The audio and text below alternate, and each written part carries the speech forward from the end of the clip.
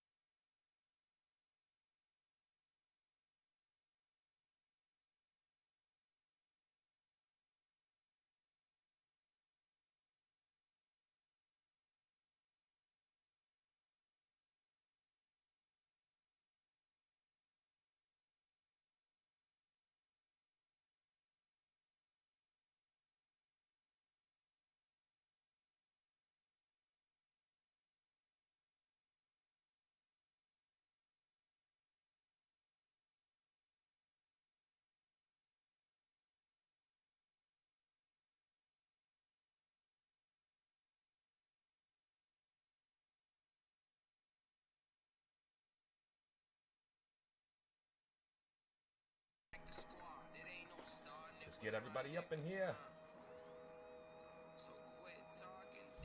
Get them prepared, get them prepared.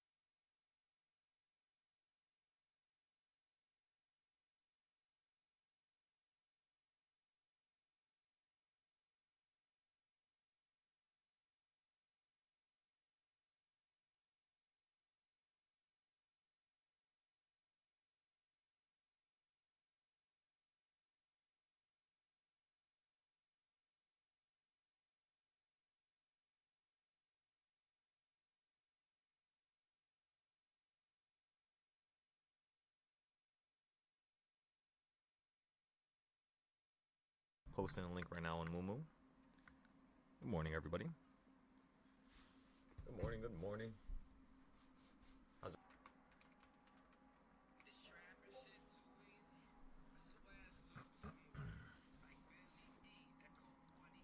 Okay, so let's go ahead and separate some of this stuff real quick. Here's something crazy. I fell asleep with my sunglasses on.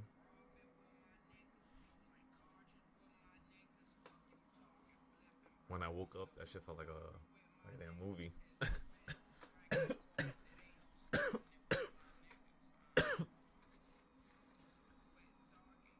Welcome, everybody. Welcome.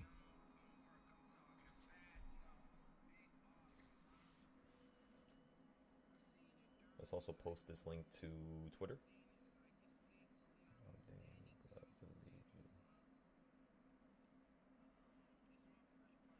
Ladies and gentlemen, it is the 2-year anniversary.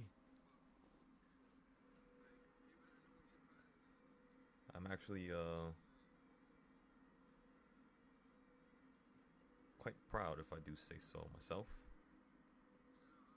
Over the last 2 years, we put so much time into this craft.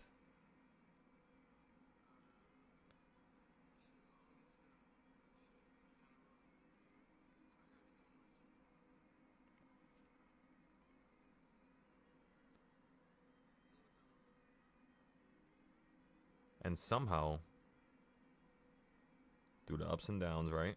Not to get corny, somehow we're still doing this.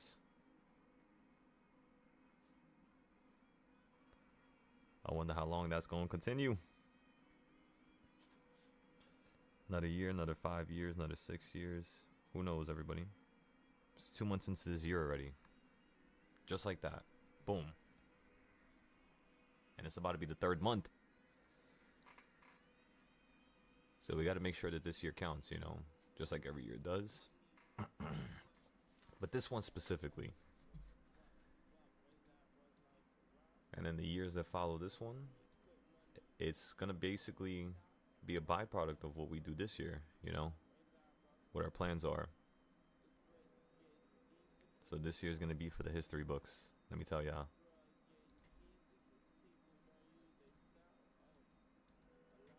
You know, sometimes you don't really want to get things done and do a certain type of, I wouldn't even say do, I would say kind of put a certain amount of time into something. And it's, you know, justifiable, it's understandable, you know, everybody's time is valuable. Right? That's the only reason why I put a price on my time. Because, you know, time is value. However, ladies and gentlemen, why doesn't it let me send this? I keep having internet problems with my computer loading on Twitter.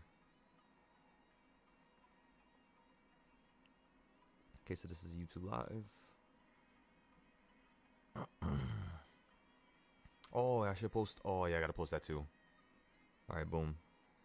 And that's also another thing, everybody. I want you all to pay attention to my schedule. I'm going to be fixing it again. So, Cut, I just sent you the schedule and you had the link for it. So, whenever you want to, you know, check on my 2026 daily schedule, because this is 2025. So, I'm still following this one. But I will post a new one down here below. I just got to add it to this one. And then color code it. And then that's pretty much all.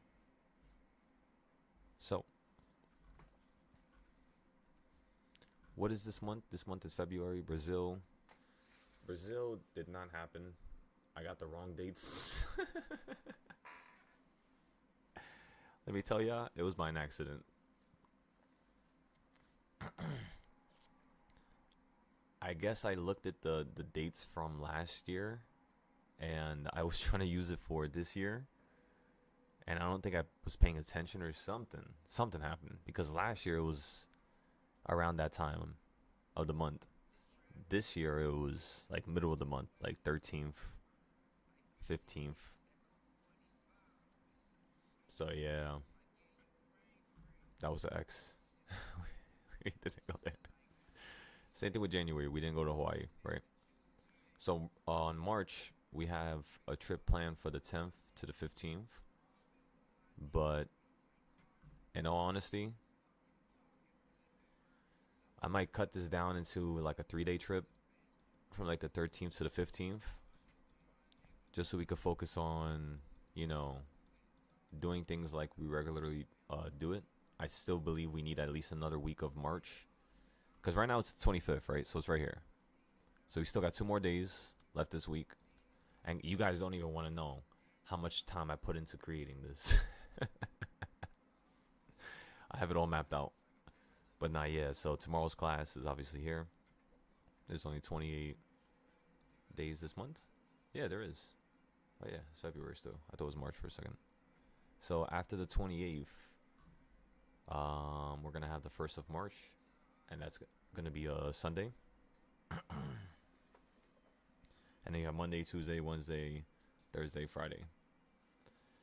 So yeah.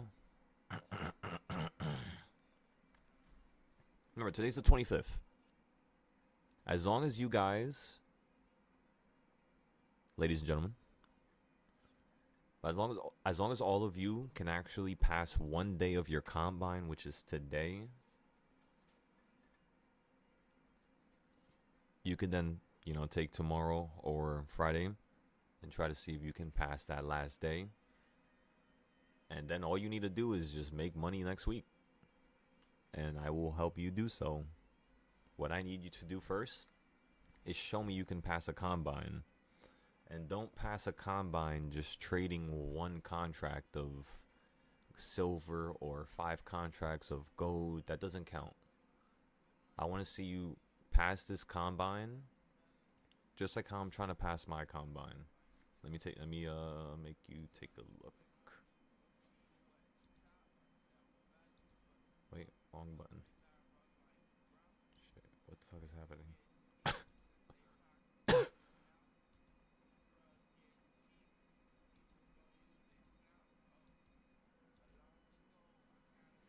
Okay, so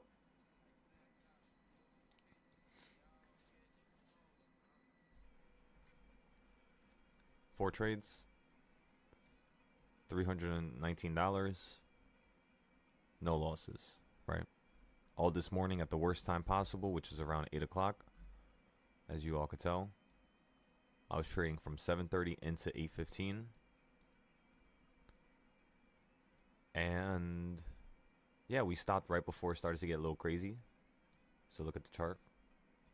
We could put the schedule away. Actually, do I have anything else to show you about the schedule? Not really. I mean, Cud, I don't know if you know this, but we have a lot of trips planned this year. 3 of the months, we're going to cancel it the first 3. And then March, we're going to prioritize everybody's improvements. Just due to the fact that I thought that everybody would be, set in stone in January. But, it's not always the case, right?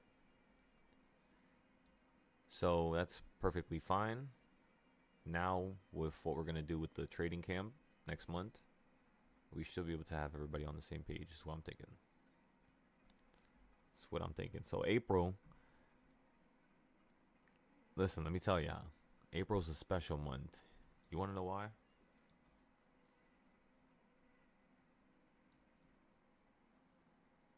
Because look at these places that we're going to. I mean, it's going to cost the most. This is going to be the most expensive trip you could say that we're going to go on, like, ever. Probably. I ain't going to lie to y'all. That shit's a little pricey. It's like 8,000 to 20K. I have a problem with spending 2,000 on a trip. Listen. Is it worth it? Of course. 100 million%. But it's just like, that's pricey. Especially with the hotel and then the car and then... Luckily, I won't have to deal with being under 25 anymore. So I suppose that's gonna help us.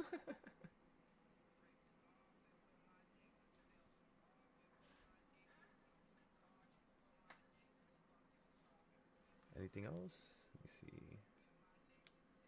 I think we might have to change the trip for July. Wait, what's going on over here? Why is this 2 weeks and 2 weeks? Oh, Japan and then Hawaii.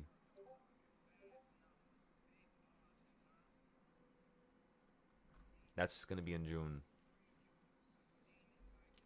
I have a couple of friends that actually create music. Some of them are managers and some of them are actual like artists. So whenever I go to Japan, I always usually just link up with them. So yeah, in June they're gonna have a little event. It's gonna be like 400 people, 300 people. So I was thinking about bringing you guys to it.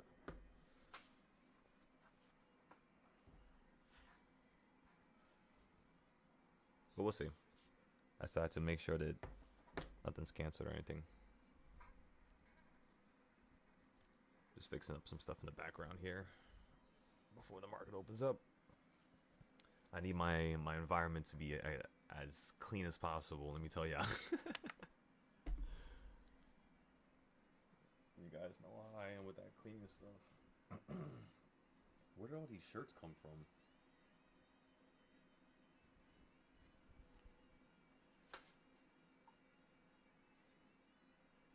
What in the... I don't remember putting none of these there.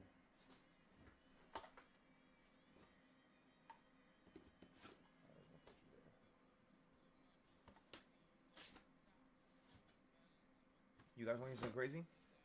Tell me how it fucking snowed again over here. You won't believe it. Yep. Somehow.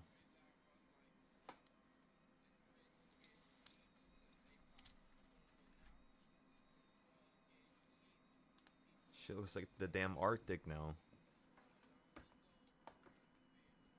You know what's crazy?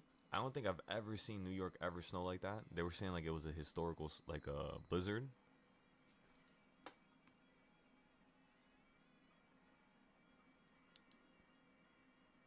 And then you get screwed the day right after. With another snowstorm. Now, but next year, I think around this time of the year, we'll have a nice schedule for the new students as well as, you know, everything that we've put and set in stone, made concrete. Because just because you do something, just because I've taken out $23,000 a month, right? Doesn't mean I'm gonna take $23,000 out that next month. I might take out only 1,000. Maybe I might lose 40K, you know? Maybe I might lose 150K, just like how I lost 150K from December to January. You never know what happens. The only thing you can do is just prepare for the worst. Like I told you guys yesterday, expect every position that you buy into to go wrong.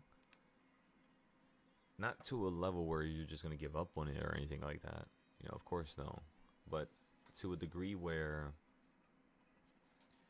there's no emotion tied to it. Do you guys understand how I passed 17 accounts and now I'm having trouble? Do you guys understand why? Like, why would I be having trouble now when I passed 17 accounts, not including any other prop firm? So in total, I passed over 25 accounts from December to now. You know, just 2 months. My first time ever, right? So that's insane. That's not normal. But why am I having trouble now? I haven't passed an account in 3 weeks or 2 weeks, something like that. Today's the 25th? Yeah, like 2.5 weeks, you could say I haven't passed an account. Of course, I've been testing. But even with my testing, when I was trading gold, wasn't I testing gold as well? And wasn't I still passing the accounts? So what is the difference in the trading style in terms of gold and ES, right? So we could put our thumb on it. Because once you put your thumb on the exact problem, you can then start to go forward. That's the superpower that you really need to become one of the best traders. So let's break it down now. We're trading ES and we're scalping more. We're not holding like we were with gold. Gold, we would hold these trades for like an hour, sometimes 30 minutes, usually. Sometimes 15 minutes, depending on how much contracts we bought.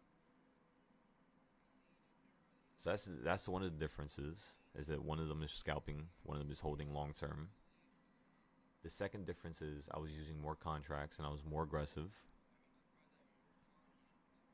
Of course, that allowed me to take easier losses. They were much larger, as well as when people would join the live stream, they would ask, "Why am I being so aggressive?" That's not something that's sustainable. And when I thought about it for a second, the only reason why I am that aggressive is because I can be, because I've traded in that fashion with options. So with the futures, there wasn't really anything different. Now, the problem is, that does allow you to fail accounts very quickly. One move and you're done. Your account's fried pretty much. $2,000 will go down the drain within a $1 move you could save on the S&P 500. So again, if SPY moves $1, your futures account is gonna get fried. Done. Complete. That's a waste of $100. I mean, yes, you are technically saving money, right? You are technically saving money, right? Because if you put $100 into an option, you would probably put like another $200-300 into it normally. So yeah, but it's just like you try to pass these combine accounts without failing them. I want to see when you take a payout. I want to go to your account section, and I want to be able to see you take a picture of the amount of accounts you've ran through before you got that payout, so that you could just be honest with yourself. Like I told you guys, I've started now 83 accounts. 83 accounts times $100, that's $8,300. That's how much I've spent on combines since December till now. Including actually November, yeah. Including November as well. We started trading combines towards the middle of November. But we failed that one. But it was a really good combine. We passed it. That was our first Express account, I believe. Could be wrong. And then the second Express account was the one that we took out 15,000 on. And that's pretty much it. And then think about it. So 23,000 we've taken out. 8,300 we spent on it. Minus 300. 8,000. That's 15K on the dot. That we're currently still up. So for today and for this week, we're going to be using that same combine that we're currently flawless on. And we're going to just pass it for today. We just need another 1,200 pretty much. So we'll wait for the fourth reversal point. I might trade the first reversal point as well. I'm not going to lie to you. Because I'm thinking right now the market, if we now shift over to that. Not to make you guys anxious or anything. You guys are probably looking at the time and being like, oh man, hurry up, hurry up. I don't blame you. Okay, so you're all the way up here. That's 690, ladies and gentlemen. You're finally at this peak. You're most likely going to fall when you open up here. So, go for puts. Or just wait for the market to run up a little bit higher and then go for the puts above.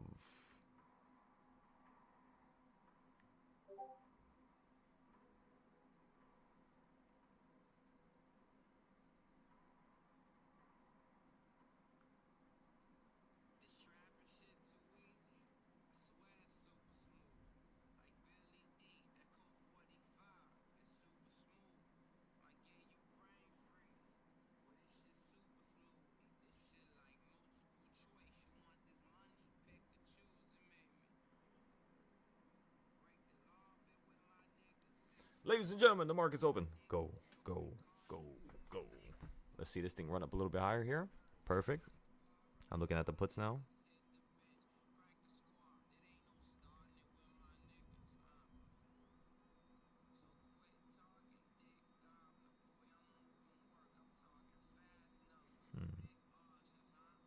I'm getting a 689 put here.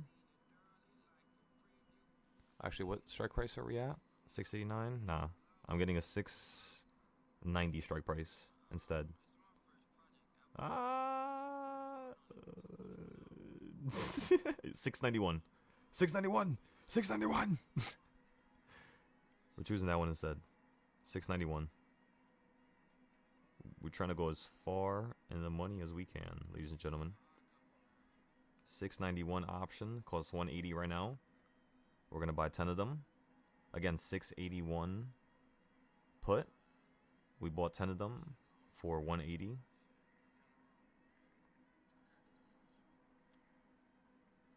Da da da da da.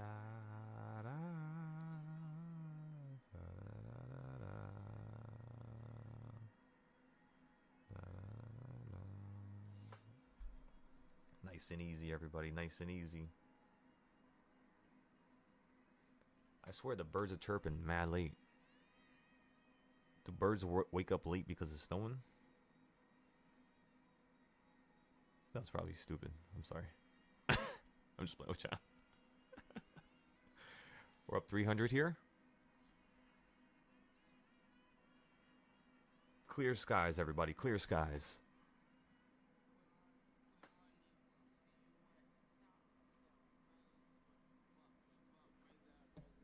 Again, I don't have my reversal points, but the one thing I want you guys to recognize is that if the market falls out the sky here, that should tell you one thing and one thing only. What do you guys think that one thing is?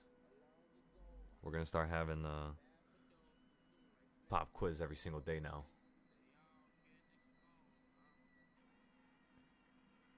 So why do you guys think that I think the market's going to fall out the sky, if you had to say? By the way, you... Fill the gap from yesterday's close. Okay. So it's going to fill the gap from yesterday's close. Not a terrible idea, right? Because obviously you gapped up here. As well as, I believe you have... Wait, let me group this. All right, that's grouped. Let me go down here. Yeah, so last time we fell to the bottom, that was around, you could say, yesterday's time. And, of course, that resulted in you flying up to the sky.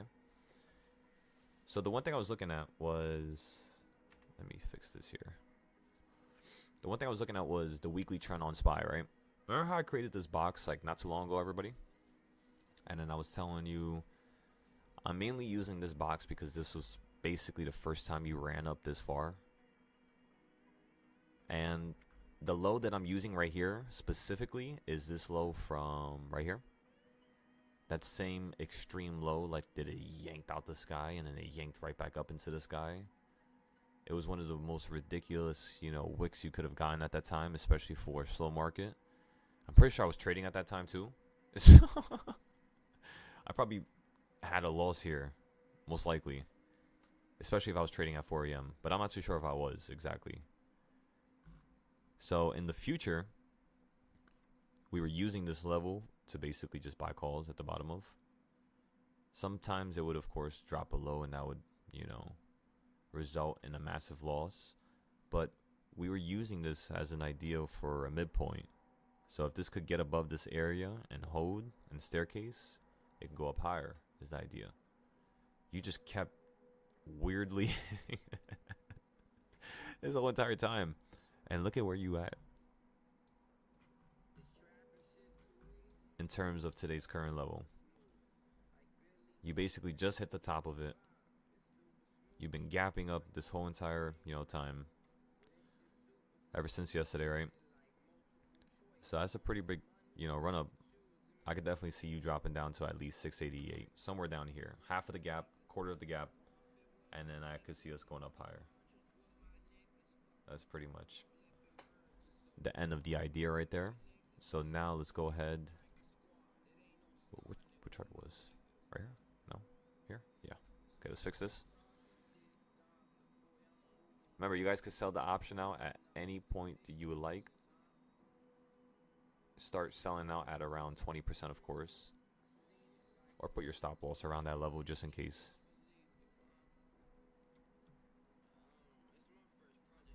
Now, let's go ahead and go on a weekly. This is the other chart I wanted to show you. This is also one of the main reasons as to why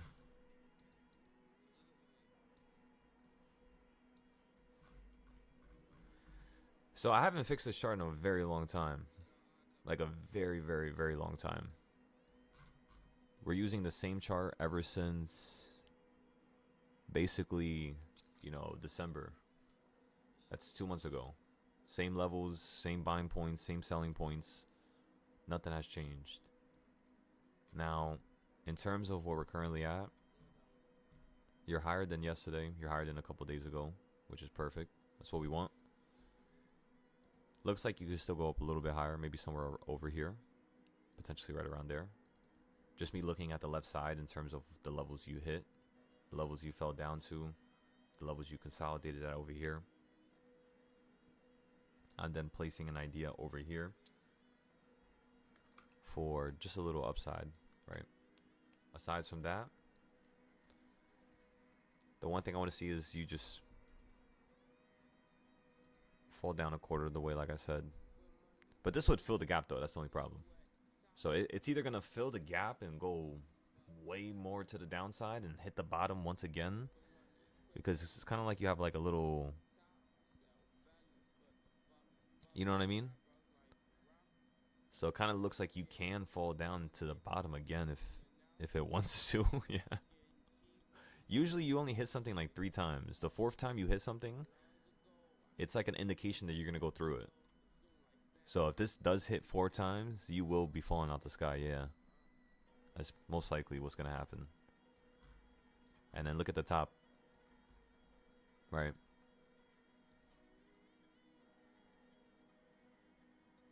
We could use that point right there. So you hit it over here, of course, 3rd time, and then the 4th time. If this is aggressive, what's going to happen is you're going to do something like this.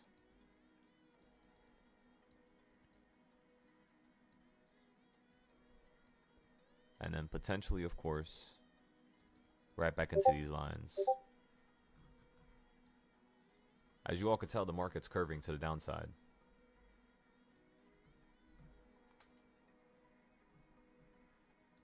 That's correct, Don.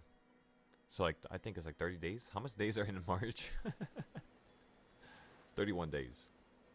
So in 31 days, ladies and gentlemen, this is your last 4 days with me. Let's make it count. So I think you guys get what's going on here. I created a box from the weekly all the way from the left side from December, then the bottom of December 17th. Use the same box since now. You're clearly wedging here, which means if this just compresses still, you're just going to do something like this here. Hit the top somewhere over here. Fall right back down to the bottom. Potentially even break out of here. The only way you would hold down here, normally if you break through something like this, you don't hold here. I mean, you might do something like this. Sometimes you do something like that. But in most cases, you just snap to this quarter point where you can have some upside. Or you just straight up snap to the bottom. Or of course, you could then flip back to whatever was the midpoint of that high from up here to whatever low you fell to, which is potentially here, we're guesstimating, right? So you could say you could potentially run up to there. And of course, anytime that it's trying to go to the downside, it's not going to have a massive, upside trend. So if I'm scalping here, whenever I buy calls here or at the, at the corners pretty much, right? I am basically buying calls and I'm scalping them. I'm not holding them for too long because I already know that, in the worst case scenario, I'm up 25%. The market, if it switches into something very bearish, even though I know it's bullish right now, I'm going to potentially start losing X amount of money. So at this point in time, I'm just going to claim profit. You know, I'm going to take my discipline, I'm going to take my money, and I'm running as far away as I can. That's the only way you should really be thinking, you know? Sometimes you guys only need to make $100. You know, I think sometimes we forget about how easy it is to make money, and we have basically no value to it. I'm not the only one that doesn't value money. A lot of people in this Discord, as well as the YouTube, don't. And I'll explain why before anybody feels, any type of way. It should just take one account for you to pass without having losses, or let's just say having losses because that's not a priority. And you should be able to pass with 1 to 2 combines, especially if I'm teaching you guys. So that's I'm gonna place you at a very high level in terms of your execution, your experience, in terms of how you perform, your wins. And I don't want you guys running through accounts. So from here on out, I want you guys to let me make sure all of you have a link to the futures Discord. At least, those of you who are trading futures right now. And we're going to go through a whole little questionnaire. And once we go through this questionnaire, we're going to start having some one-on-ones every single week with certain individuals so that everybody can catch up to each other. Because remember, we're going to have that competition soon. So I got to go through a couple one-on-ones before next month. Because at the end of the month, winner gets 5K. That's the idea. So one of you, whoever it is, I'm basically going to have to pay your ass. I'm not going to be happy either. So, yeah. Alright, let's go back to the reversal chart. Let's see what's going on here. What's going on here?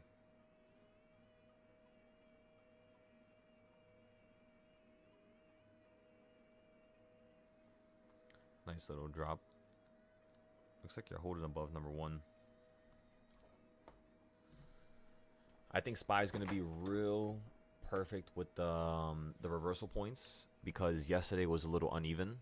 You know I started noticing something, right? I'm not going to say it yet. Should I say it? You guys want me to say it?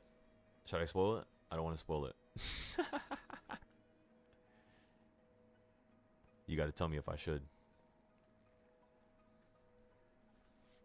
Because remember, this is stuff that you're going to figure out.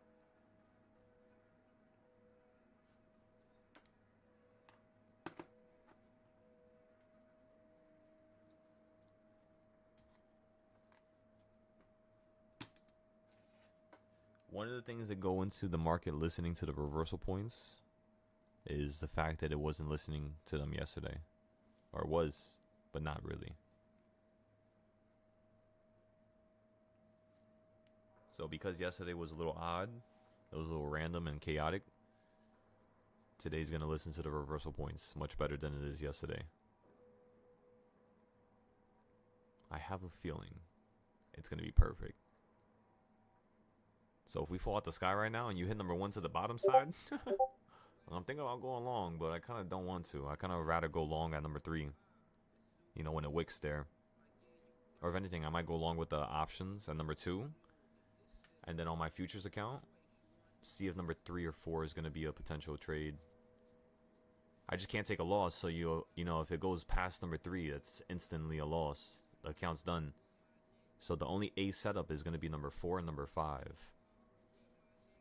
And I do think it can actually run up to 693 and 695. In fact, let me go check something real quick.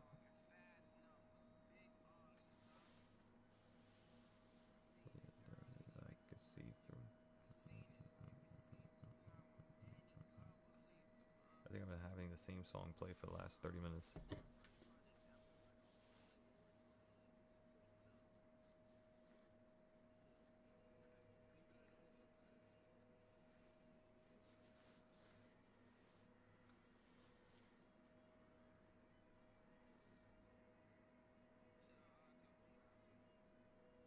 Yeah, see, that was confusing the life out of me. Okay, so remember, everybody, we're going to start the futures account challenge very soon.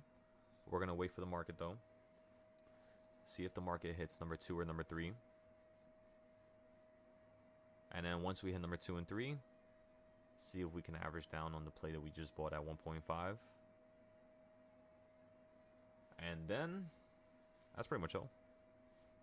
If you pass 3 and you start going to 3.5 and then you go above 3.5, straight into 4, you might just start heading straight up into 8. If you do that within the next 20 minutes. Because yesterday you did that pretty quickly, I believe.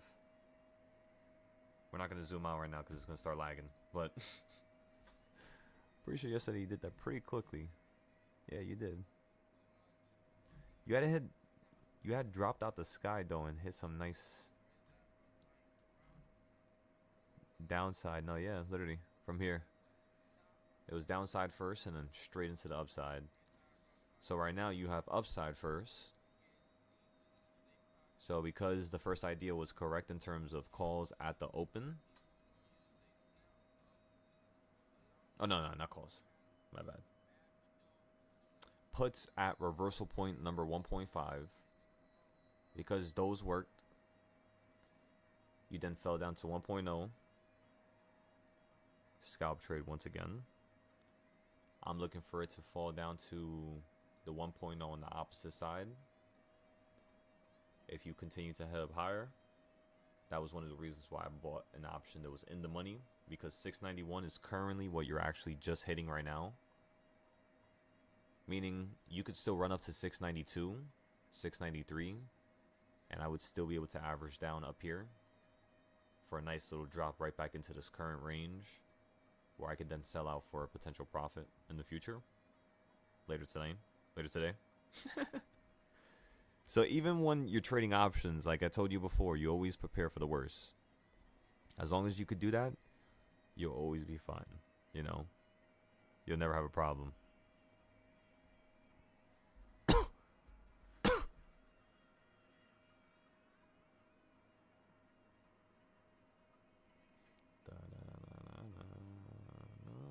Let's go back to the chart here. So again, you hit number 2 now. Basically 2.5. You're falling straight from it.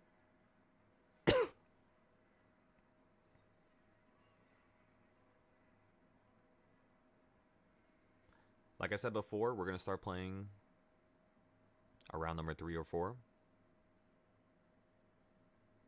We're just giving the market a second to cool down.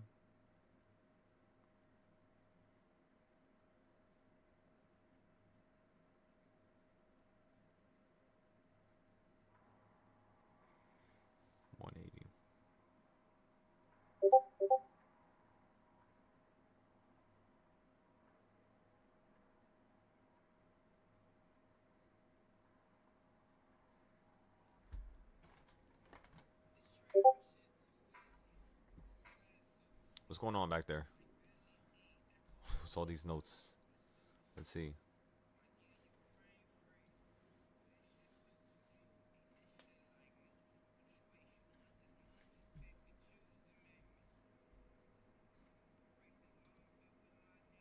Let me see something real quick on the 30-second.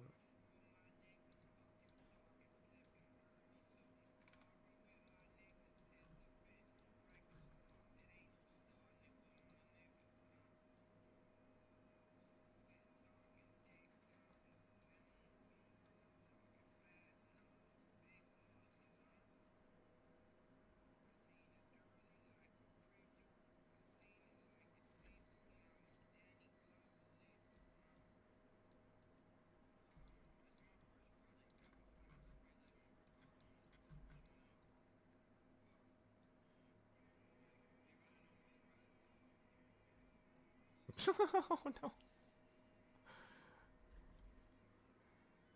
Let's not do that. Let's also move this one up. That's about, okay, so let me map this out real quick. That's about the top, you could say. Actually, you know what? Take this one and go on.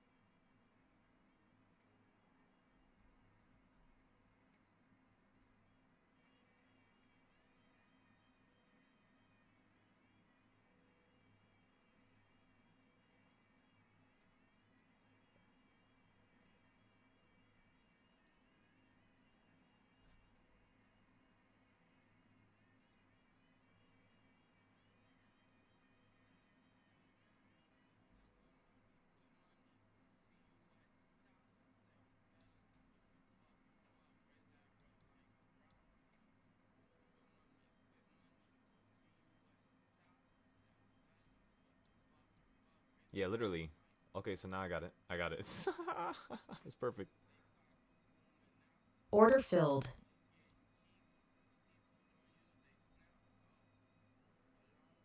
You're almost at number 3. Order filled. I just sold for $100 profit right there.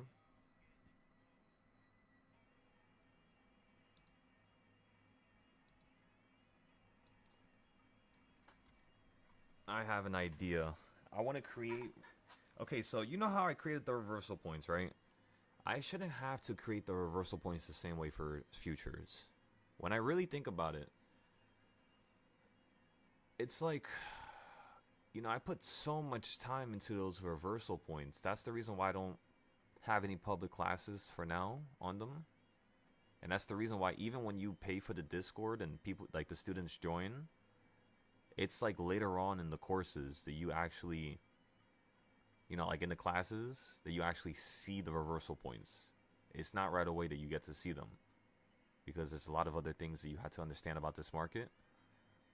So it's very, very important, you know, and I don't want to just restart from zero, even if I'm using the same idea that I had to build it. It's kind of like I want to use what I can, which is currently available, map it out for SPY and futures, right?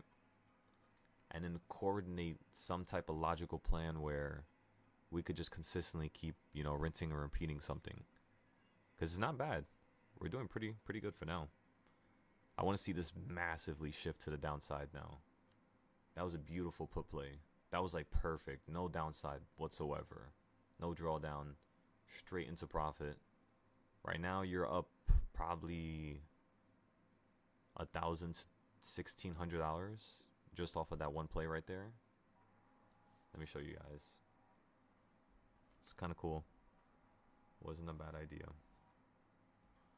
So again, I'm building the reversal points. The lazy way though.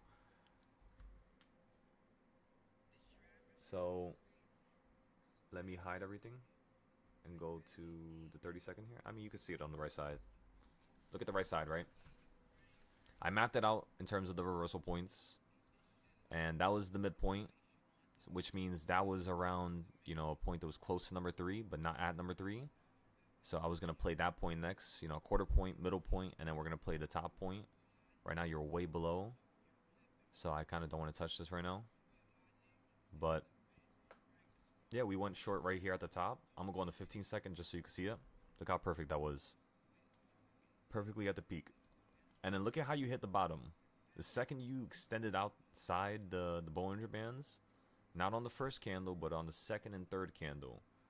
Meaning wait for the third candle. You always get a better buy. Third and fourth candle on the 15-second. And you're using the reversal points at the same time that you're using the 15-second. It's like a damn cheat code. It's crazy. Like I said, this is the 15-second, and then I have the 15-minute on the left side here, where I'm looking at the bigger trend, of course. Notice the explosion from 2 a.m. all the way up to where you're currently at now. You know, this is not something that's sustainable. You're going to have some type of massive drop out the sky, some type of rewind, and then potentially another pump going, you know, even higher. But usually jumps like this, they don't, you know, cause anything sustainable to happen in the future. It causes a drop to happen instead, or you to go right through them. For example, if we go to the bigger charts here, everybody, do you guys see how unsustainable this run up is? From that bottom to this top right here. You know, when we really think about why it happened, how it happened, the causation of it, is it right for that to have happened? You know, is this going to yield something positive in the future? And the answer is no, it's not. You know, this is very aggressive, like insanely aggressive. However, this is not really the point where you want to drop from. Like I said before, you want to drop from that top point right there. You see where it shows the text? Exactly right here. That's where the puts are going to, you know, play a role and everything. right there. So it's still early right now. Now's the time for calls. Weekly calls, in fact, whenever you hit the bottom, which is what we keep doing. Just like how we did the other day.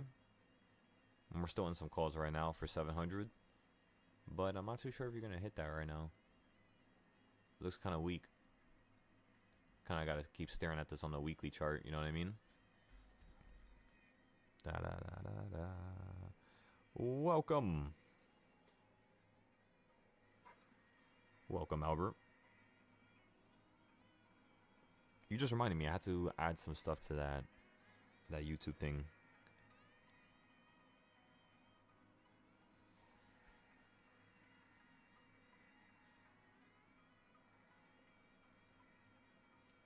So how's everybody doing for that first option? We got in at 1.5 on the puts. Remember, I didn't say anything about selling out the put. I'm purposely seeing who's watching and who's paying attention. I want to make sure all you profit, of course. So in order for you to profit, you have to understand what's going on, right?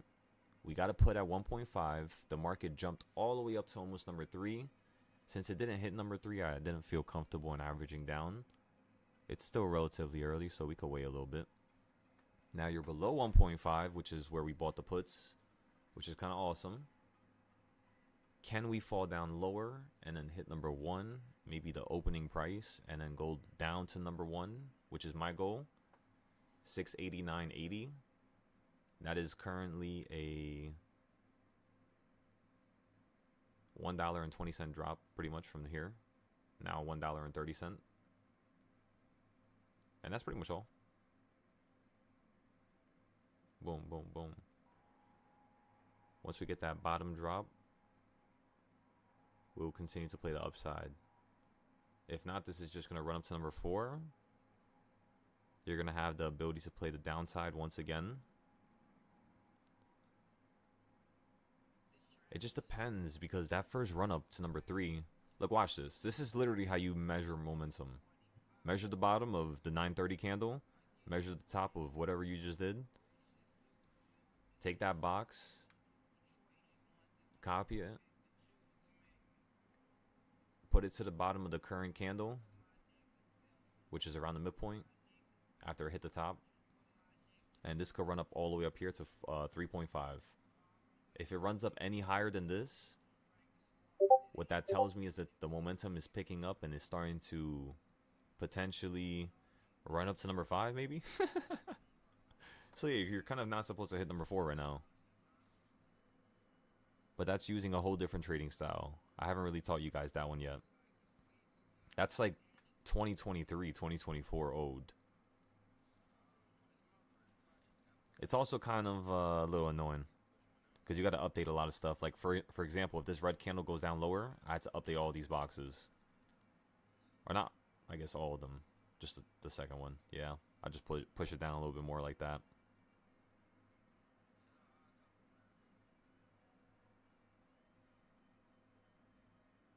And then, of course, you could just put this to the bottom of it to see what that momentum would look like if it fell down here, which, of course, is going to be something similar, right? That's the equal reaction trading style that I always talk about. Because you went up this far from opening price. When you fall at the sky, you're going to go down this far. So that's one of our ideas, right? Let's go ahead and put a giant circle here. Because, you know, we think that the market's going to fall down to here. So that's one of the areas. The next area I think the market's going to fall down to, the area that I'm currently holding my puts for, which is currently the options, of course, is right for here, which is slightly beneath the opening price. And then the area that you normally would want to play puts is number 1, pretty much, is this one here.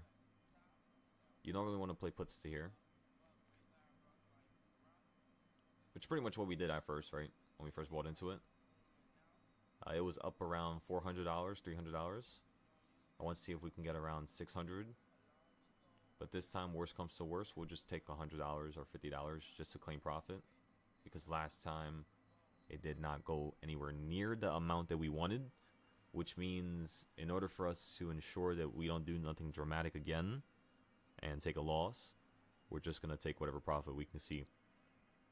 And then the next time we have a similar type of a trend, we'll do it the correct way.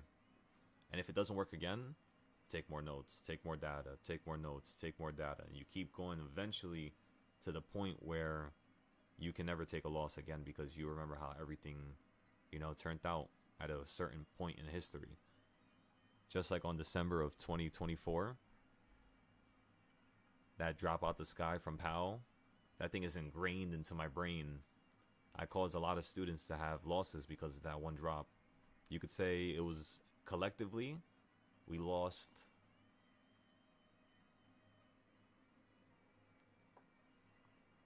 I lost 5,000 that day. And that was money that I really needed at the time. Because I was only just starting to teach. I knew how to trade, of course, but I didn't really have any structure done whatsoever. Like confidence, you could say. Like, I didn't really believe. I mean, I believed, of course, because I was teaching it, obviously. But, like, I didn't really believe in myself anymore. I didn't really care to go far anymore. I just wanted people to go far, and I would be happy with that instead. And it wasn't a bad idea. It wasn't terrible, but it wasn't smart. And I was making a good amount around that time. So in January, you guys know the story. Not to, annoy you.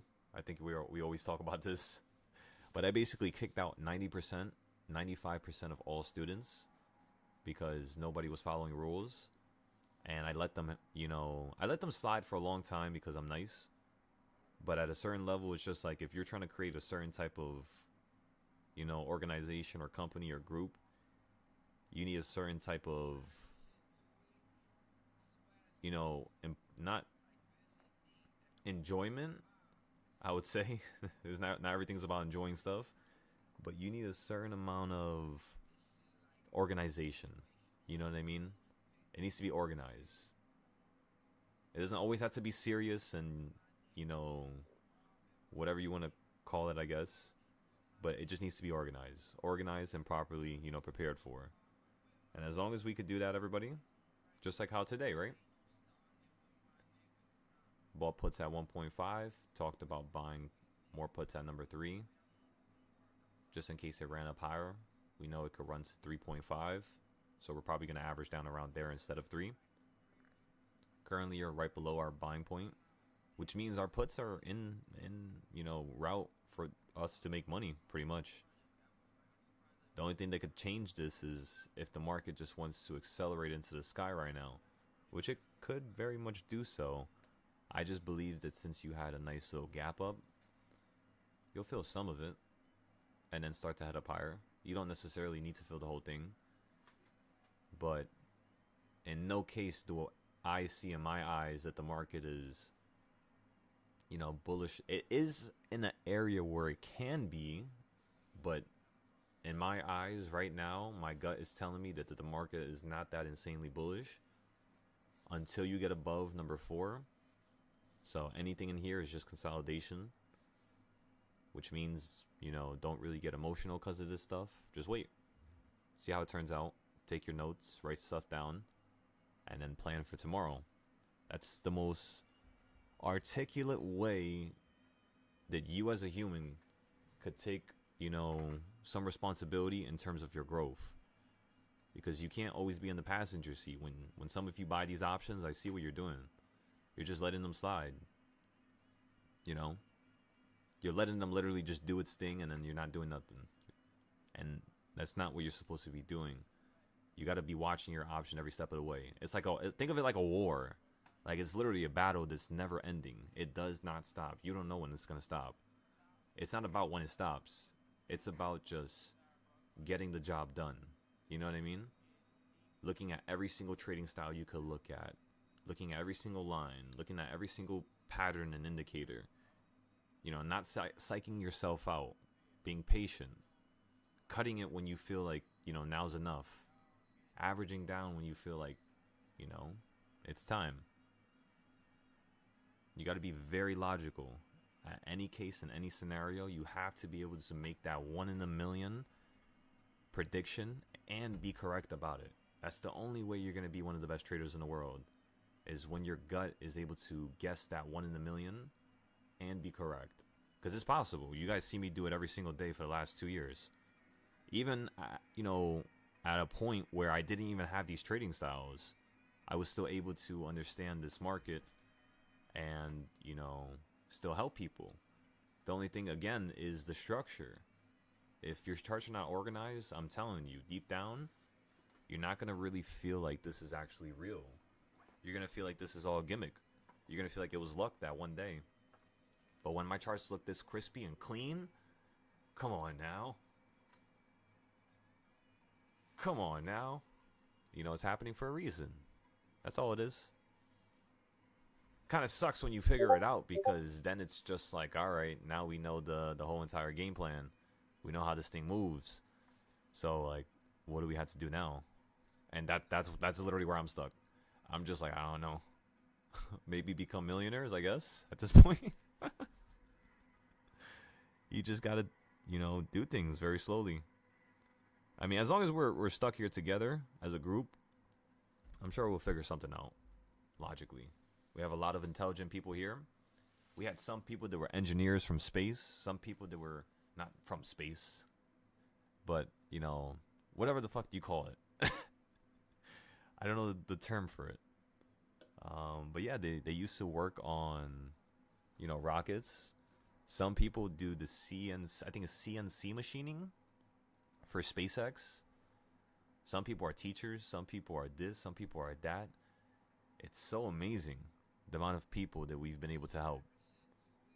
And it's just the start. That's the craziest part. So remember, everybody, watch these options very carefully. See what this market does and see how it runs up. If it wants to run up to number 4. See if it falls down to number 1 or number 1.5. We'll potentially get some calls once you fall down to the bottom there. And then we'll continue to play the upside. We're just waiting right now. Seems like the market's really slow right now. You know what I mean? It's been 40 minutes. This is oddly a little suspicious. So yeah, I'm just trying to give it a moment. How's everybody doing on the YouTube and the Discord?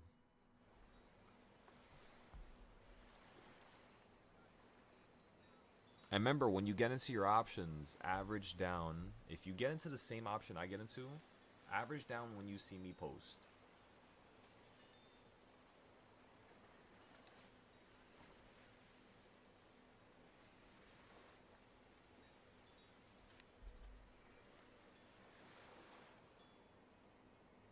After this first trade, we're going to start going back and forth, back and forth, back and forth, back and forth, back and forth. By the way, everybody, start your Ninja Trader account. Open the Ninja Trader account and join the $2,000 event. Winner takes $2,000 for the top performer. So think about it. You might not have any capital right now. You might not even have capital to even buy a futures account for $100, right? But you've been paper trading and you've been testing yourself. Now there's an opportunity. If you're number 1, you get $2,000. And guess what? I've actually claimed some prize money before, and it takes like a day or two. They literally give you money. I thought it was fake. I'll be honest with you. I thought they were going to come up with some BS lie and be like, oh, they already gave it to me or something happened. And you know what I mean? It just feels that way. It never feels like, even when you do something that you're supposed to get rewarded for, it doesn't even feel like you're going to get rewarded for it. Like something's going to happen. Something's lurking in the bushes. You know what I mean? And it's so unnecessary thinking like that. I've started to understand. Not just because of my success with trading, but just because logically it just makes you emotional. You know, like for example, like in my mind right now, if the market runs up and it hits number 4 on the reversal points, everybody, well then I'm most likely going to have to take a loss on this trade. Because remember, I've been 32 trades in a row with no losses. And I kind of don't want to take a loss. But, you know, if I have to take a loss, I know any trade could could turn into a loss. So I don't really care. I don't really mind it. It happens. Right now we're up $100. So as I say that, of course you already know the name of the game. Looks like you're holding here nicely. I still think you could wick down into a lower point, but we're just going to take the profit here. Just filled right there. And then if you get below the opening price, we'll potentially hop into another trade. Reason why we're getting out Is that that trade, on? Is that on the options? that was on the options. That is correct. Okay. That one we didn't post yet because it was a little early. I wanted to wait for a more appropriate, entry for the whole Discord, just so nobody takes a loss. That was more so you just witnessing like what I'm doing in the background and seeing how I take care of that stuff. In terms of consolidation, right? You ran up to number 3. If you're holding that number 1, in my opinion, that's going to cause you to potentially run up to number 4. So you're either going to run up to number 4 right now. That looks like the destination. Or if you can get below opening price, which is about 40 cents from here. A couple cents away from here. If you get below that, then you can fall out the sky and hit number 3 and number 4 to the bottom, which is like 687 to 689. Somewhere around there. For now, it looks like you're kind of going to hold here, and then you're just going to launch up into a new high.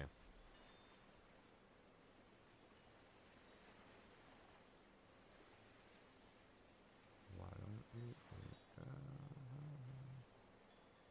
What song was that?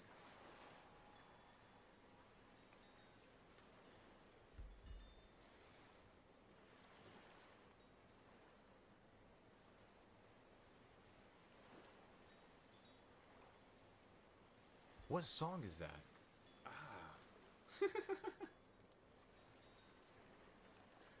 I forgot.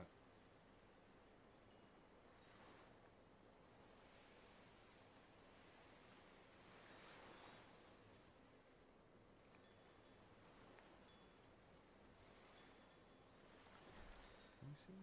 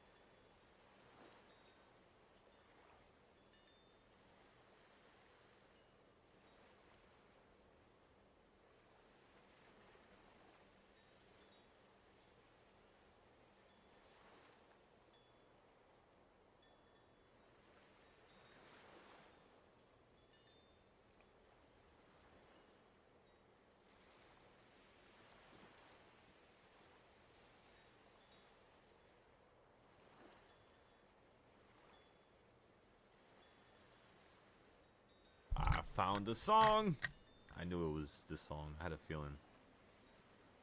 In terms of an option that we would want to get into if this crashes below the opening price, you would want to play a 689, and that's really all.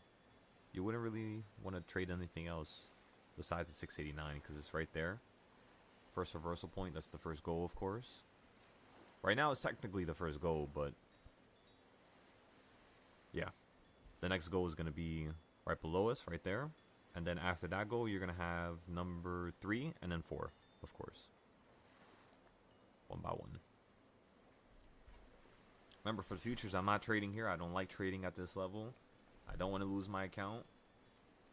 So I'm going to wait very patiently.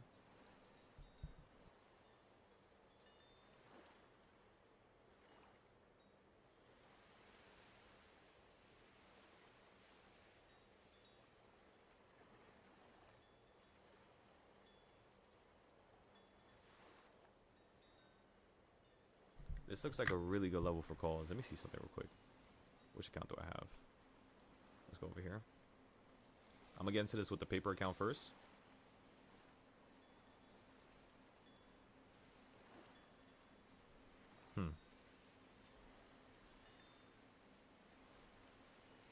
Five contracts. Order filled. Long. And then, let me see something real quick. 15-minute. 15-minute.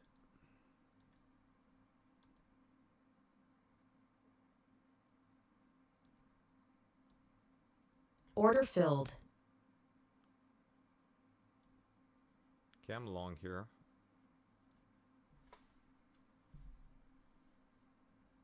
Stop loss is going to be right below the opening price. Just in case you just flash right out the sky. And then once you hit number 3 to the bottom, we're going to buy back into the trade in case we take a little loss here. The next thing I want to do is just wait for number 4 now. Or the opening price. One of those. Opening price or number 4.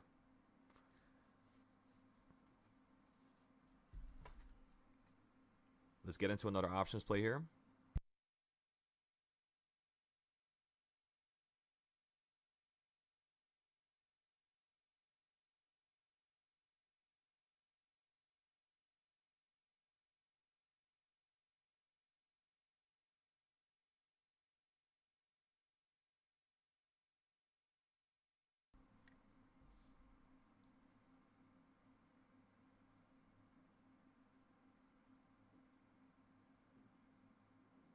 Order filled.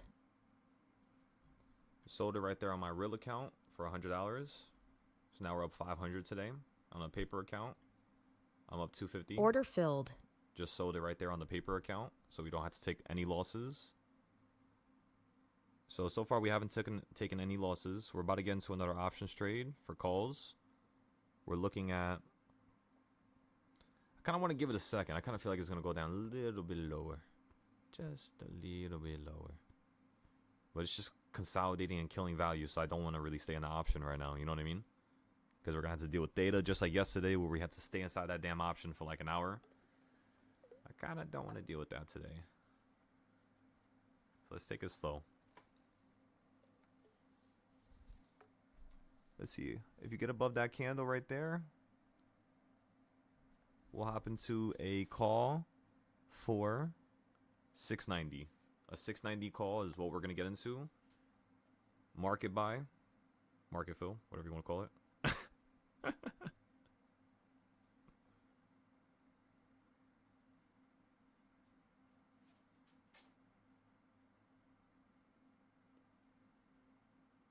You literally hit that area and just fell out the sky right there. So again, we're using very small measurements right here. We're using the 13 EMA. If you get above that, I'm automatically market filling for a 690 call. I'm waiting, just smacked into it again and fell. That's on the 5-minute. Let me look at the 30-second. Yeah, 30-second, you're falling to the bottom right now. Let me think. Let me see. Yeah, I kind of don't want to go long right there. That's at 199.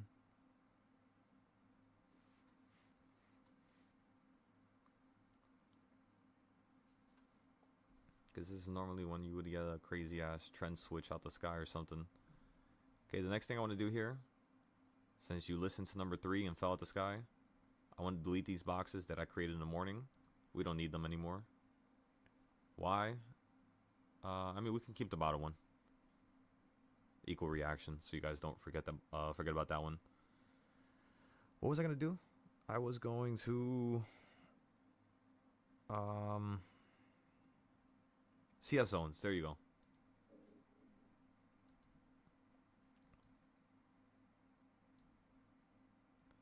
So note how you're at the bottom of a zone here. This looks like a really good point for calls.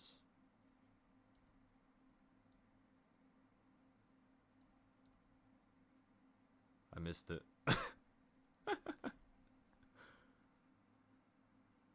Okay, let's get into a 690 call here. Actually, you know what? Just to play it safe, how much this cost? $200? Nah, yeah, we're not going more expensive than this. Alright, we're just gonna get 10 of them. The other one we only sold for $100. So this trade, let's try to see if we could sell it for 500-600. That'd be good enough. Again, it's a 690 call. 690. What time is it? 10:20.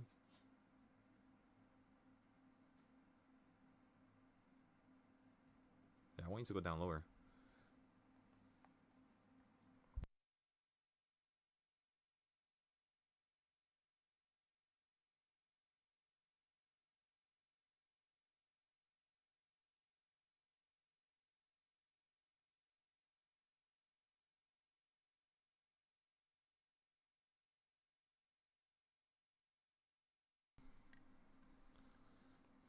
Let me put on this real quick.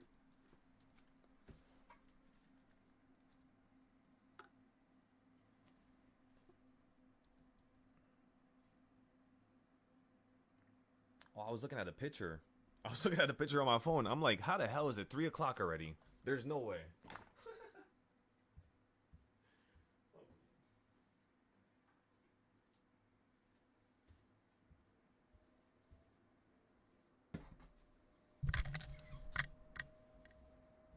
Yo, that sleep I got last night, absolutely phenomenal. Let me tell ya. It was absolutely out of this world.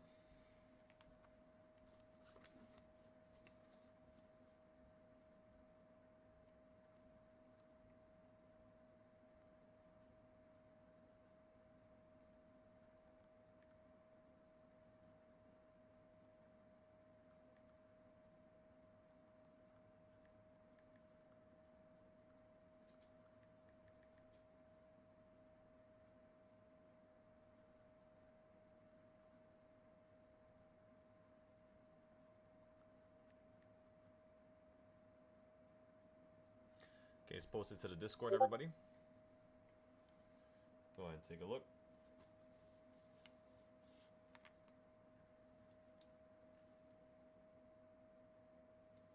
Again, we're getting into this play right now because it looks like you're holding and curving here. You could still have down way lower, of course, but the options are quite expensive, so we're not gonna go for anything else that's a little bit, you know, pricier. This is fine. This is good enough for now. Worst comes to worst, we'll just average down later on.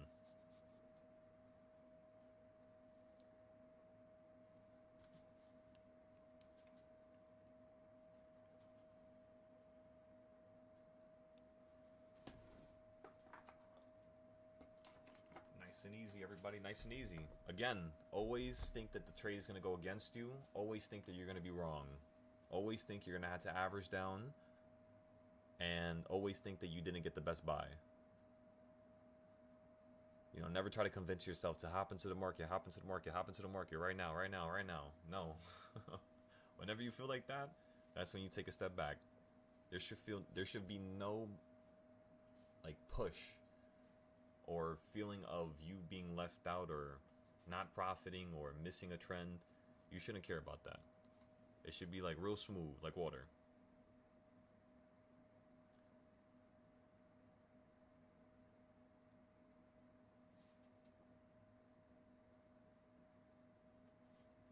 Come on, everybody.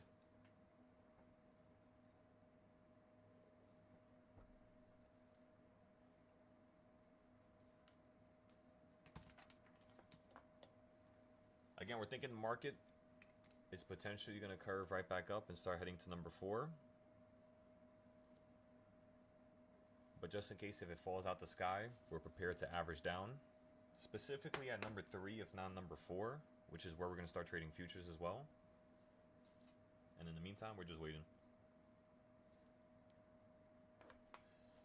Just waiting.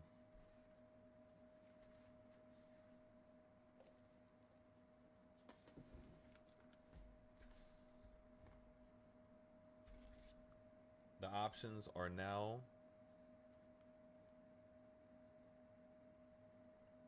up $200.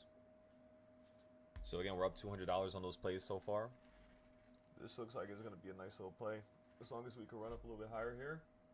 This kind of looks like you're weakening now. Meaning, kind of looks like you ran up, you're holding, you're curving upwards, yes, but now you're already curving right back down again. Oh my god. I'm like staring at it on the 15-minute as well. Ever since the opening price, you just literally fell out the sky. Ever since, remember that one buy we had at the, where do we have that buy again? Oh, never mind. That counts as the 15-minute. So Bob, but I was about to toot my horn. Technically, I didn't really buy at the top right there. I had to go on the 1 minute. Yeah. No, technically I did. Never mind, I did. Oh yeah, that was at the top when we were at number 3. That was the only time I was willing to trade on that account. Besides, also over here when you hit the bottom. And that's pretty much all. So I want you guys to look at this real quick. take a look at my trades so you can see how I'm trading and how I'm making money. Again, I'm already up $500. If I just do the same thing, you know, a couple more times, this account is done, and that's a payout. So if you're having problems with your account right now in terms of a payout, recognize that just specifically buy off of the best locations, like number 4 or number 3, but you're going for like a quick scalp. Now, when you're going for a quick scalp, you know, I'm watching this on the 1 minute, and then I got a 30-second to the right. You see how in the 1 minute, of course, it's very similar to the 30-second. You don't really gain much, you know, knowledge or much of an alternative perspective here. So what I like to do is not really watch it on the 1 minute. I'll watch it on like the 5 minute. Because on the 5 minute, you're holding on the midpoint of the orange line, which makes sense after you hit the top. Now you can curve up to somewhere in this quarter point right here. So now I know where the 30-second wants to run up into. It's somewhere over here. So once the 30-second hits around this area, I'm going to potentially get a sell, 2 contracts, somewhere at a high. I'll look at the left side now. I'll break it down from top to bottom of that first time that you fell from up here to down here. And I'll look for the midpoint. I try to get it as close to the quarter point as possible for a nice little reaction. Nice little short scalp. In the meantime, this does look like it's going to run up into here. Now, the first question might be, why don't you play calls to, you know, play the continuation going from here to here? And honestly, that's a solid question. Now, the only way I would continue to play calls right now is not actually hopping into the play, because that's always a ridiculous idea. It never really goes your way. I'll be honest with y'all. I play continuation plays a lot. The only time it goes my way is when I'm trading options. Not when I'm trading futures. Because options, like I can always average down delicately. You know, I already know how to average down at a specific point, specific time, at a specific area, because you only have 6 hours. With futures, on the other hand, it's kind of like, it's a little harder, because the markets are open, you know, almost 23 hours, or basically 22 hours a day, 5 days a week. So it's a lot, you know, in terms of the time frame. Now, just like I told you right there, that's one of the reasons why I don't play continuation plays, because you're already at an extreme. Again, I would only play this if I was in at the bottom, which I was in at the bottom. However, I didn't think it would be the last bottom, which it most certainly wasn't, but we didn't happen to this one here. We missed it because we were looking at something else. So that could be approved, right? That could have been a call. And then when you hit the top, that would have been a nice put right there, because you did fall down. Not that much up, drawdown in terms of these wicks right here. So you wouldn't have been down that much by the time it fell down to the middle of the orange, you know, line right there. So that's not a bad idea either. And then you hit the top again on the 30-second. Now you're hitting the pink line. Looks like you're going to hold. So I'm going to go to my practice account. And I'm going to just buy into the trade right there on the practice account first, because I believe this is going to hit into the quarter point. It's kind of like at that point right now, but it looks like you're going to go a little bit more, like somewhere over here. That'll be a quick $400 trade. So everybody, remember, before I get into the trade with my real account, I do a couple practice trades just like this, in and out, just so I remove the anxiety, just so I make sure my ideas are working out that day. What if, you know, the news is making things very, you know, weird, I guess. Oh, I forgot there was a big ass spider down there, you little fucker. That shit looks like a tarantula. That's the only reason why I'm reacting like that. I'm not scared of spiders. Alright, everybody. We're going to sell for $175. Yeah, I kid ya not. That shit was... Order filled. As big as, like... Let me think. Alright, you know the bottom of a water bottle? It was literally as big as a water bottle, and here's the worst part. It wasn't one of those wooded spiders or those... You know, the shits with the long legs. This was... some shit that was hairy... And it was the size of the bottom of a water bottle. I've never seen a spider that size, I'll be honest with y'all. You know, it looks like somebody from Australia just came over here and just dumped that shit in my house. I just didn't want you guys to be concerned. And no, I don't know where it went. That's the crazy part. I know it went to the right side, though. I just have no idea where. Are there? There's no way there's venomous spiders in New York. You ever got bit by a spider? One time I did. One time I had beef with a spider for like a month. I'm not even gonna lie to y'all. Yo, it kept biting me randomly when I would be on the chair or when I would, go to sleep on my bed, and I would have like a big ass like. It would literally look like somebody would smack you with like a wooden stick or something. Like big ass bump. Oh, spider on drugs.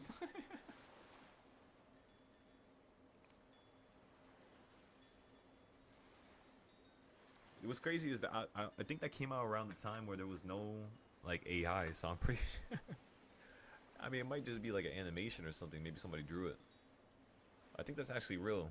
I think that video's real. This is a joke? Okay. I was about to say. Remember, everybody, are you at that top point on the Bollinger Bands? The answer is no. Now, how about if I look at the reversal points? You're at 1.5, which means you're up $410. So we're going to take a quick little picture and then sell out for a nice little profit. That makes that 34 trades in a row, no losses. Keep it going, everybody. Do you see what we're doing to this market? You guys making good money over there? How we doing?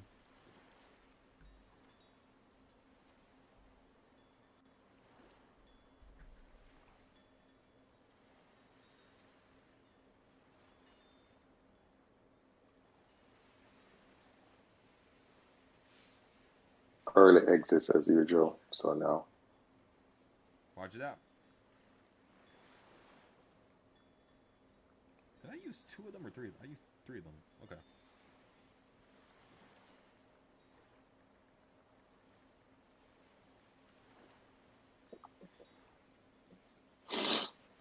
Mm.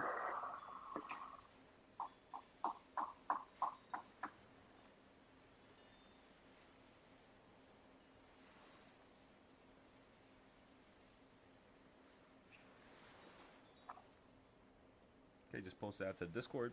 Again, we bought the trade. We sold the trade. And that's pretty much all. I don't think there's anything else for us to talk about. Besides, we got into these calls the second you hit the first reversal point after falling from 2.5.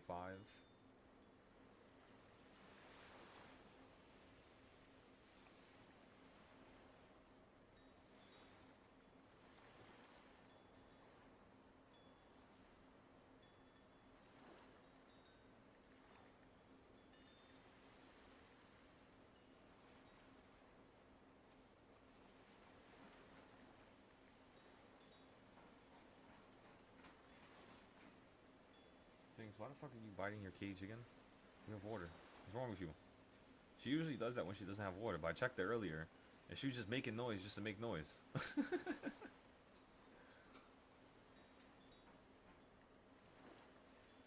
What do you even do in that scenario?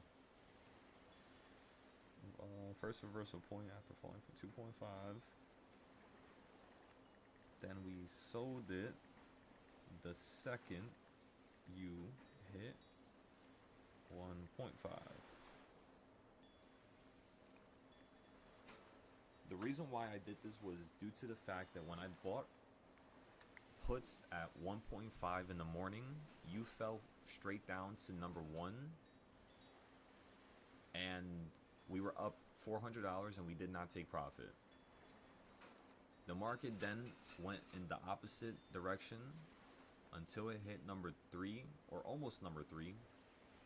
It hit around 2.5, 2.7.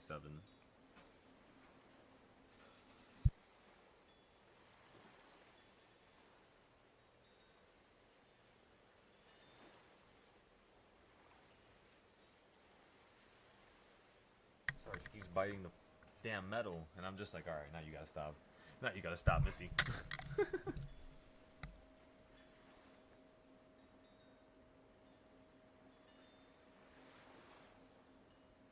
Okay, let me read this back.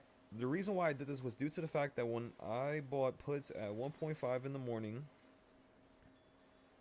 for my testing trade, I shall also explain what a testing trade is.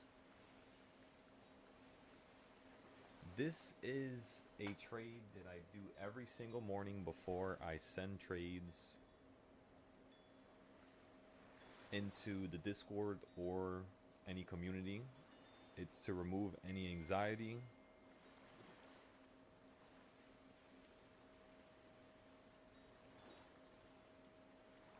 as well as to test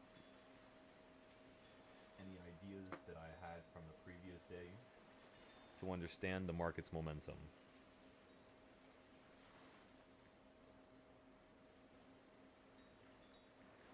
Does that make sense, everybody? So I do that thing every single day. Every single day, I always do a testing trade. It's always the smartest thing to do.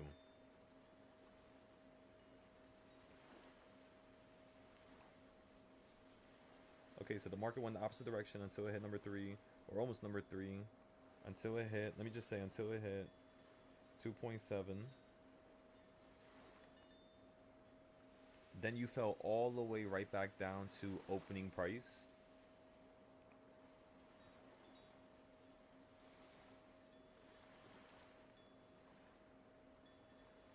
Okay, wait. I need to chill. I'm like thinking for a second. I'm writing a damn paragraph right now.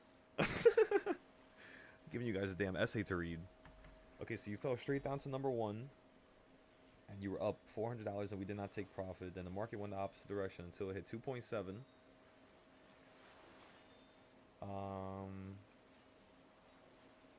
Then you fell all the way right back down to opening price.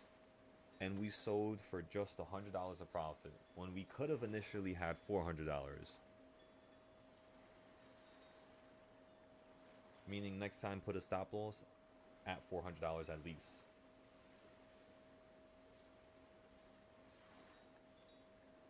So for trade number 2, we did exactly just that. And when you hit number 1.5, we put a stop loss to learn our lesson from that previous trade.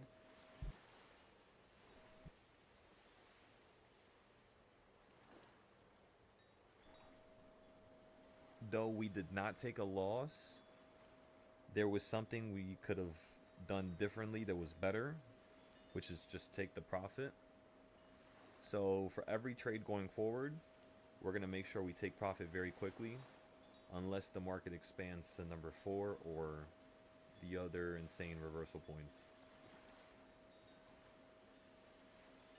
Alright, that's all I have to tell you guys. I was using Siri to write all that. Okay, let me give everybody the message. So do you guys see how I take notes?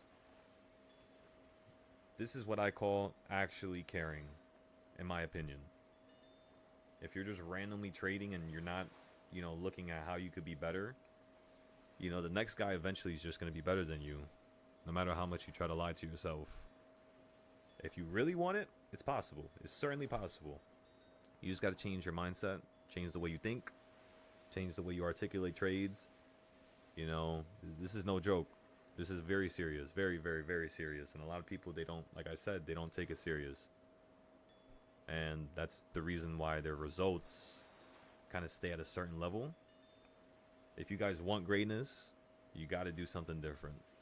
And the only way you do something different is in that moment of you buying into an option and you understanding that you can hold for a longer period, like number 4 and number 5. There's going to be like a burning sensation. You're going to be like, damn, I should take profit. Damn, I should take profit. Damn, I should take profit. All those other times I didn't take profit and the trade, went against me and I lost everything. If you ever notice that happens to you, one, recognize you shouldn't be trading ES. You should just be trading MES. And you could trade like 5 contracts at a time, 10 contracts. It'll be safer, You'll still make a healthy amount. Like every time I make $100, for example, you'll make like 50 or 60. So you'll make a little bit less than me, but you'll still make a good amount. And that's basically what I want for you, is for you to slow down the market yourself. That's how you can learn better. Because if you're just trading with all your money very aggressively and you're not trading in different manners, like for example, one week you trade 0-day contracts, the next week you trade 5-day contracts, the week after that you just trade 2 to 3-day contracts, the week after that you just trade futures. There's various ways to go about doing things. You got to switch it up and do things differently. That's honestly the quickest way I started to notice any type of success in my own way. Was I didn't know how to get successful. I didn't know how to make things happen. The only thing I did know was I remembered I did it this type of way before. Let me do it a different type of way tomorrow. Whether it's buying at a different time, buying at a different, area in the morning, whether it's, buying that option is 3 strikes away that costs $200. I'm just going to do that one thing and I'm going to do a good job at it. And I'm going to take notes. I'm telling you guys, the way I did things was so brainless. But that's how I always used to go about conducting business, was in this brainless way where I guess it's not really brainless, but I would kind of figure out my own path. A path that normally people would not take. For example, like when I was in school, I would always get in trouble for completing the work and getting things done, but for explaining in a way where they didn't want me to explain it that way. So I would do things like a whole different way. Like with math or with, I guess, like English and stuff like that, or chemistry, I would always do it like a whole different way. And they used to always hate that shit. And I couldn't explain it. It's like sometimes my brain does things backwards. Like I'll say a sentence and I'll say the last, word in that sentence in the middle of it. And I'll make the whole sentence sound, very, lacking of quality, you could say. And the only way I can fix that is, speech classes and, of course, pointing it out and figuring out, a method to slow down my words, because I feel like that's the reason why. Sometimes I just speak way too quick because I'm really excited. Because this is really exciting. I mean, how can't I be excited, You guys just saw me make $500 within the course of the market opening up. And then I made $100, and then I made another $400 right there. We're already up $500 today, plus $500. That's $1,000 already. That's like mind-boggling. I had stated something earlier, and I don't want you guys to forget about it. Remember, this is a lot of money. We got to understand the quality of, that word, which is money. Some of you can make a lot of money, $1,000 in one sitting. Some of you can make $100. You know how much money that is? That's a crazy amount. You shouldn't get to the point where you have $1,000 and then you're like treating money in this poor manner where there's no, it's like you're reacting off of like a gut response that's not something you have built yet. And I did that all the time. The only way I actually got through it and I stopped doing it was because, I was like, all right, I lost my car. I took out a loan. I lost the loan. I took out another loan. I lost that loan. I had money for my family. I lost that money. I lost everything. Yeah, now I'm going to have to, go back into having a job again, huh? And I was like, damn. And I was like, you know what? No way. I can't do this again. I can't do this again. And after fucking 2 years, I finally sat down with myself and looked at my trades. Truly, like looked at when I bought and when I sold. And I started recognizing I was always buying at the same locations. I never changed it. So once I started changing those buys to different locations that I normally would not buy, like psychologically, it would not be in my brain. I would not pay attention to that. So I would start putting buys at like certain locations naturally, like trying to predict it from the past, going into the future, and somehow it would work. Like it would always work. That's when I started recognizing, all right, you can actually predict stuff with this market. The only thing that separates me from predicting something is me being confident, composed, and having patience. That's it.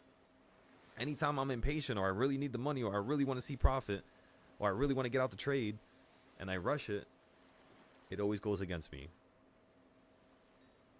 And that's usually because I'm putting too much money in the market. So of course, if I'm putting too much money in the market, it's going to stimulate a natural anxiety reducing response. And that's what you have to avoid as a professional trader. You can't put yourself in positions where you're not going to be able to, perform at your best. Even you don't have to be in the best position in the first place. Your environment doesn't have to be perfect. You know what I mean? I told you guys, when I'm on trips, You know, I make the most money when I'm actually on vacation. Because when I'm on vacation is like, you know what I mean? Like, let's rock and roll. Let's pay for this. I just spent way too much money. Let's get this back. And it's just very, you know, energetic. But that could naturally be the way we trade and conduct business here. The only thing that separates us from that is us literally imagining it and wanting it and saying it out loud. So from here on out, you know, this next month, the tone that we're going to have when we approach this trading thing is going to be way different. I'm talking about ice baths in the morning. I'm talking about very uncomfortable, you know, different things that we're going to have to do to ourselves if we go against our rules, you know, in terms of working out, in terms of eating, in terms of not being able to do certain, you know, or have certain qualities of life that you normally do have now. And basically what the idea is we're going to make each other suffer until we achieve that level of success that we always dreamed about. And as long as we're suffering together, you know, we can make sure that everybody's head is up, everybody's 10 toes down, and things are executed in the proper manner, and nobody fails, right? Just like a super team of like soldiers, you could say. So yeah, that's what March is going to consist of. So for now, again, get better with your notes. Start understanding how I take notes. Why did I get into that trade at 1.0, which is kind of early? Why did I sell it when it ran up to 1.5? I could have held it a little longer, or I could have averaged down if it went against me. But why did I take profit there, everybody? You know, it's like little things like that. You want to write it down and you want to steal it from me. So the second you see I sent it into the Discord, just steal it. I'm going to correct the spelling. But for now, go take a look at it. Read through it. Tell me what you guys think. And remember, I have to see you improve like this. There's not one man in this Discord or woman that has ever joined that has ever taken notes properly. You know? Because remember, there's a difference between taking notes before the day and taking notes while you're trading during the day. It's something completely different. And oftentimes, I don't really do it no more because I'm lazy. And that's pretty much it. But of course, now is not the time for that. This is Operation Excellence, everybody. Meaning every single thing that we touch and do has to be excellence. It has to be us, you know, being at the top of our game. 1,000%, 2,000%, 10,000%. You know, as best as we can. Let's try to complete everything and do everything. No more of that lazy behavior and not doing enough and giving 60% or 40%, just like how the video said the other day, just so you could say you weren't even trying. You know, it's enough of that. Just really go as far as we can. So this is our wage of war, ladies and gentlemen. This is going to be a fun little month. For those of you on YouTube, do the same thing. You heard me loud and clear. You saw how I conduct business. You saw how I trade. You saw how I bought, how I sold. Every day is the same idea, by the way. You would want to just rinse and repeat it. Nothing's different. Okay? Of course, some days you're buying from different reversal points. But that's why you're always getting the options that are in the money. Because literally, you would never take a loss. You just got to average down. So make sure you have enough profit to average down. Which means if you guys want to trade exactly how I'm trading right now. So like, let's say if you want to go from not making any money with options to then making, let's just say 5,000 to 1,000 a day. Just like how we could do it, right? The first thing you're going to need is at least $5,000. $3,000 to $5,000. Just in case you need to average down. So you're going to put $1,000 into the trade. Honestly, you just need $800. If you guys could use $800 or $1,000,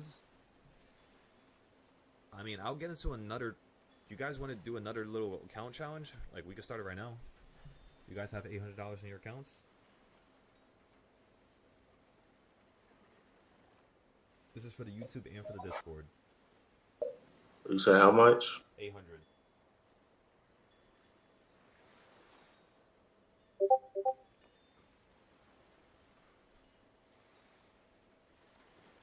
That's all right, Frost. We'll sort that out soon. If you do not have 800, that's okay. We'll wait for another time when we have 800. We could do like a $4 challenge, but we're not going to be able to do that for at least another 2 hours. We gotta wait for the data to kill some value here. Some value, ladies and gentlemen.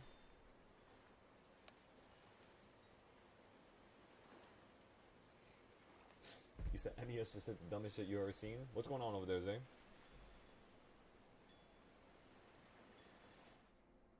Yeah, this is ridiculous. I'm not gonna lie to y'all. This is really weird. What is going on here?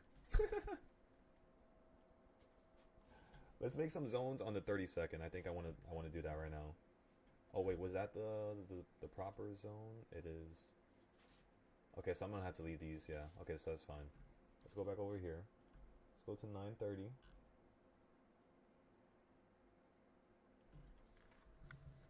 That 9:30 candle was insane.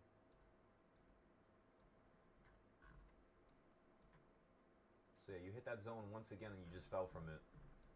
That 9:30 zone. Let me see something. Red and then green. So bottom to top on the CS zones. So let's go to the right side now. You're literally holding on the midpoint. Okay, perfect. So I have an idea. Order filled. Long on the practice account and then on my main account. Order Market filling filled. for one contract. Market filling, market filling, market filling. For one contract, everybody. Stop loss is going to be at 100. Take profit is going to be at 312. We can also try averaging down into a position, but it doesn't really help because you're still going to have a loss technically. You know what I mean?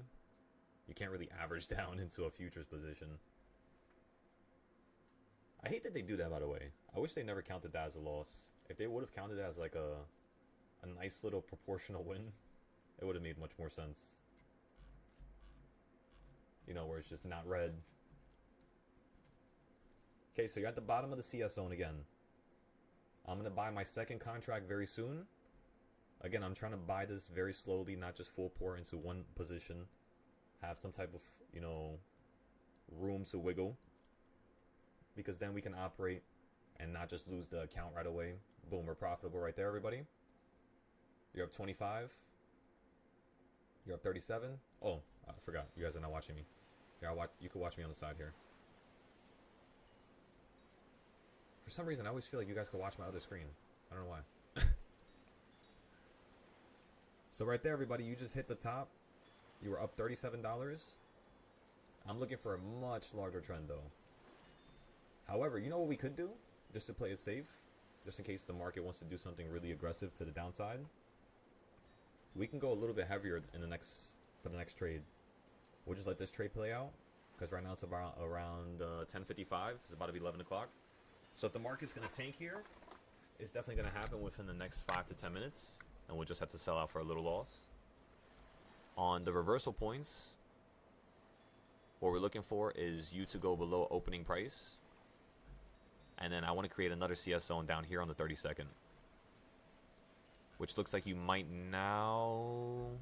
You're still not at a new low. We still got to give it a second. Not yet. There you go. Okay, so now you're at a new low. Let's give this a moment here.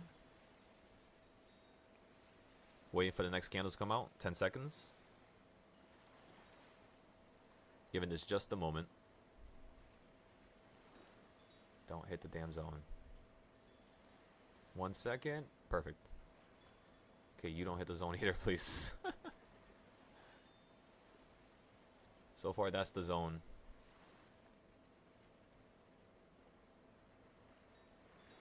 It hit the zone, so you can't count it no more. Never mind.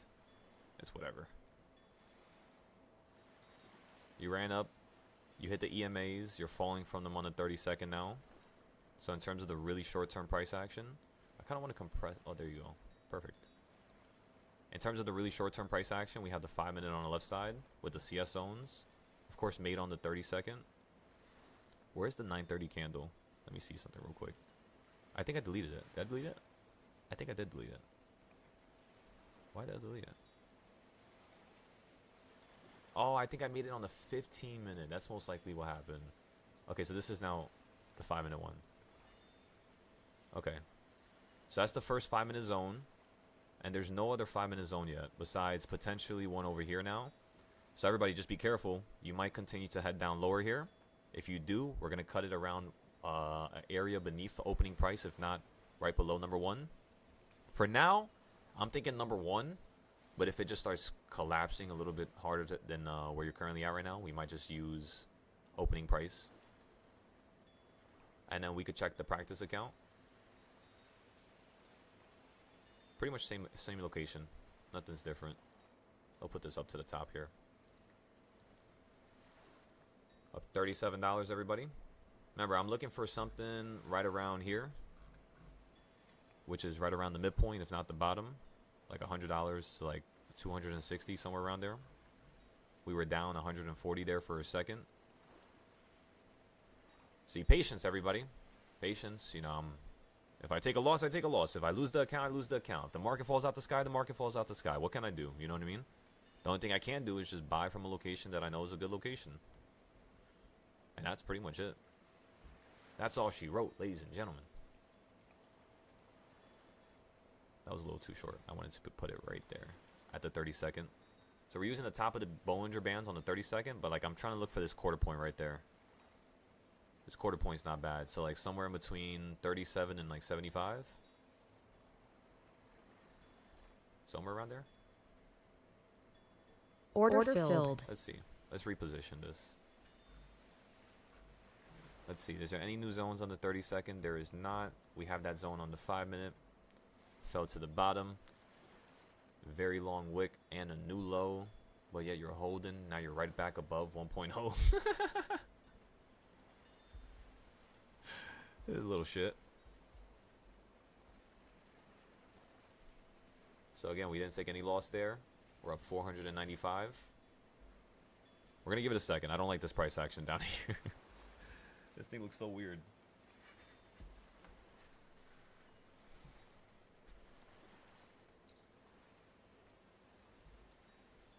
It literally looks like you're just going to start collapsing out the sky. But then that green wick just confused the hell out of me. I thought you were literally going to fall out the sky.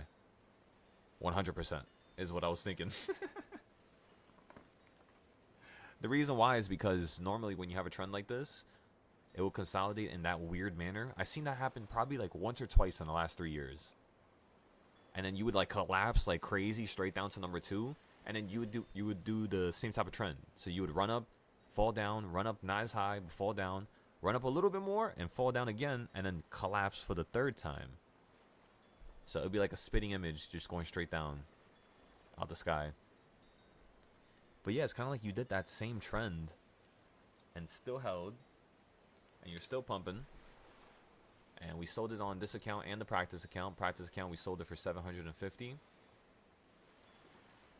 We're going to start paying attention to the practice trades because I want to see how much I'm down on. You know, some of these trades, just so we could, you know, be very careful with it.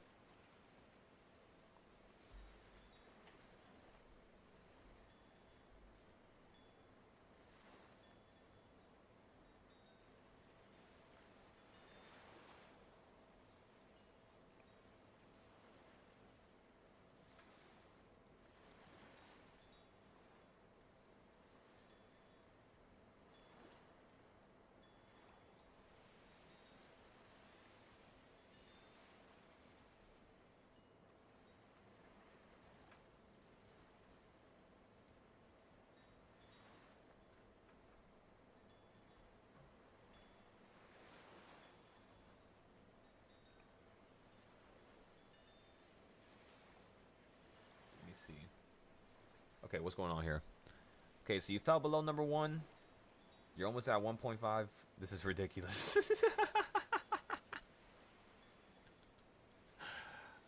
Oh my goodness. So again, everybody, it's basically doing the same thing it was doing earlier. You see how it's just rinsing and repeating it? Just like how we thought. So now next time what we're going to do is we're going to play this at his own game. I have an idea. We just need to wait for this to drop.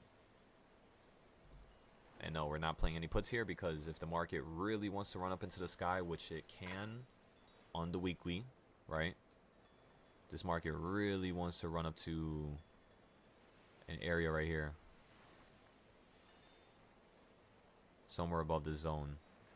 But if you fall right now, you're just going to start collapsing straight to the midpoint, which is like 687. It's like a $4 drop. It's not bad. I kind of want to see if it's going to run up to here, though. 693, 696, 697. Remember, whenever I want to buy puts at an area, which is 691, you always got to get puts at the area that's above it. That's how you get the best location.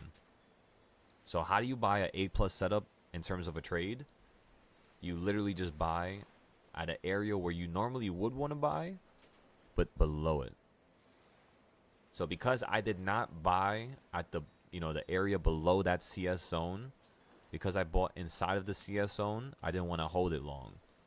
If I bought below the zone, it would have allowed me to hold it longer, because I would have only been down around, $40, $20, but I was down at one point 167, and that's very close to a stop loss that normally I'm basically allowing you to have. And if the first trade I get into is gonna almost make you hit your stop loss, that's not proper. That it should not be doing something that aggressive that quickly. You should be giving yourself a little bit more time. When you scalp, I've noticed you can make a lot of money if you know what you're doing. Like more money than the people who are trading the long term, by far. But if you're not scalping properly because of emotion and because you're putting too much thought into it, you're gonna start to do way worse than somebody just trading half the time, if not 1/10 of the time that you're trading. You ever felt like that? That people trade like 1/10 of your time and yet they make more money. If you ever feel like that, just understand that it's for a valid reason, You're not just feeling like that for no reason, of course. Hold your plays, hold your plays, hold your plays. Be patient. You know what's going to make you hold your play? You know what's going to make you be patient? Just take the full loss. It either works out or you take a full loss. That's it. Like, dive into the deep end. That's what it means to do something different. Whenever you guys have heard me say dive into the deep end, that means you might have a full loss. You might lose everything. You might not have another way to put money into the account. But you already know what I'm going to say next. You know what I'm going to say next. You guys already know it. I know you know it. It just hit some of your brains for some reason. Ready? If you're going to dive into the deep end and you're going to lose everything, at least look good while you do it. At least go out in style. Don't go out crying and emotional and all this nonsensical stuff. Look good while you do it. Come on now. And then when you're burning in the background and you can't trade and everybody else is making money, just smile. Smile and wave until you could, try to get into the market once again in your own way. Many times I've had to do that. And, I thank God, because there's been moments where friends have helped me get out of that rut. A rut that I committed upon myself, that I made myself have to deal with unnecessarily. And I've been through that many, many, many times. Like I said, I am my own greatest enemy, just like how we all are. And it was really mastering that concept in the beginning that allowed me to trade with these small accounts, so I wouldn't just keep blasting and losing everything, right? And that's pretty much all. Just try to save your capital. Try to have as many trades as possible. Try to be logical with your trades. Don't do nothing stupid. Like right now, do you guys see me trading futures at all? Nope. Honestly, I don't even want to trade this. Listen, I'm up $500. I'd rather be up $500 right now than be down, $500. I'll take my money and I'll wait. Remember, look good while you're doing it. You made a mistake. You made a mistake on the call play and you held too long. Small loss. Let's keep it up. No, exactly. Let's do it. Remember, it's still early relatively. So you don't know when the market's going to expand in one direction. In my opinion, it looks like it wants to fall to the downside, but right now you literally just swooped all the way back up to the high side, and I kind of don't like this area. It's a fine area for puts, but if the market's gonna expand, I'm about to get steamrolled. My account's about to be lunch for them, and I kind of don't want to do that. I kind of want to work from an area and a perspective where, like I told you guys, I have no losses. You guys thought I was really playing when I would always say that I would not have losses. It's certainly possible. It's just you gotta wait. This shit's annoying. And you gotta have multiple trading styles, and you can't be lazy, and you gotta kind of sit in one location for 20 hours while it's watching paint dry. That's why you guys always see me watch YouTube videos or anime while I'm charting. Cause that's the only thing that can keep my head straight. Because after a certain while, like you just can't chart no more. And you guys definitely have not gotten to that level yet. You know what's crazy? I can't say that. You've definitely gotten to that level, but in your own way. Not to the level that I'm talking about specifically. Not yet. That's for the future. That's like, I'm talking about 8 hours of charting in a row. You just did the SPY, AMD, Nvidia, Apple, Intel, Google, United Healthcare, Tesla, Nvidia. Like I said, you did everything. And that's just one day. The next day you do it again, another 8 hours. Now you do all the little semiconductor plays, TSMC, right? MU. Then you move on to a whole different sector. Bio, maybe space, RDW, Rocket Labs, right? ARCW, which is the ARC ETF for the space exploration from Kathy Woods. Fantastic lady, by the way. Very, very, very intelligent. If you guys need stocks to trade, look at Kathy Woods' ETF and look at the stocks that she buys. She doesn't buy anything for no reason. And that could be a really solid play because most of the time she buys something, it tends to get a lot of volume that hits it.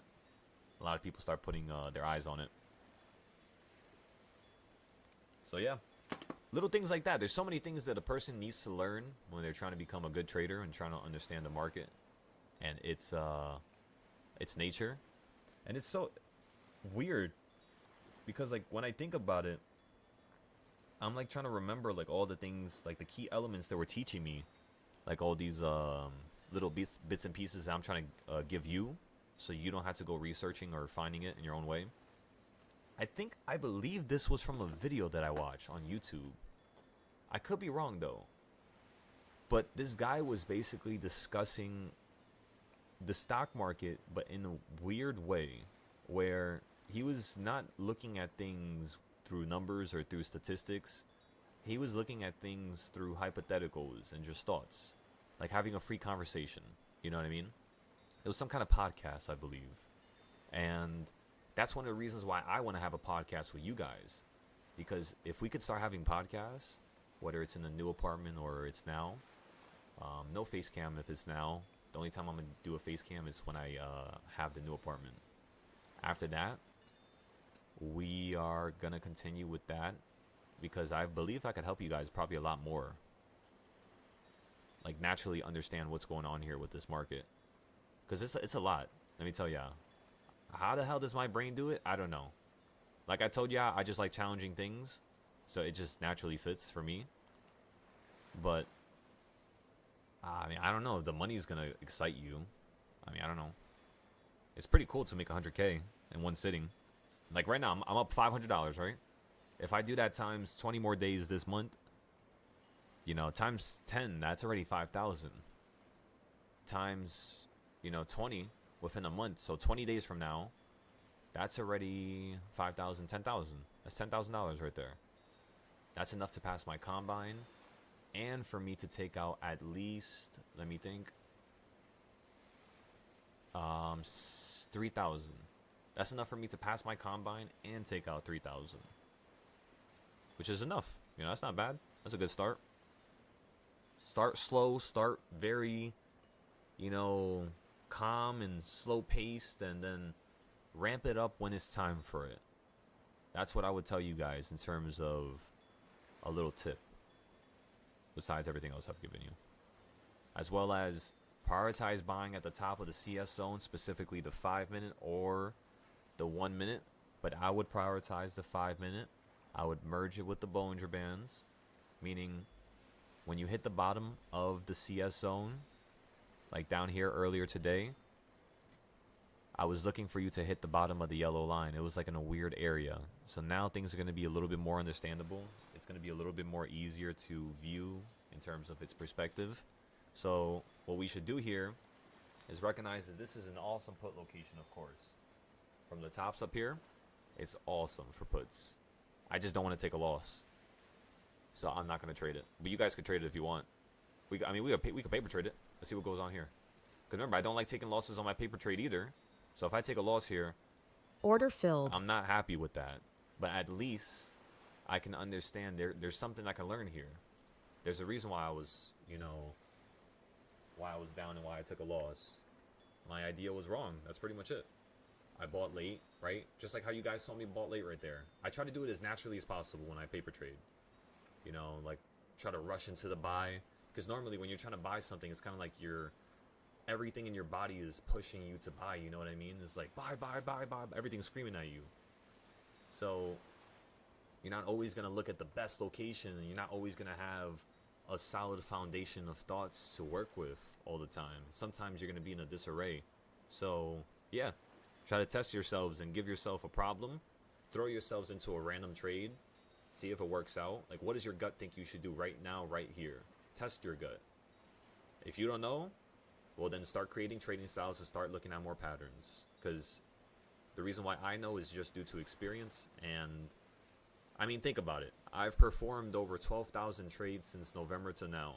That's usually how much a person would perform, in their whole entire career. Not even a person. Usually a person is performing way less. I'm literally performing the same amount of trades as almost like a bot. And it's just because of how much we scout back and forth. And let me tell you, it's not necessary. It's just every single time I trade, every single time I hit that button, there's always a lesson that I learn. And I'm so grateful that actually exists. It's like a game that never ends. You know what I mean? And that shit is the awesomest thing that I've ever had to deal with. Because every game that I've ever played, everything I've ever done, there's always an ending. But it seems like with this market, there's always more ways to learn, more ways to trade, more trading styles to create.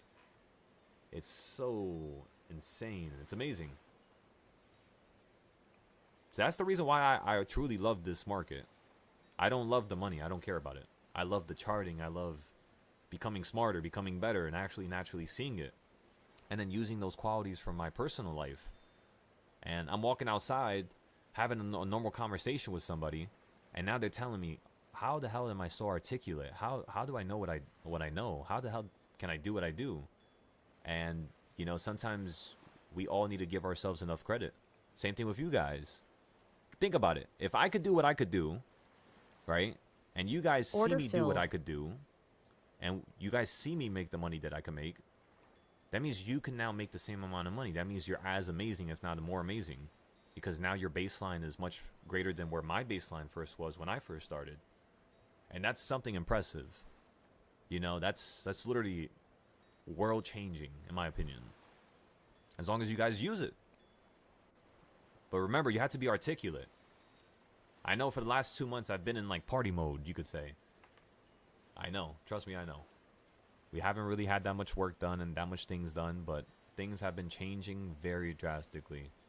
And I'm very happy about it. And you guys have been impressing me. So don't think that I'm not impressed. Don't think that I'm sad or angry. Never. We don't have time for emotions like that. We only have time to have some fun. Time to fix our mistakes, and learn from them. And just make sure we don't have to make any more mistakes again. That's pretty much all. Little by little. Little by little. That's the trick. Little by little. You got to get the snowball rolling, and then eventually the dominoes just keep spinning and flipping over. And eventually you won't have to do nothing anymore. It'll just be a byproduct of who you are, just due to you waking up. But yeah, I'm telling you, this is amazing. The shit's crazy. Frost, to answer your question, I'll trade Forex if you want me to. I'll take a look at it right now. I'm not really intending on trading Forex because we don't really have any students that have joined the Forex Discord yet or the Forex Patreon. So there's nothing to really test anymore with Forex. We're supposed to start a challenge, but again, since we were going to have to reposition all of our challenges just due to the fact that we have training camp, which is more of a last minute thing, we're going to start to kind of push everything else a little bit more back. So the February challenge for Forex is going to take place in March. That's one of the things we're going to be working on as a group.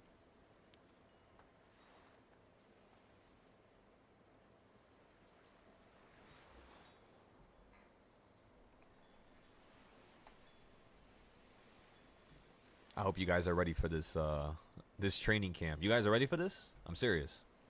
You guys have been like checking out your notes and stuff like that? Because I'm going to be giving you guys like random ass like quizzes. Not like on some school stuff. Something that's actually proper. Something that's going to help you. You know, I'll be like, all right, chills, get me into a trade right now. I'm going to use $5,000. And then he's going to have to get me into a trade instantly. He's going to have to pick a direction. And I'm instantly going to get into it. Why am I going to do this? Because sometimes a person is not going to dive into their deep end or into like, you know, an unknown aspect of their life. They're not going to try to change it because they can't afford it. That's the saddest shit I've ever heard, you know. A person cannot change their life because they can't afford it. Which is true. That does happen to people. And that's so unfortunate. That's what I'm telling you guys. We need to start helping each other out. You know, however small it is, it matters. It matters. So if we could, you know, help out with wording or with words or with charting or notes, you make your charts easier to be understood by everybody else, you know? Like my charts, when I take a picture and I post it and you guys zoom in, everything is understandable. You guys do not want to see what my charts look like. Cough, cough. Is Culinary here? Fuck, he's here. I can't talk shit. You guys don't want to see Culinary's chart. What's wrong with my chart? It's insanity. You have like 50 trading styles on one screen. And somehow you understand it.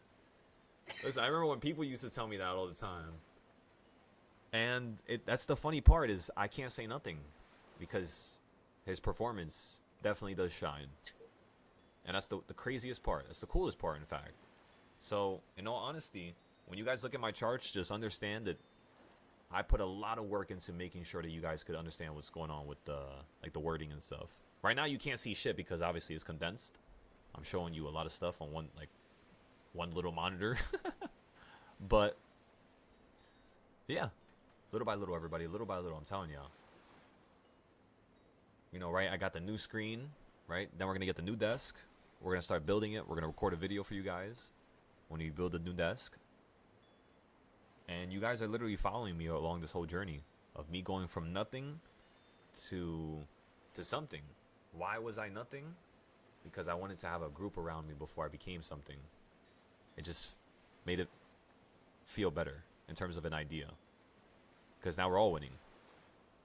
We all went through the rut. We all suffered together. We all burned together. And now we're going to achieve greatness together. Can't complain about that. You know what I mean? So yeah, that's the reason why I waited so long. And I'm only 25 years old. So let's be honest here. I'm kind of early. Nobody can talk shit. Haha. See, that's one of the reasons why I started, you know, getting lost in that party mode shit that I was talking about like last month in January where I wasn't performing as well as I know I could. And then I would like go turn around and the next day, because I would feel so stupid and bad because of my actions, not doing anything terrible, of course, but because I knew I could have did better and I could have went further, it would cause me to then go really far 3 days later and I would do something absolutely insane. Like that one day I made $500,000 within like 6 hours, 7 hours. We had around 200 trades across all futures accounts, plus the paper accounts, everything included. It was $500,000. I don't remember exactly what numbers were what, so I'm just gonna say that.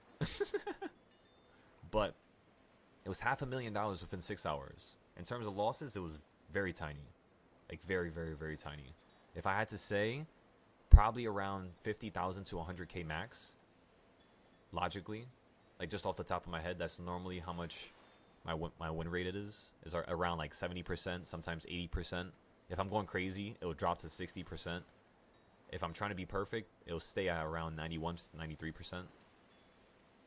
If I'm trying to be perfect, it'll be like around 90%. If I don't care, it'll be around like 80 to like 70. And then if I'm being stupid, like literally, the way you know if I'm being stupid is if I show you my combine account and I have 60% or less. That means either I'm testing something or I'm doing something that's not supposed to be done. Like right now on my combine, if we look at it, it's 100%, right? So there we go. Perfect. Now we're just going to keep replicating this. And that's the trick. I kid you not, that's the trick, everybody. Now with gold, this happens a lot quicker. With gold, you don't actually have to wait. That's what I started noticing. When you're supposed to properly trade SPY, you're not going to be able to get into enough trades every single day with your combine to be able to pass it. That's the crazy part. So in order for you to logically pass a combine every single time, you're going to have to choose max contracts. Like realistically. The only other way you could pass a combine so fast, like as fast as I did, which is 2 days every time for the other 17 combines. I never took more than 2 days for a combine, by the way. Never. It only took me 2 days. And the reason why is because I didn't really care. I just max contracts. Max contracts at the area that I know is a good area to buy. Does that make sense? And if it goes against my account and kills the account, it kills the account. It took me 5 tries. I did it that way. Passed the combine 2 days in a row. And that was it. Took out 5,000 a couple days later. And let me tell you, that shit felt fake. It felt really fake. It didn't feel real. Like at all. Because I've never just been given $5,000 from something that I just started to learn how to do that quickly. Like never. Like that was the first time ever besides options trading. But you guys know about that story. When I first started options trading. That's also something that's important. I want you guys to understand that. You guys, a lot of you dive into the deep end. A lot of you I know in person. A lot of you I've met online and through YouTube and through these communities. A lot of you are really fucking fearless, you know? But that's one of your problems. It keeps screwing you over. So, what I mean by that is, a lot of you will dive into the deep end when I tell you to dive. A lot of you just won't dive into the deep end when you tell yourself to dive. That's the problem. And the way you fix that is, of course, with more practice, but with more neuroplasticity of you diving into that deep end. So you got to keep doing it, keep doing it, keep doing it, keep doing it, keep doing it. And eventually, you're going to change that instinct-like pattern that sets you back and holds you back. Sometimes it's literally your instincts or your gut that's holding you back because it's not properly what do you call it? Like dialed in yet. You know what I mean? Like you gotta fix the frequency a little bit. You gotta twist the knobs a little bit. It's a little staticky. Fix the damn antennas. And that's all it's about. I kid you not. Fix your frequency, fix your brain, and fix what you want. And make sure that you're always thinking about positive things that are naturally, you know, logical, not something that's just ridiculous. And that's really all, everybody. Everything's gonna come your way. Just look at how this stuff is working out with everything we've said today. It's pretty amazing. And again, the more I say it, the more I'm gonna jinx myself, right? Hell no. Nope. Jinx? You mean my bunny? See, there's a reason why I named her Jinx. There's no such thing as jinx. You can't jinx greatness. I mean, you could try to wish, you know, bad upon yourself, or you could create a scenario to actually happen in real life, yeah, where you fail or you don't succeed. But I've done that already. I've done all that stuff. So I'm not gonna, you know, do it again. I just don't care. That's why I'm telling you guys, not caring is a superpower. That's the reason why I could literally do anything I want. You just can't put emotion to it. And then when nobody's looking, you show the most amount of emotion you can. You just gotta make sure the universe is not looking. You gotta like throw a flashbang, turn around and like laugh a little bit. You know what I mean? And then like turn around and then boom, you're good. I'm playing, but you understand what I'm trying to say. You know, that's just the way it is. You can't pay attention to that stuff. Which, in my opinion, is better. Because sometimes, like, for example, we talked about, like, helping people, right? I didn't know I was actually helping you guys as much as, like, you guys were telling me in the past couple days. Like, I started to really be, like, cognizant of it and pay attention to the words that you guys were sprouting.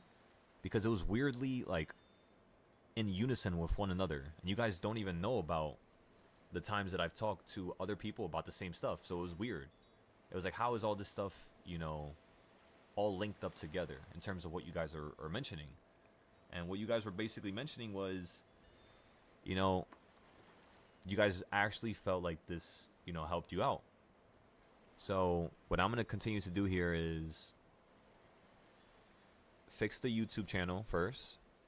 We had to organize a lot of videos that I haven't organized before. And then we're going to continue with the classes once I fix the YouTube. Okay? I just want to organize the YouTube stuff. We're probably going to do that tonight and tomorrow. We started touching on the reversal points as well. And that's pretty much all. There's nothing else really for us to do here. Again, we already made some money. We made $400 and then we made $100 with the first options trade. This is kind of like the best time for you guys to trade with your small accounts. So if you guys got small accounts right now, just recognize that this is one of the best times for you to trade.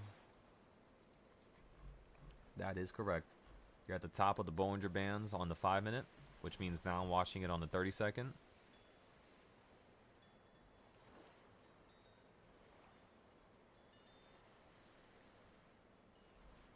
Yeah, we're going to give this market a second. I'm not going to get into any trades here. I'm going to leave my account perfect.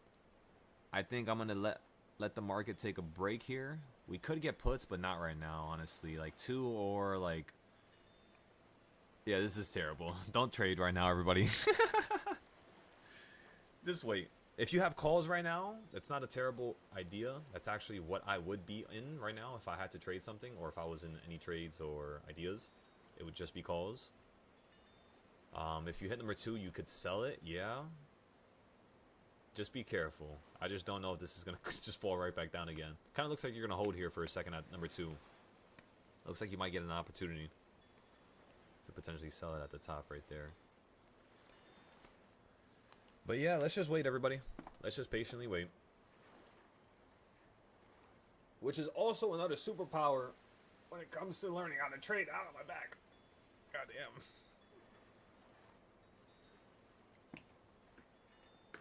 Why the hell did that just make me yawn? I feel like I just snapped my spine. Like I was saying, it's actually a superpower to be able to not trade. You know what I mean? And take a step away.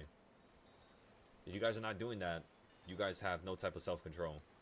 So like in this type of environment, this type of scenario, just like in a really, really, really fast market, I don't like trading them. It's the same thing in a really, really, really slow market. I don't like really trading them. We can, it's possible. It's not hard, but it's just annoying. It's like watching paint dry.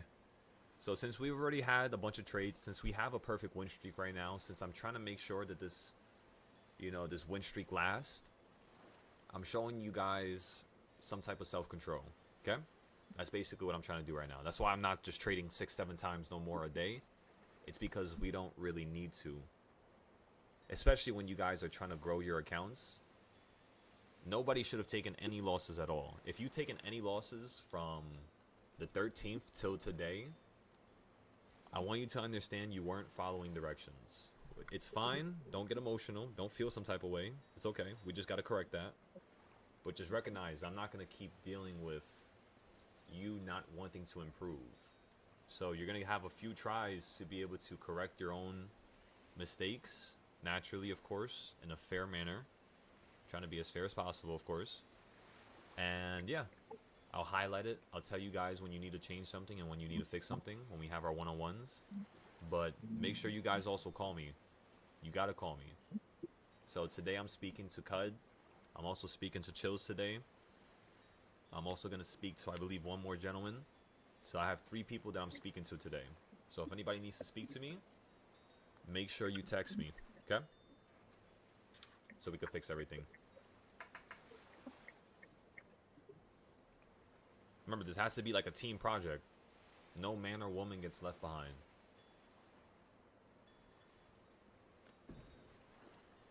And then once I help you guys enough, then boom, I'm going to have you guys fix your resumes so that everybody on the Discord knows like some of the jobs that you were partaking in.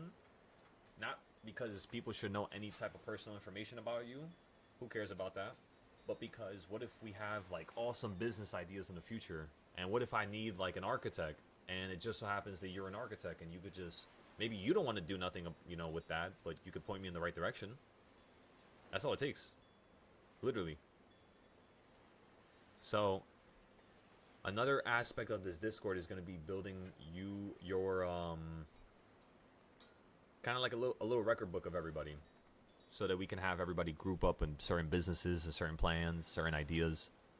Of course, this is going to be completely private just to the Discord. The only people who are going to get access to this are, you know, people from the Discord. Yeah, I have a really all. WI06. My bad, Cud. WI06. Let me text him real quick.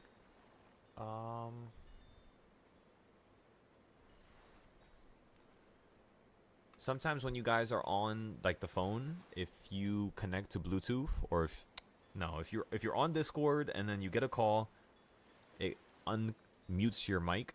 So I don't want nobody to hear Cud's conversation right there. So I'm gonna server mute him.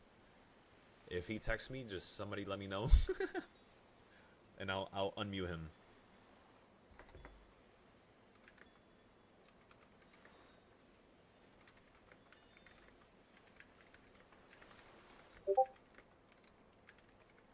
All right, you're back anyways. All right, so I don't have to text. Perfect. Let me unmute you. Here you go, brother. Let me tell you, I've had some wild ass things that I've had to hear in the background. So naturally, it's just like a response. We've had some wild individuals join.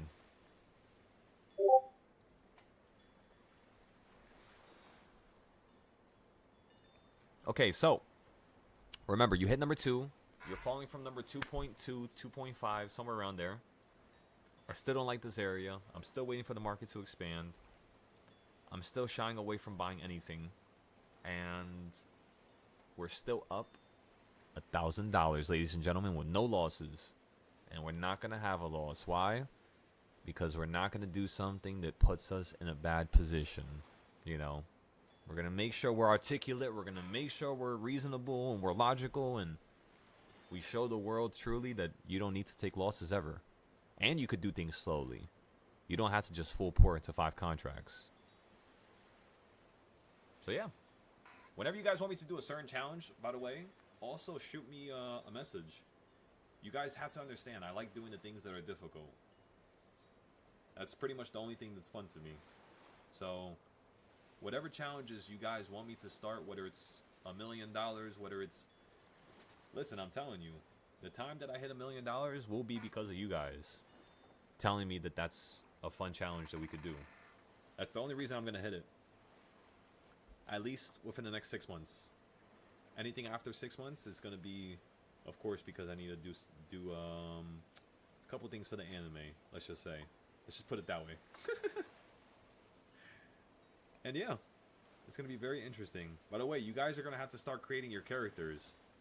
Because in a couple weeks here, I'm going to start flying to you guys so that I could write down exactly how your character is going to, you know, have a position or a place inside the story that I'm creating. Why? Because when I die, all the show's revenue, in terms of the money that the show makes, because you guys actually have characters in it, I'll be able to somehow, some way, allow you guys to get residual money every single year. And then I want your families to get that money after, in the form of a trust. So that's what my anime is gonna do for you guys. So as long as you guys are on the show, as long as you guys help out, whatever it's called, yeah, royalties, whatever it is. But I think, isn't that like when you sell shit? Like figurines? Like if you sell a character, I mean, honestly, I don't need that money. You guys know this. I'll just take 10% to keep the lights on for the studio. 15% maybe. I don't know what I'm going to have to use or take, but it's not going to be like these assholes. 80%, 90%. It's going to be something reasonable. And yeah, I'll let you keep the rest. I have no problem with that. Especially if it's your character. Hell yeah. It should be that way. And then anything else would be able to, especially the voice actors. The voice actors, I'm trying to figure that out. Because the voice actors, I'm gonna need at least 1,000 like 1,000 real life voices. I could probably hire people to do a couple voices, you know, themselves, like 1 or 2 or 3. But yeah, like I need a lot of voice actors, and I don't know how much I'm gonna pay them, because it's really a lot. Of course, like the main cast is gonna get paid the most, but like if you make an appearance, let's just say, and it's like a 30-second portion of the anime or of, let's just say, the comic book, I was thinking about paying these people around 150,000, like in total, for the whole entire longevity of the season. If it's only like a 30-second, you know, little window. If it's much larger, like a maybe like a 30-minute segment where it's like over a bunch of seasons and stuff like that, maybe they could get, I don't know, 300K. Because I know my show's gonna make a lot of capital. This show is gonna be, in my opinion, the greatest anime show that has ever been released. It's gonna yield at least over 1 billion, maybe 10 billion, maybe 15. I don't know how much larger than 1 billion, but I'm thinking around 1 billion it should be able to yield. I mean, shit, after all, you know how much this stuff is gonna cost me? Just the movies is gonna cost me around 5 mil each. I have 5 movies, so that's 25 million just for my movies that I'm gonna have to pay. So I'm not looking forward to that right now. I mean, how the fuck I'm gonna pay that right now? You know that? I mean, obviously with the trading money, because I'm not gonna get any people to take my stuff or to take your guys' stuff. That's also another thing. There's gonna be no board, no nothing. But I don't know if I'll be allowed to take this public, because I do want to take this company public, this anime company. I just don't know how that works. I think I'm gonna have to have a bunch of board members, but those are usually the assholes that try to take over a company. So you gotta have like a real good lockdown on everything. Just don't want to give people opportunities to, you know, destroy what we're trying to create. I can't have that. So like in creating what we're trying to create, if you guys know about certain legal things and certain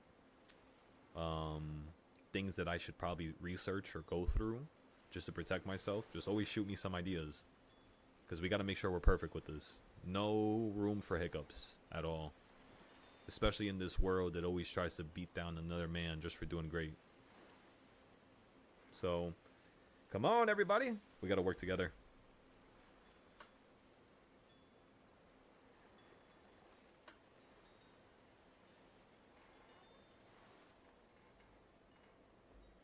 So how we doing, Hoover? How's those trades going? How's the charting? Have you tested some of the new CS zones? Or DARP?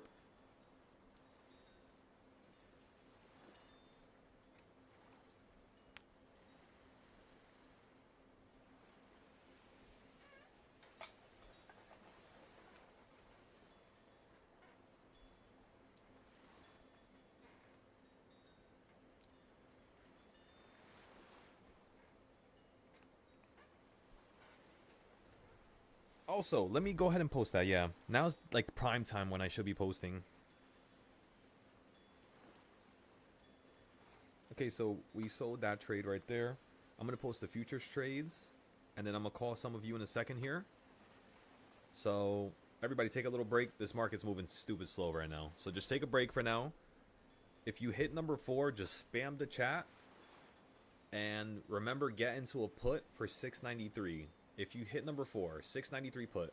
Wait, actually, let me double check. Let me double check. Let me double check. Let me see. What is reversal point number 5? 694. So get a 693 or 694 put. And in all honesty, a 694 would be smarter. Honestly. So if you hit number 4, get a 694 put just in case. You go up higher and you fall down on top of number 5, just like yesterday.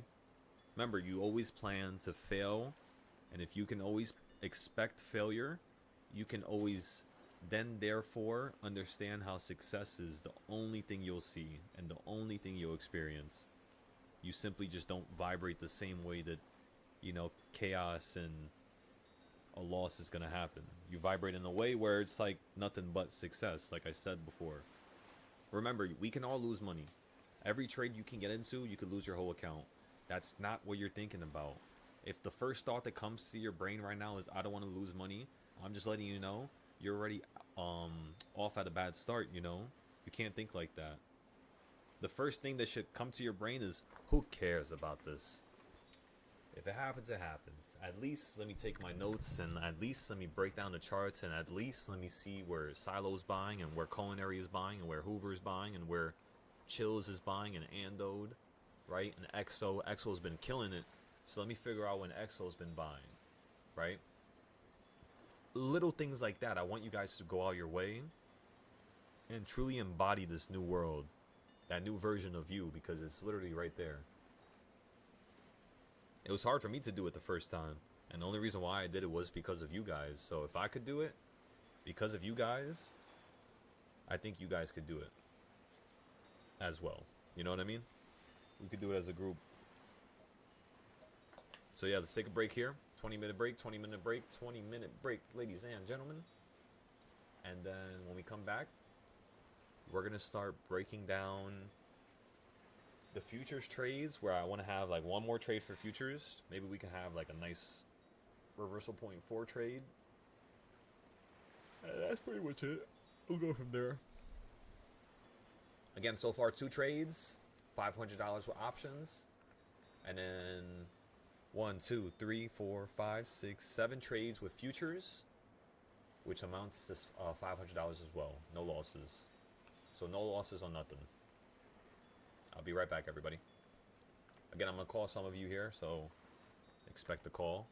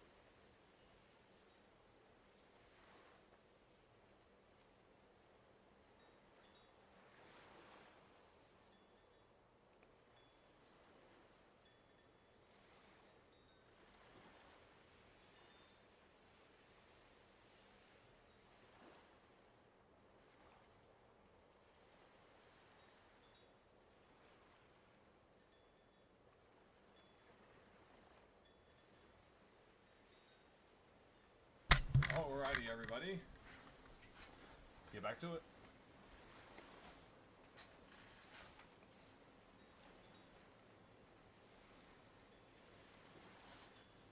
So what's going on here?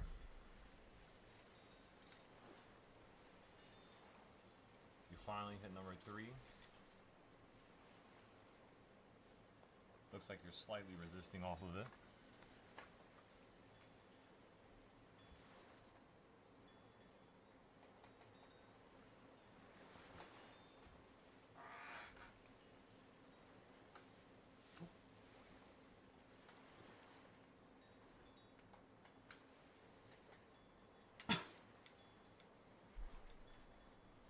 Okay, so what do we have to do from here on out? Let's think.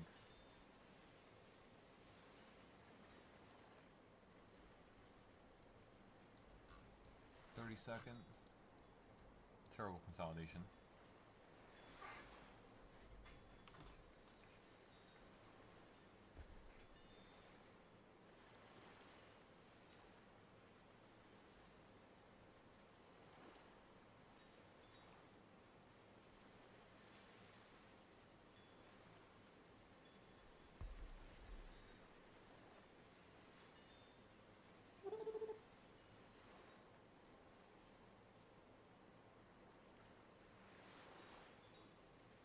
Okay, let's see here.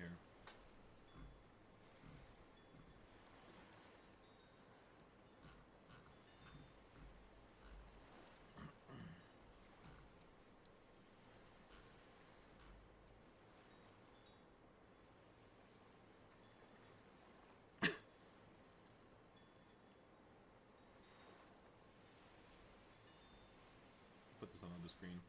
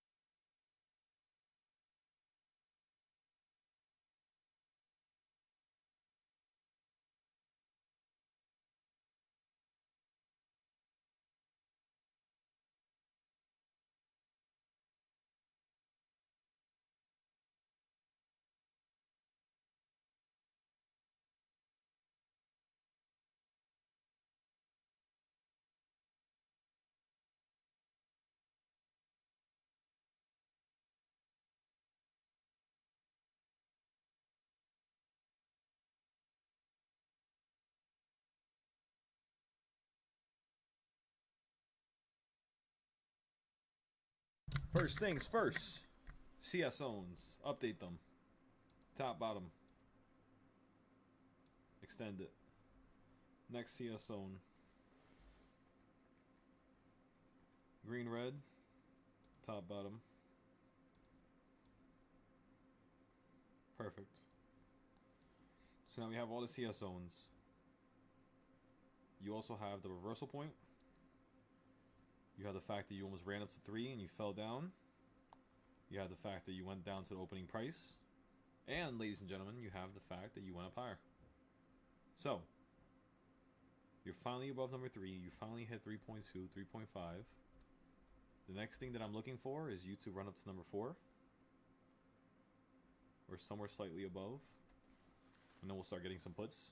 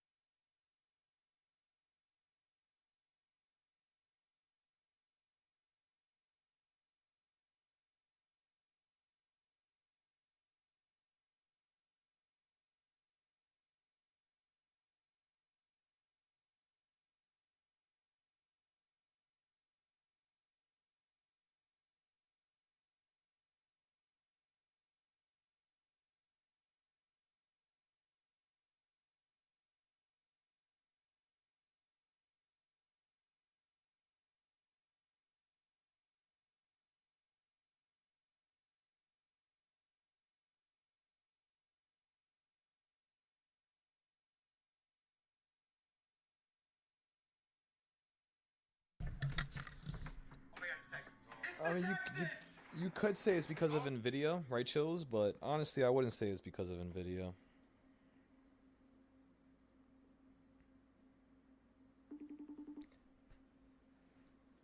I would say it's just due to the location that we're at right now, because we're about to get some important news coming out soon, in the next couple weeks.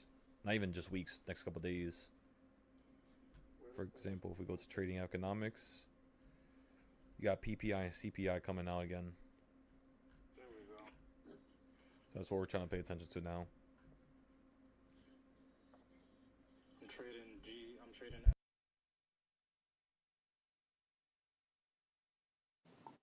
Yeah, sorry about the question. I'm usually off the charts by now.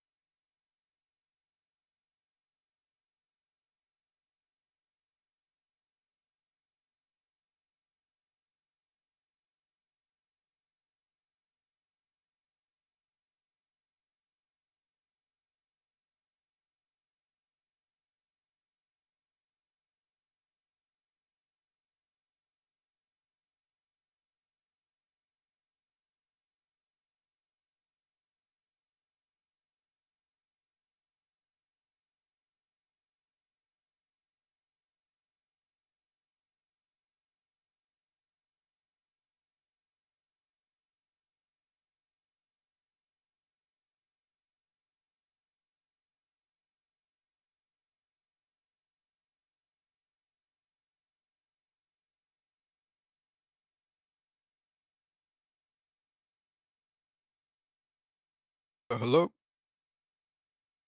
What's going on over there? Hey, I made it back home. Are you busy right now? Yeah, so just give me a few minutes. I'm currently on the phone with one of the members. So I'll call you. What time is it right now? It is currently 1. Give me like 20 minutes, 30 minutes. I'll Okay, text you yeah, that about like works. 5 minutes before, all right? All right, that works. Appreciate it. I got you, buddy.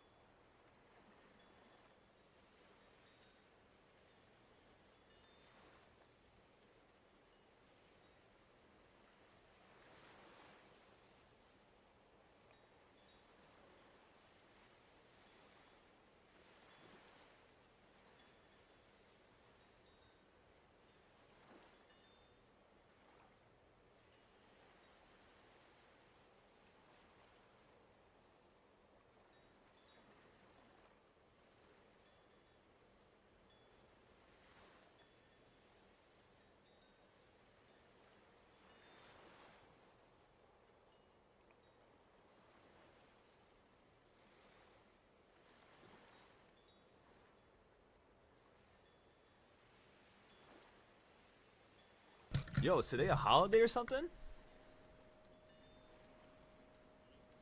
The hell is going on? Let me look at the calendar.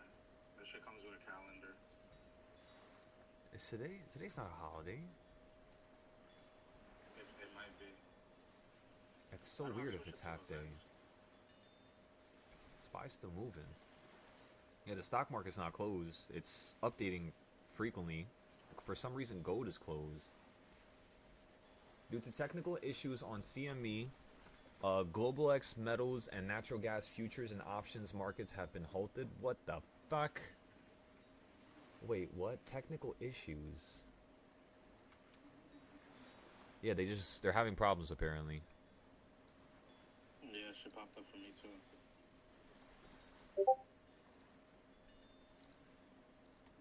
That's real unfortunate. There was probably somebody about to fucking get 100K just now, and they shit just shut down. Imagine somebody's in the trade right now. That would be terrible. Oh my god. Okay, so today is the 25th. We made $500 on this account. Let's go ahead and go to Spy real quick. Let's see what Spy's doing. Can we make any more money right now? Let's see. Yeah, I don't like this area, everybody. This is like terrible. This is like just garbage. All these trends here. The only thing that's working properly is like the top of the BB. So just like you said right there, we're not gonna force it. There's no point to force this. Let's just wait for number 4, or for you to fall, and then we're gonna react on what happens first. But if I do get into a position right now, and I had to get a put play, everybody, and this is on the practice account, I would go short right now. So on the practice account, I'm gonna go short with 5 contracts. Order filled. Right there. If it works out, we're gonna document it, and then we're gonna try to see if there's gonna be a similar area like that anywhere close, so that we can actually profit from this idea the next time. Because just because it works out now, you know when's the next likelihood of you getting that same setup? You feel me? It's not always gonna happen right away, right after. Maybe a month after, maybe 3 months after. You can't expect that. But what you can expect is the market to naturally react in a certain way, like how it normally does, which is it normally falls from around number 3. That's why this morning when you almost hit number 3, you fell right below it, and then now you get above it, and now you're consolidating because it really wants to fall from this level. It's trying to kill contract values. It's trying to make people suffer, trying to make people get out of their contracts for a loss or for a little win, and then the large move is going to happen. That's pretty much it. And again, I'm thinking it's going to be to the downside, mainly just due to the fact of how this market looks right now. But yes, it is bullish. It does want to go higher. We talked about this 3 days ago before the market even ran up in the first place, right? If you're looking at my screen, everybody, when the market was down here, we kept telling you that as long as it stays above this midpoint, you're going to run to the high. But once you get to the high, very careful, because it's going to slow down. It's going to be very annoying. And then you're going to get a yank in one of the directions, either out the sky or into a new high. So right now we're waiting. We want the move to occur. Once it occurs, we're then going to continue to play that next direction. But since it's in between 2 directions, we kind of don't really want to put too much money down. Which is why I'm not really trading options anymore. We only made 500, and honestly, let's just keep it like that. And let's just fix the charts and do whatever we have to do. So everybody, we're just waiting still. Slow day. But honestly, just like how Zay said it before, it's better for us to have a slow day and not get into any trades versus us get into a forceful trade and then now we're having to work back from a loss, making it twice as hard before we could pass these accounts. If you have no losses, technically that's the quickest way to pass your combine. So yes. Right now it looks like the trade is working out on the practice account.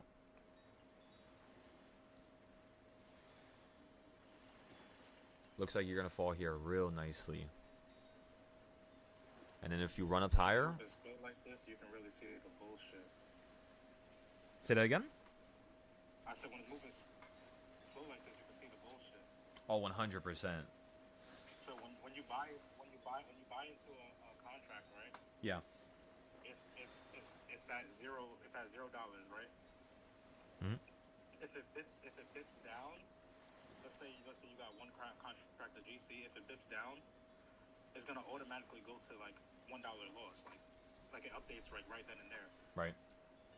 But let's say it's at 0, right, and it dips up one time, it's gonna stay at $0 for like 10 seconds. Yeah, you're right about that. And when let's say it dips down and it changes to -$1 right away, and it dips back up to where it's supposed to be 0, it's gonna stay -$1 when it's on your line still, instead of changing back to $0. Yes, So I have seen that happen. Yeah. That loss to make that game. Yep. For whatever fucking reason, I don't know why it does that, and it shouldn't do that. Well, I'm telling you, your line should be at $0. they do that because they control it, bro. Just like the stock market, just like the futures and options market. When it comes to these prop firms, they try to control when a person buys and sells, and the way it displays the information, that's all coded, bro. It's all for a reason. You know, so I feel like they do that on purpose so people don't make that much money. Because who the hell, you know, it's basically, imagine it like this. Why the hell does any company want to just give people 5,000, 5,000, 5,000, 5,000 if they're not making money? You know, if they're just easily able to just give people money without having a few of these, like a few of these variables that are, like fuck you up, you know, it's going to go against their, you know, their ethics, I guess, or their business. So, Why did it put me on that account? but honestly, like I've been done right by Top Step. They banned the accounts. They suspended it when they weren't supposed to. So that was the only wrong thing. But besides that, they gave me, you know, the account back. They gave me free accounts. They made a problem one time when I was trying to take out a withdrawal. Order filled. For some reason, they were saying that my accounts, because they're different emails, they can't send me the money. So that was another problem that I had at one point. You got to have your Wise email and your Top Step email be the same thing, or else they're going to give you a problem sooner or later. That was one thing that hampered something. Also, hedging. Just don't fucking have two accounts and play both sides or opposite sides. Do not hedge. It should be allowed. It's stupid, but It's two different accounts, bro. Like, why the fuck are they worried about two different accounts? they're just trying to create bullshit reasons for them to be able to take your account, bro. They created that because it was a strategy that was working and they was losing money. Literally. Niggas was taking their money and they said, okay, they can't use this strategy. It's too OP. They patched the shit. It's basically kind of what it feels like, bro. It's like you find a fucking glitch and then they patch it. Because it's like if you buy in two different directions and you see that it's going in one direction, you can just cancel the other account, get your profits on one, and repeat. Yeah, you literally, bro. That's how I passed my first combine. I didn't play both sides, like opposite sides. I played one side, but I would get into one account first, and then my main account that I wanted to really pass, I would literally just get in at a better buy. So on one account I buy, and then on the really a good account that I really care about, I then buy on that one later at a really good point. Not at just the point I want to buy, because that one usually has the fucking, you know, a lot of slippage around it, and as well as a lot of consolidation. Sometimes it doesn't just always hit the line and fall from it, like DARP or CS zones. It gets above it and then it falls. So it's like there's certain things that you want to do even when you have these trading styles. There's like different ways to buy and sell off of them. So for right now, I played a put. I sold the put already. I claimed my profit, $250 on the paper account. Why? Because that's exactly how I would trade my actual account. So then the next thing I'm going to do here is I'm going to switch this to the 5-minute. I'm going to recognize that this is in the middle of the BB. Not really a good location to, you know, buy and sell. I could still choose either direction. So if it runs to the top, boom, we could play some puts again. We just might not be able to play it right away because, like, look at the left side on, you know what's crazy? Look at my screen here. So note how when the market consolidates like this, when it breaks out and starts heading up higher, you see how it hits the Bollinger Bands a couple times before it starts to tilt downwards? Meaning right here, it looks like that's going to happen again.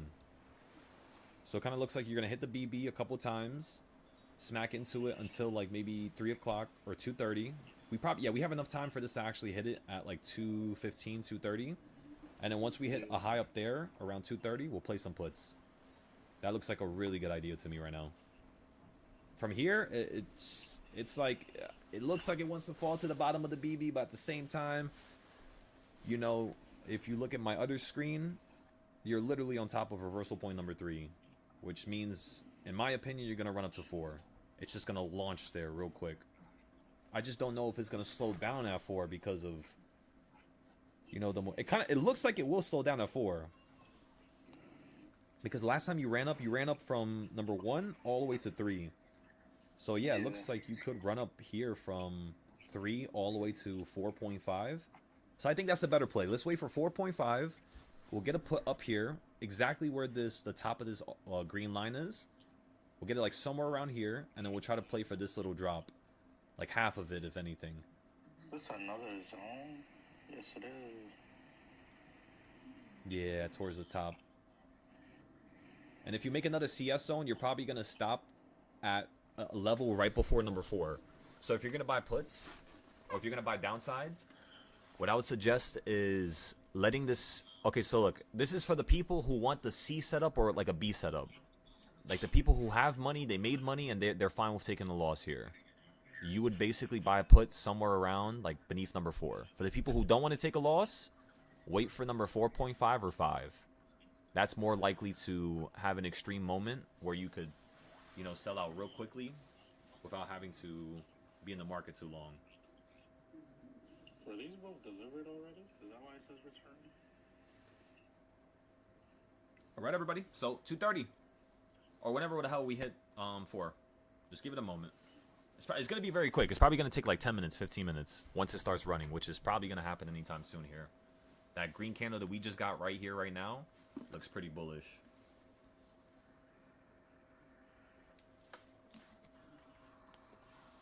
All right, let's give this a moment. Trade, bro. Bro, isn't that crazy? How I...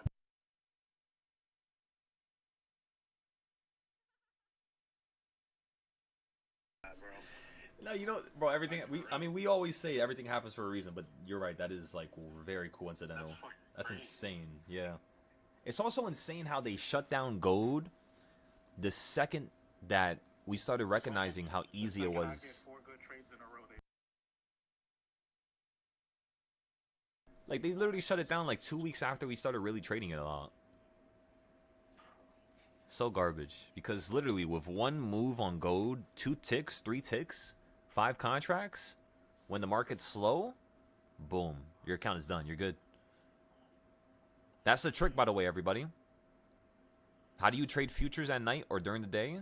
You wait for the market to get stupid slow. The second it gets stupid slow, like 5-10 minutes, like, for example, you see how over here it's like extremely quick? Like fast. And then once you touch number 3, boom, then you start having some pullbacks and some downside. Once you get about 5 to 15 minutes of that, you could play it. You know? It's just you gotta be very careful, of course. Because sometimes you get that move going straight back down, and it just kills all the value. Thank you. But yeah, so 2:30 is what we're thinking for the next trade. We're also thinking that we should buy at 4.5 instead of 4, or below number 4. In fact, I'm going to buy my options below number 4. And then I'm going to get a 694 strike price. So we're at 692. So I'm going to buy something saying that I want the market to fall down. And I'm buying it. I'm buying the 694 one, which is above us technically. Because think about it. Currently it's 692. If I'm saying the market's going to drop, I got to buy something like 691, 690. But I'm buying something above us so that just in case of a situational like shift or something consolidates or you just lose value for another hour, I'll still have enough distance from where the current price is to actually make money. The further you are, the harder it is to make money with options. That's literally the only thing that makes a person profitable versus, you know, nothing but losses. I kid you not. There would be so many times where I would know the market was going to run up, but because I was being a dummy and I just wanted to get the contract that was far instead of close, that was cheaper for a higher multiple because I could buy more of it, I would end up making less money every single time. So the trick here is using more money for a shorter time, but not being emotional about it. That's how you pass your combines. That's how you pass your challenges with options. It's all the same thing.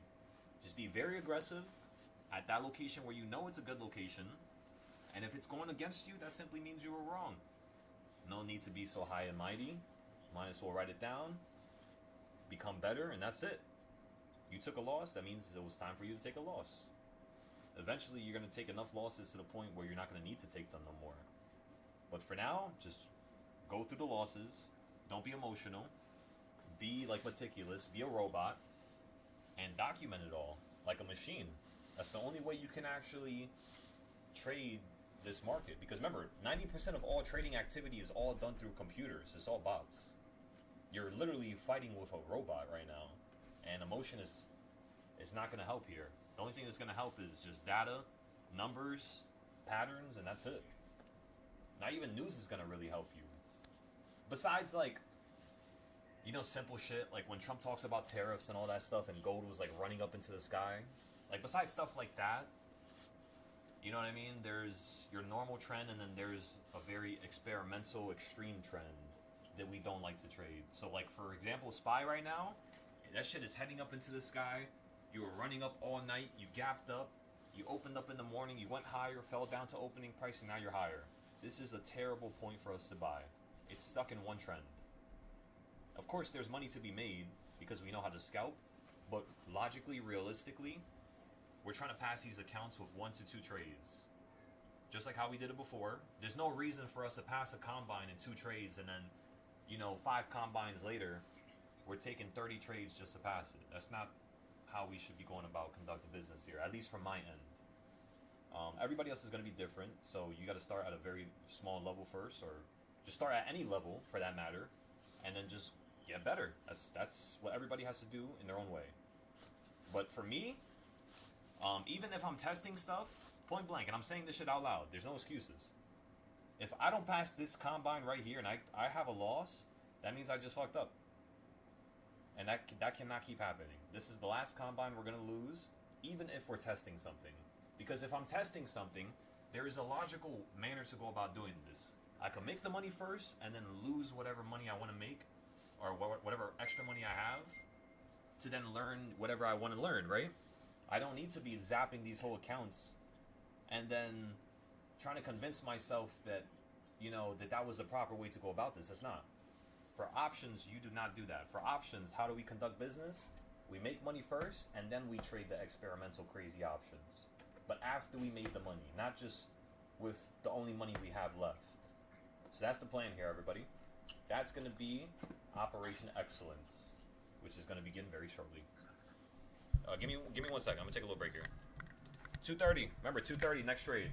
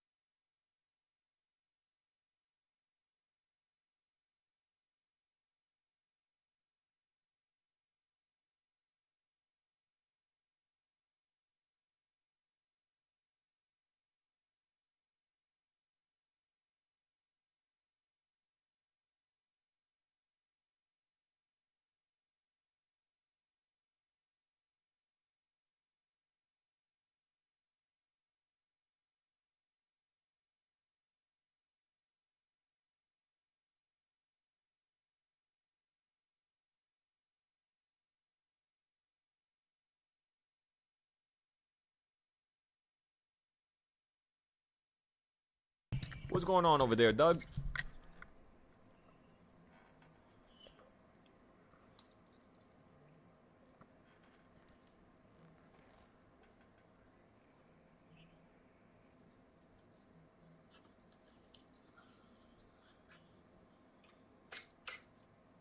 Where the fuck is my son at?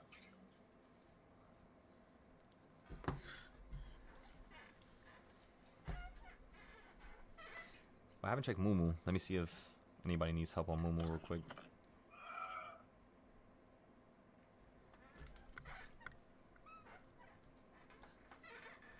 Also, are there any cheap trades that we can get into right now? Let's see.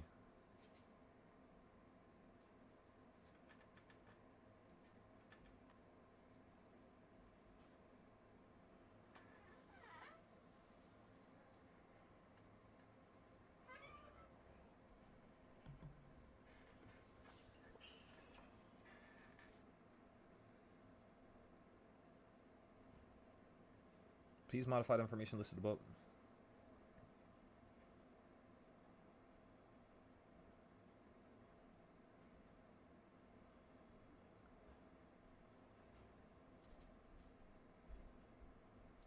Okay.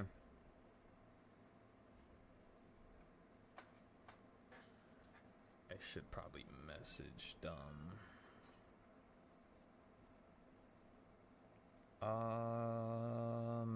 Boom, boom, boom.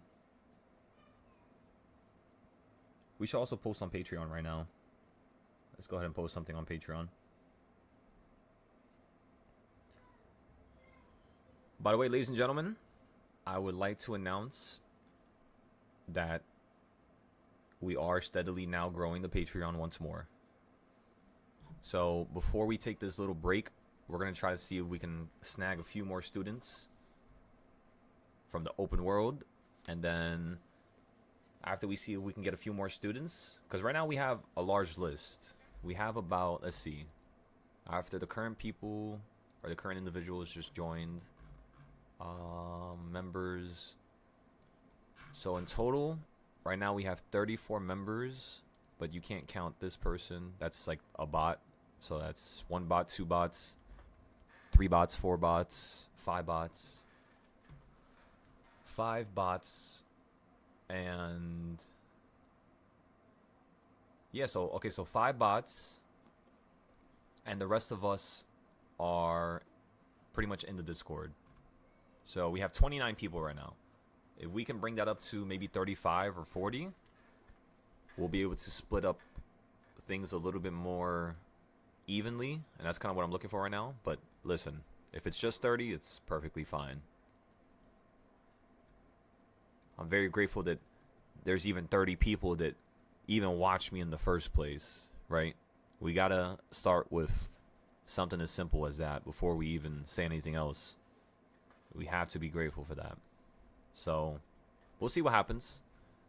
As long as I do everything correctly, we should be able to get that no problem. Another 4 students, 5 students. And yeah, we'll go from there. I'm going to fix up the YouTube during this time. I'm going to fix up the Discords during this time. Everything is getting reset. I'm going to be deleting a lot of messages that don't need to be there. And that's pretty much it. So yeah, I should have done this a couple months ago. But yeah, better late than never. You know what I mean? And then from here on out, we'll try to be on top of everything to make sure we update stuff real precisely every single time. But yeah, aside from that, just give me a moment here. If anybody needs help or you have any questions, be sure to ask. Remember, I'm not in any trades at all right now. I don't like this momentum.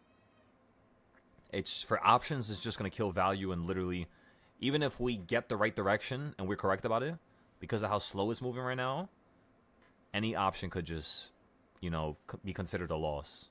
So let's not trade right now. Let's be real smart about this. Once we get above the psychological number of 694, because remember, every time it hits a 1, the market likes to crash. When the market crashed this morning, what number did it hit before it fell out the sky?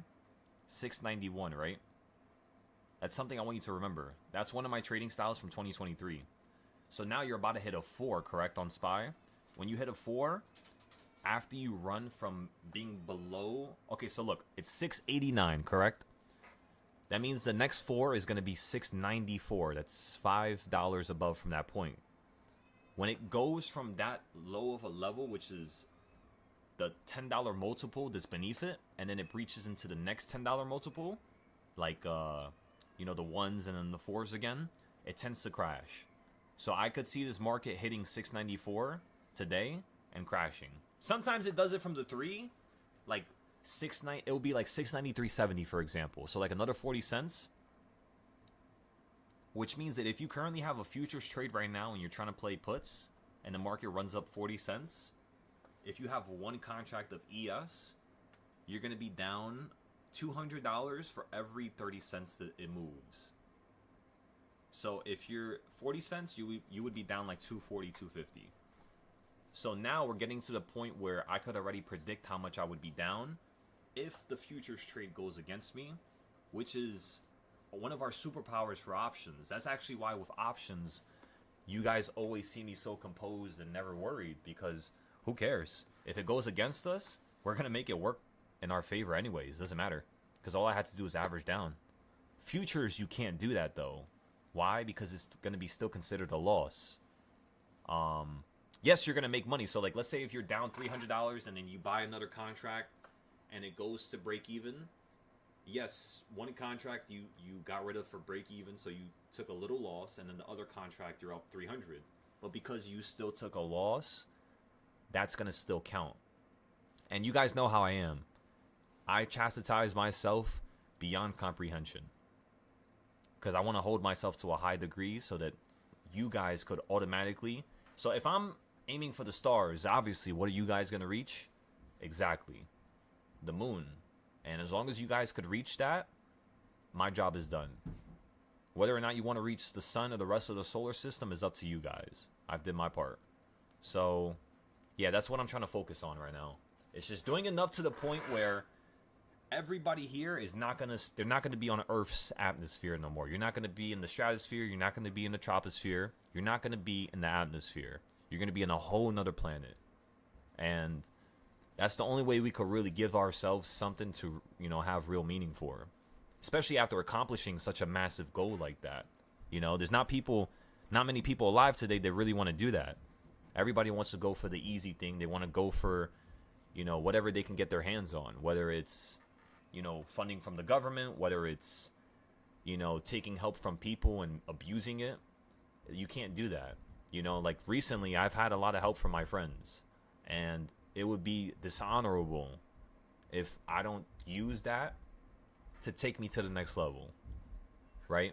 If I try to abuse that and misuse it, God sees that, and he's going to smite me with every single bit of power he has, as he's done it before.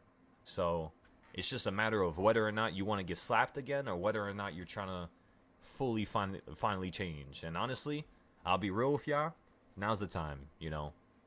Shit, I'm about to be 26. It's just like, bro, come on. All these goals and dreams that I set for myself, we got to get them done. So, yeah, you guys are going to be along this journey. Like I told you earlier, I need you guys to think of some massive goals. Not just some surface level shit like a car or like a house or you helping your family. That's surface level. You're going to do that naturally. That right there is a byproduct of you being in this group. You're going to be able to do that, no problem. But do you want to help homeless? Do you want to change the education system? Do you know what I mean? Like, that's where it really matters. And yeah. And of course, regardless of what you want to do, I'm not going to be on your neck, right? Whether or not it's you using this ability to then learn how to make money and then you go teach students at a school or something like that. I don't care what you guys want to do. You guys can do whatever you want, right? I'm not going to control that type of aspect. But what I am going to control is 1, the notes, and 2, the frequency, the motivation. As long as I can control that precisely, we should be good. Because you guys are, I think we all understand, you guys are definitely smart enough to be able to do this. It's just a lot of people are lazy. That's it. A lot of people are stupid too, but honestly, you guys are very intelligent, you know? So, let's just get this done. Chills, let's get this done. I need you to reclaim that spot as my top Tesla trader. I need you at number 1 again. Yes, sir. Come on now. And we gotta get your ass back in New York. And then boom. Then we can have the trading events in New York, and that's just gonna be insane. Yeah, I'm not moving back. Oh, Let you're me know not? when I'll be there. You don't like New York no more? I thought you wanted to come back. No, I wanted to leave North Dakota. Oh, no. Nah, yeah. I remember that. Damn, so where you want to go? Florida? I mean, I'm in Eastern North Carolina. I'm thinking about probably heading towards Charlotte. Okay. Nah, that's what's up, bro. We have a couple members from around that area. I think you're probably the only person who I know that's like in South Dakota. Or you're in South, right, or North? Nah, I was. I'm back. I'm back in North Carolina now. North Carolina. Okay. Oh, yeah, I remember when you told me that. Yeah. Wasn't that an experience, huh? Hey, isolation make you buckle down. You know what's crazy is I feel like maybe God did that for a reason. I'm not trying to act like I know it all or anything like that, but everything certainly happens for a reason, and you definitely seem a lot more like. I mean, you've always been a calm individual in terms of your, your wording, in terms of how you speak, but for some reason, after you came back, from that little event, it was like a year you weren't in my group no more. It seems like a lot of things changed with you, brother, and I'm happy that you sound happy, and I can't wait for us to continue to build here. I hope you understand why I removed you at the time. I know we talked about it before, but massive improvements, brother. Massive improvements. So whenever you have a chance to speak, let's just always have the one-on-ones rolling, and we can keep bumping ideas back and forth. And that's all. That's all we need, brother. You already have the potential. And I can say that, first and foremost, in case I'm pretty sure you understand that and you agree with me, but in case you don't, I'm telling you straight up, bro, you have the potential for it. It's just a matter of whether or not you're focused, and that's it. Gotcha. So how was the last 2 days that you've been here, Chills? Or 6 days? You've been here for 6 days already. How would you rate it? 1 out of 10, and compare it to when you first met me, so I can understand if I need to improve anything.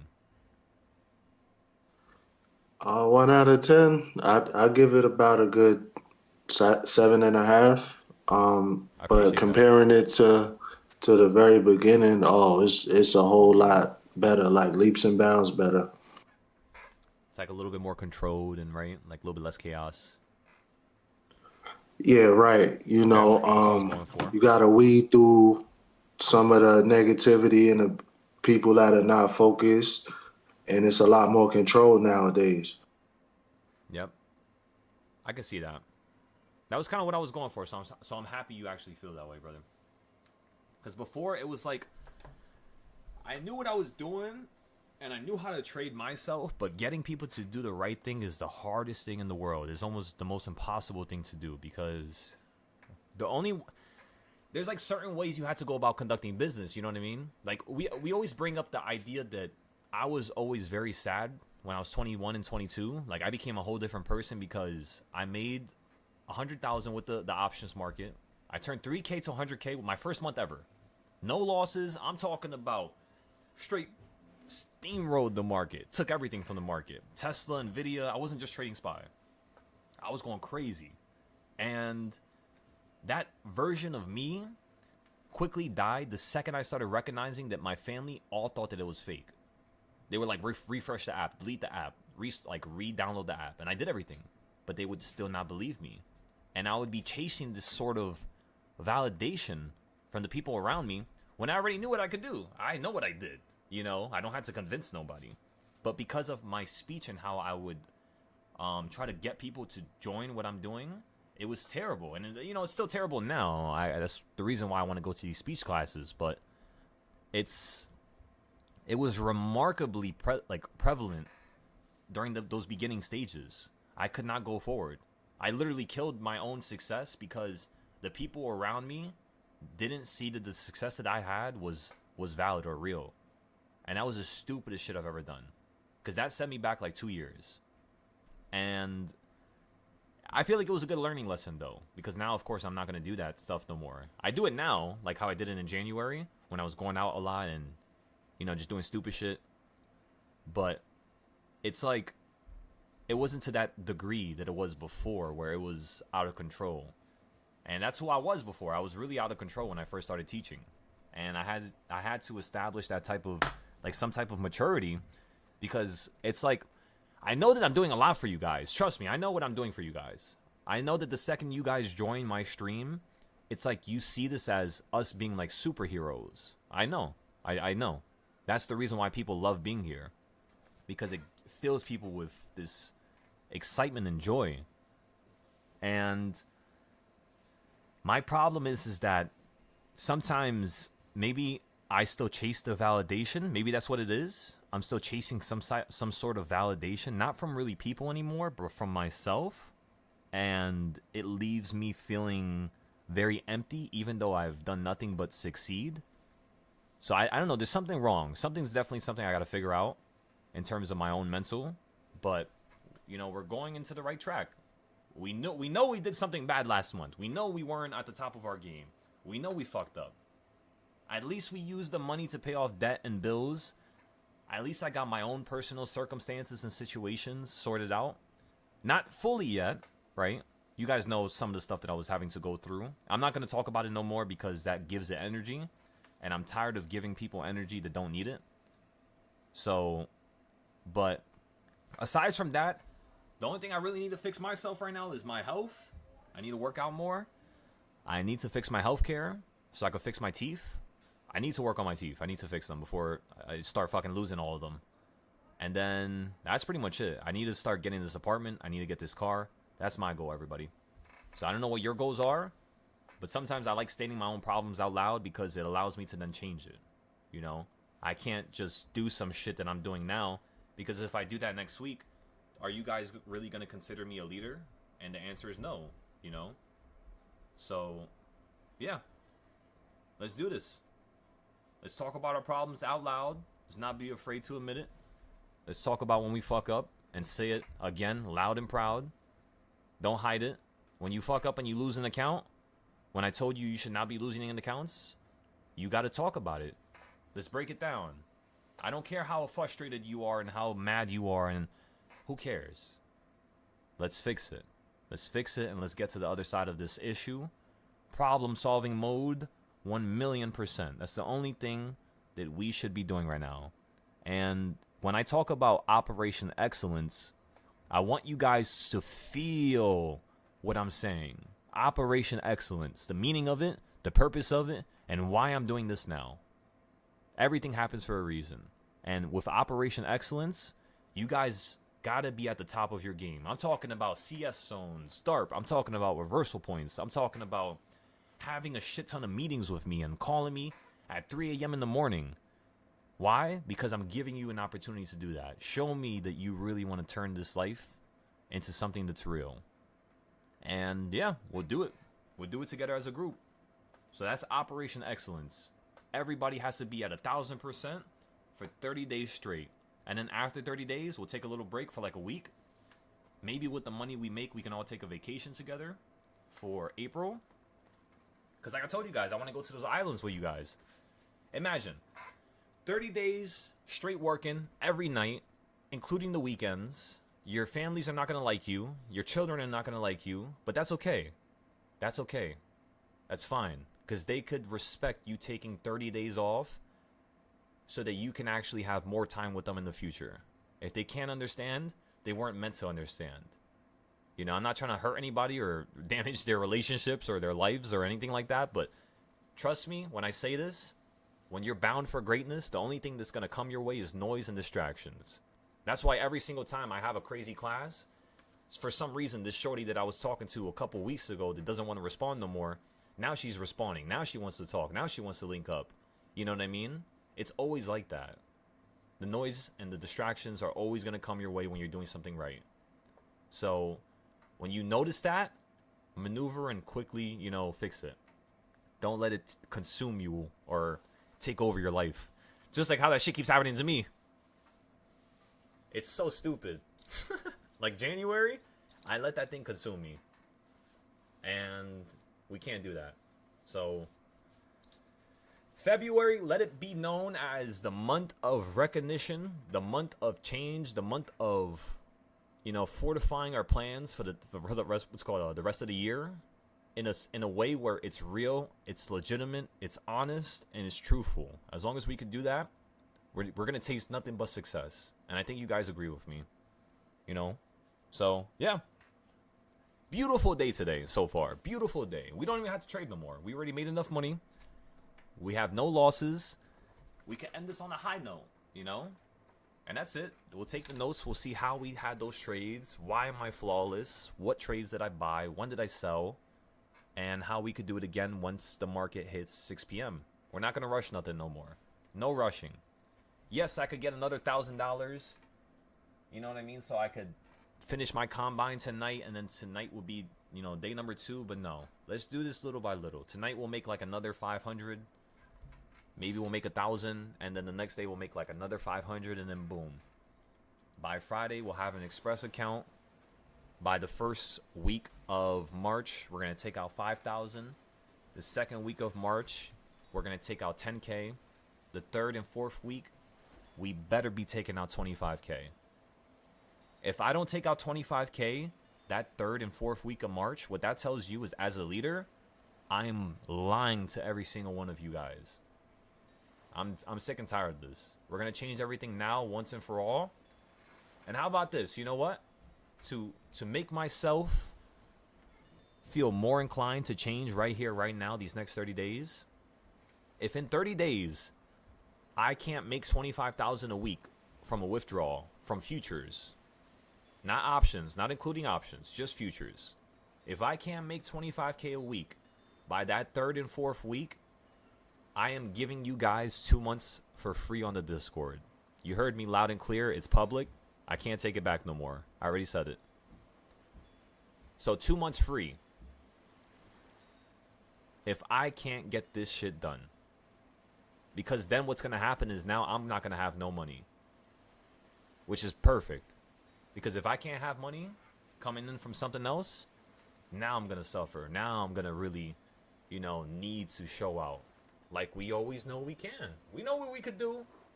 It's not a matter of if and will this happen and if it's possible. And we don't got to think about that. We know it's possible. It's just a matter of us just getting shit done and executing correctly. So let this be known, everybody, out loud.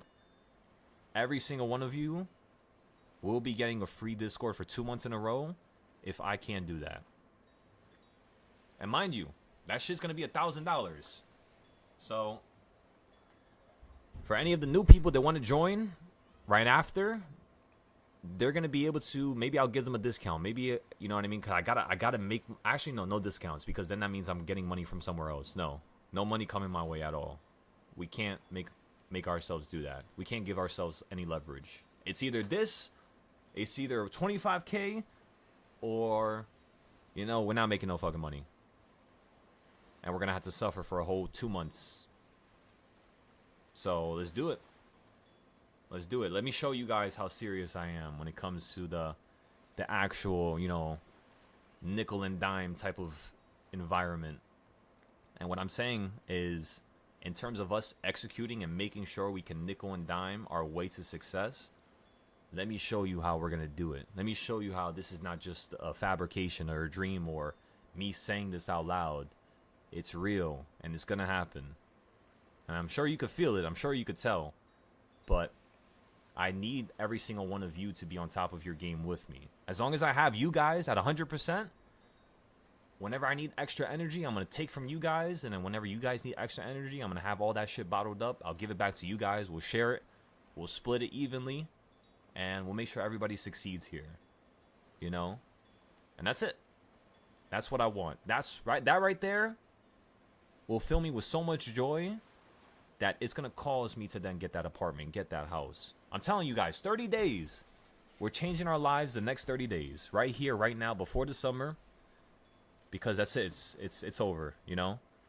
It's over with the laziness. It's over with the procrastination. It's over with not doing the best that we can and not, you know, being at 100% every day. It's over for all that. No more excuses. So, you guys like that little speech right there? Sounds like a plan? What are we thinking back there?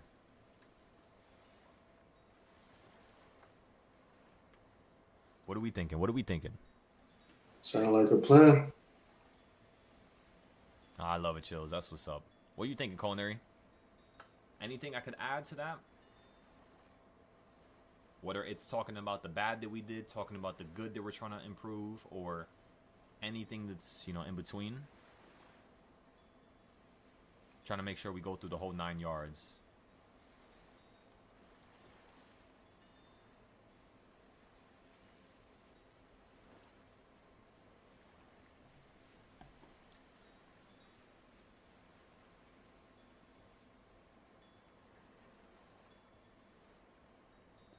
Potentially Culinary's not here.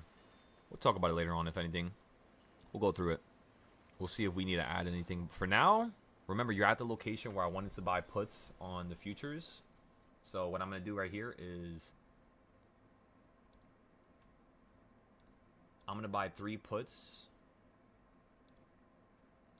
right here at the top.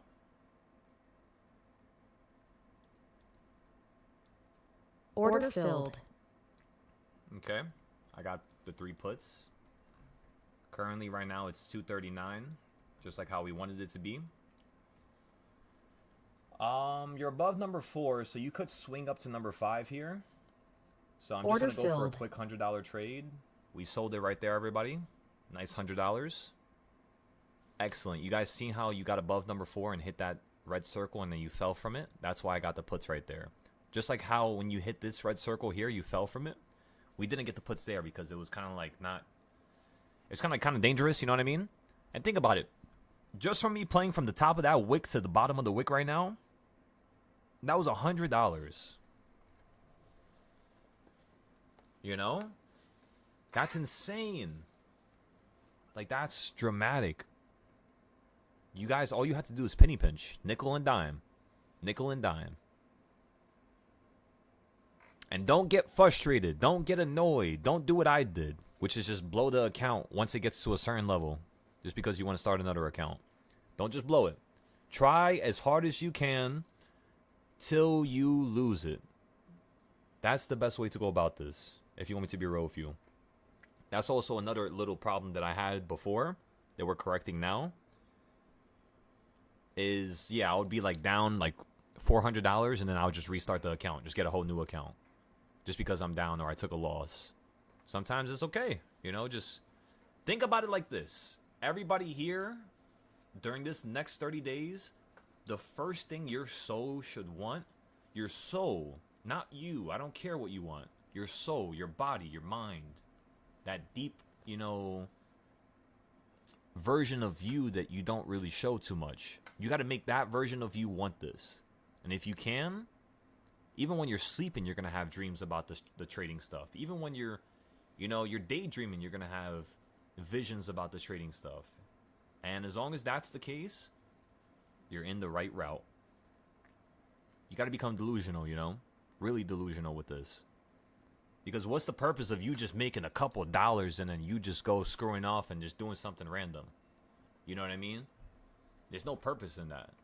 The money you make has to be, you know, purposeful. It has to have purpose. The things you do with that money has to have purpose. Right? The way that you change the world has to have purpose.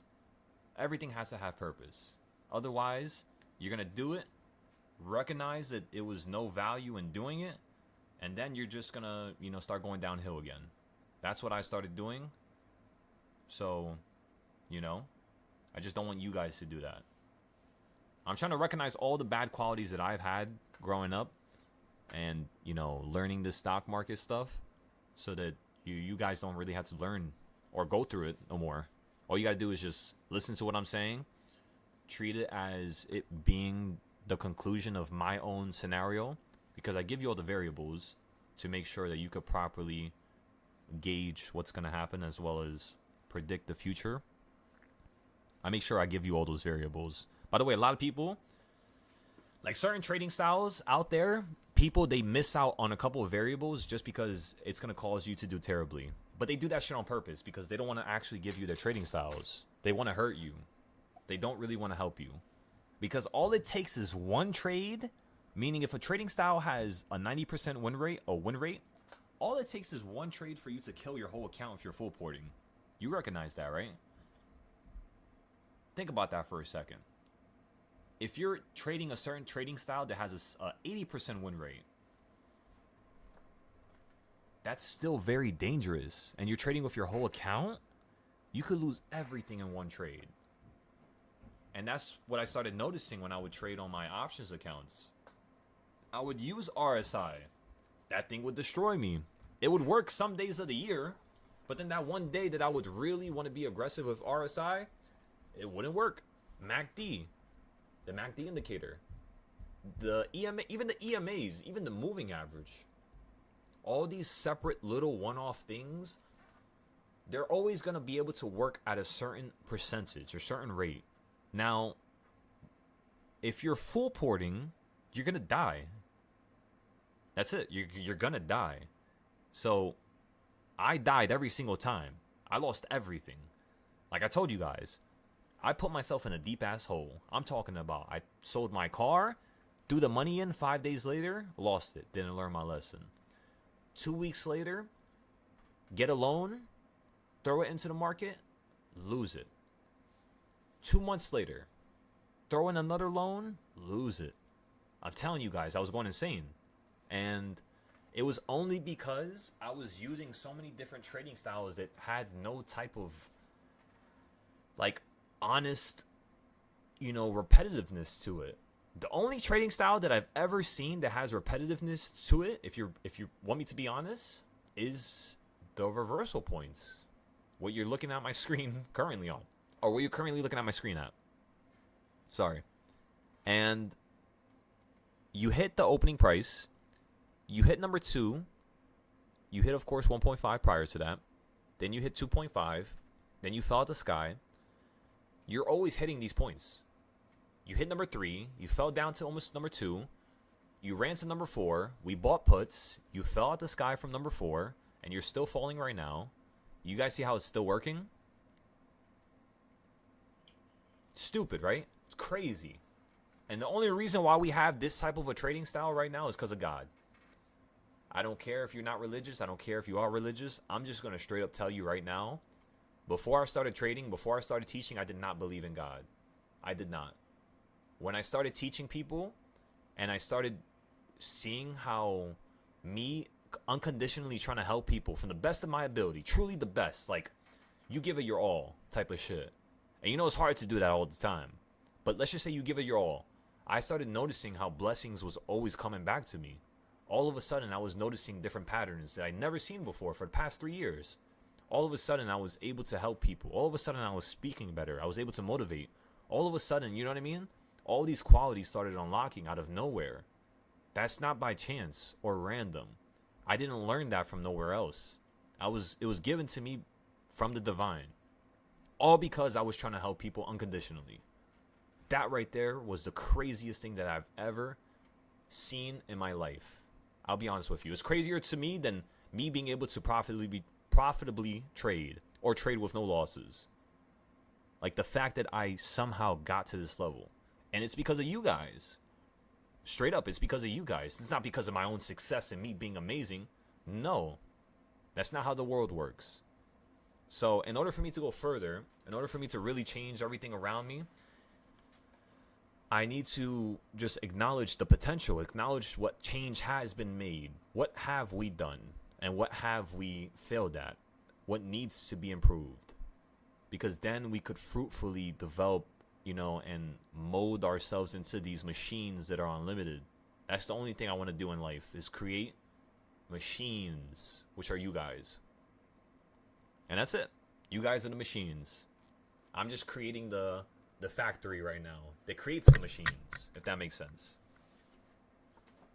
I gotta finish this damn factory because I know how to finish it, but I'm not finishing it, which is also another quality that's terrible about me. I tend to not finish a lot of things. A lot of my drawings are not done. A lot of my animes are not done. A lot of my like discords are not done. So it's like, come on, bro, finish, go all the way, or what's the point of even starting at all? You feel me? Just to have a dream of what I could have, should have, would have done, or to accomplish it and get that shit done. You know, by all means. So, yeah, it's these qualities that I'm trying to fix. That's what's important. That's what's really important. Because then you feel unlimited. Then you feel mentally invincible, you know? So yeah, everybody, little by little. Look at how beautiful that was, everybody.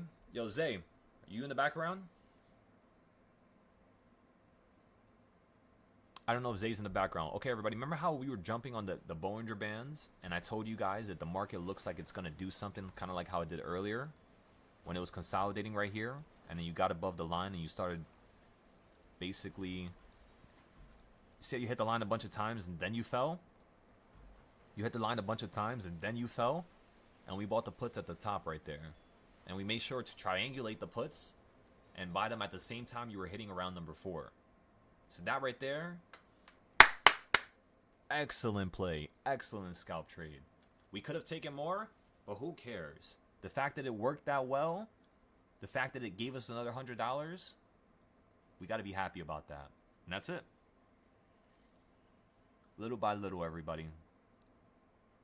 Become the best that we possibly can.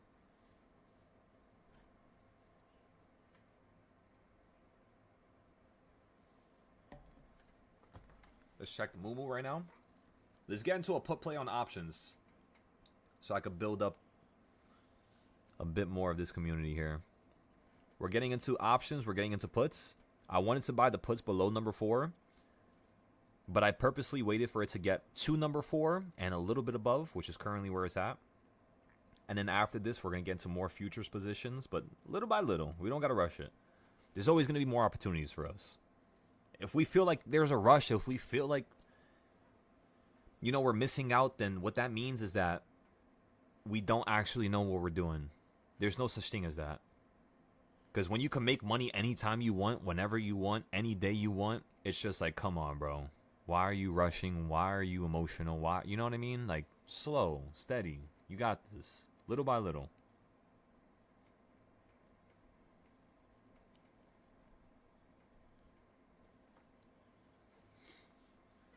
Is there anybody on the YouTube that needs help currently? Or can we go forward with the next little topic here? What do you guys think over there?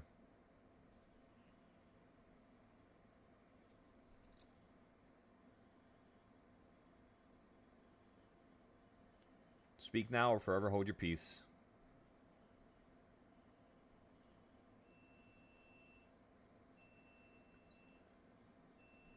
Wow. Why did I just get a feeling like that? I just got a flashback to Japan right now. What the fuck? Like, there was a certain feeling, like a certain way that I felt when I was there. Okay, so what it felt like was, it's like, imagine being in a different country when you don't know if what you're doing is going to be sustainable. You don't know if it's real, but you know it has the potential to be real, but you don't really know. Like, deep down, you haven't created the structure to then prove it to yourself that this is like to the bones, you know what I mean? Like, your bones don't agree with you that this is real. And when I was on that trip in Japan, I shouldn't have been on that trip. I should have not been on that trip at all. I went on that trip because I was emotional, because I was going through some shit with just some female, and I was like, the only way I could really get my mind off of things is just taking the trip. I take the trip. It turns out to be one of the worst trips I ever fucking take. Ever. Phone breaks, money issues, the Patreon started dying. I wasn't getting money from other things. I was literally in Japan without bread, like a dummy. And that could have been prevented. It could have been. But because of how one way I wanted everything to work around me. I wanted the whole world to work in my favor. And that's not how you live. The world does not work in no one's favor. You go screw yourself if that's how you think. It doesn't work like that. You got to consider people around you, consider your environment, consider the danger, consider the good. You got to be, you know, on your toes. You got, because this is real life. This is like the animal kingdom. You're not on your toes. A wild ass tiger is going to come from, you know, right out the bush and tear your ass down. That's what's going to happen. And it's like that, you know, naturally here. That's why you have a lot of people that tear people down. They're still like that animalistic type of mindset that has never changed, you know? And the way people get taught is still, in my opinion, inappropriate. It's not appropriate for who we are. You know, in the 1960s and the 90s, still a lot of problems going on back then, of course. But the way people spoke, the way people articulated their words, their sense of just etiquetteness, you could say, their wording, everything that went into it, it was like amazing. It was like beautiful. It was a high degree. It was like a high level.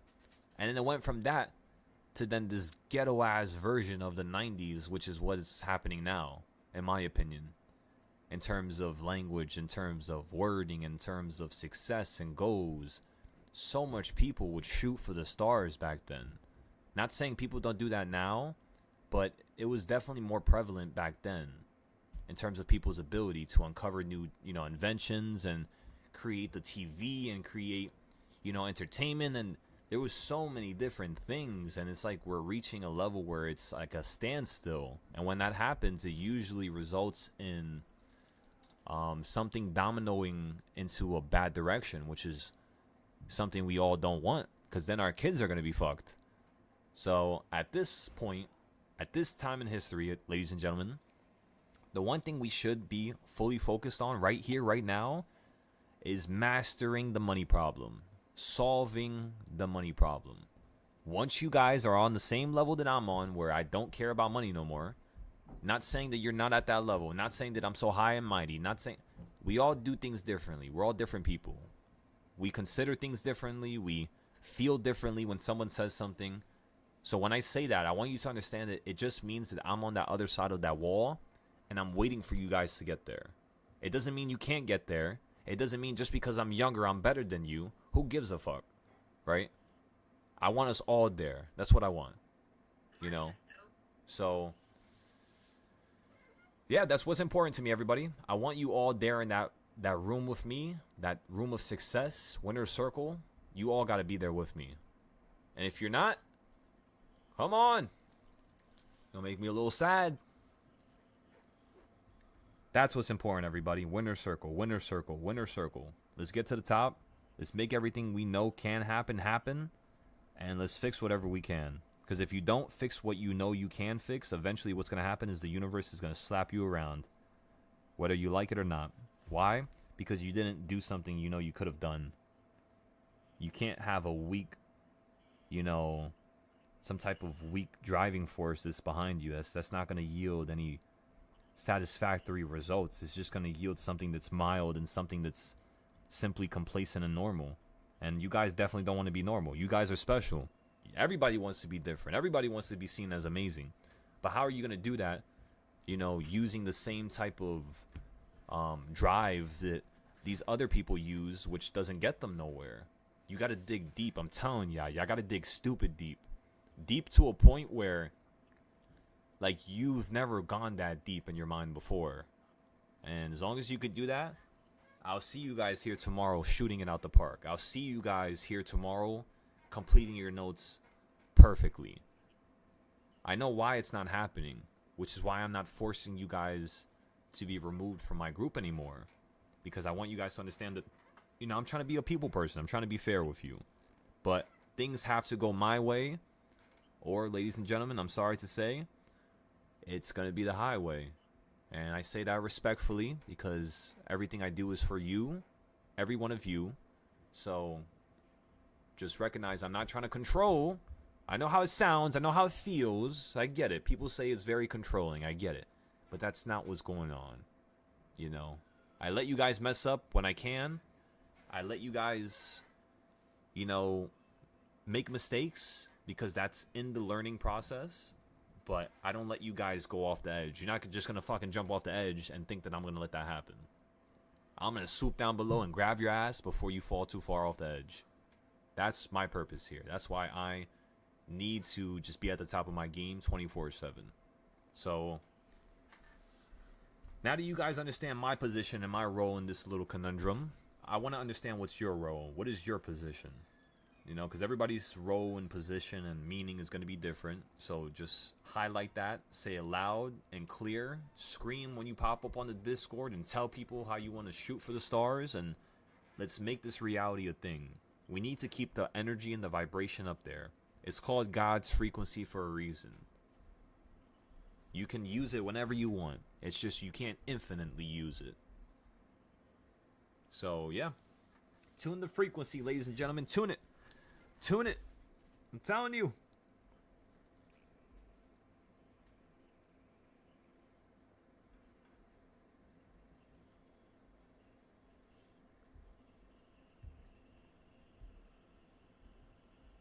Trade is sent.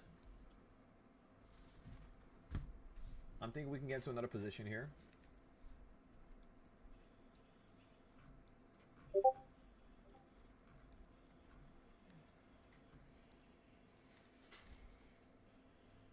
Let's do this. Let's do this. Ineligible combine. Just been practicing while I can. This is today. How much money did he make? 16,000. Excellent. What is he trading? Gold. Excellent. Excellent. How the fuck is he? Wait, how the fuck is he trading gold? Oh no, that was December. That was December. How about I say gold's offline right now? Okay, mistakes. Let's check out the mistakes. So Chill's posted a mistake here. He said he's out. Should have not traded since he's always losing on. You always lose on that just one more trade. Exactly. Like, do you see how like today I only got into that put at the top because you hit number 4 and got above it? I didn't really even want to trade no more. There was no purpose. So it is something that you have to feel out. It's not something that's going to be blatantly obvious all the time. But yeah, I mean, I as long as it's one option, Chills, that was not bad. You know, you only had one play, one option. That was proper. You lost half. I'm sure you probably gained something back. If not, you probably just cut it right there, which is not a bad idea because you still have some extra capital. And yeah, it's not bad so far.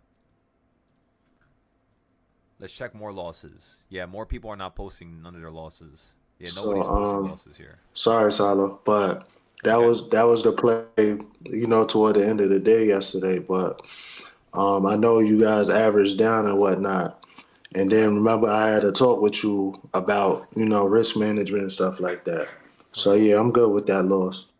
Excellent. That's what's up. Boom. So we cleared that one.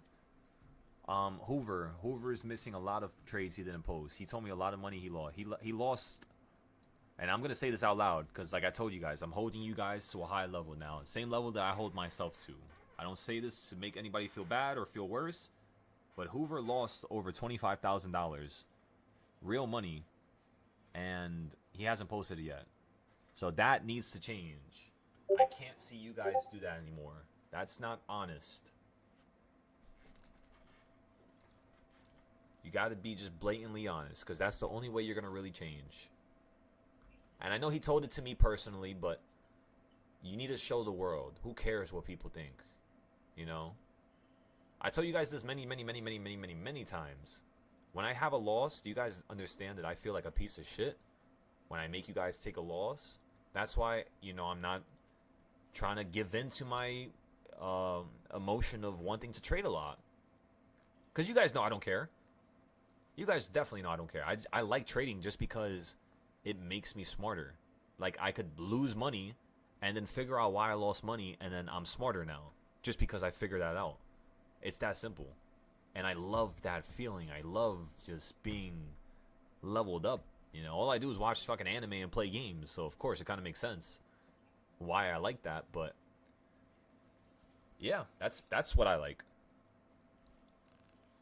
So, I would trade right now. I would throw money in right now naturally. But since it's you guys on the line, it's like I can't do that. And when you guys are trading personally, act as if you're also sending this trade into the Discord. Like whenever you guys take trades and you buy into something, straight up take a picture and send it into my Discord. Because now you can't lie to yourself. You know what I mean? That was literally the one reason why I started making so much money when I first started teaching. Because I was just like, all right, now I can't lie to myself. And when I cut out that one component, yo, I started fucking running into the stars. I started running into the sky with success. It was so odd. Like, I couldn't believe it. But that's just the way it is. You know? That's just the way it is, ladies and gentlemen.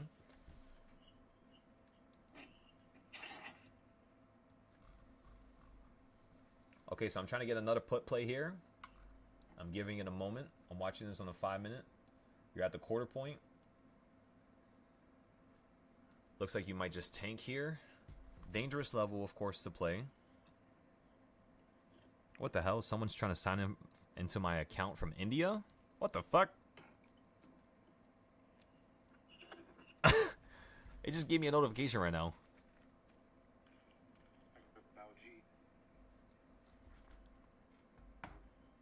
Who the hell logged into my Robinhood or tried to log into my Robinhood account from India? The hell?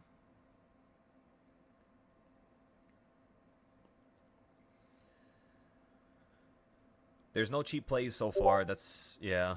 The only cheap plays are the calls. What time is it? It's 3:03. Look at that. Look at that drop right there. Wow, look at that. I'm going to take a picture of that and send it to you guys. I want you guys to see how close I was to getting into that trade right there. A little 2 for 2. We're just trying to rinse and repeat it.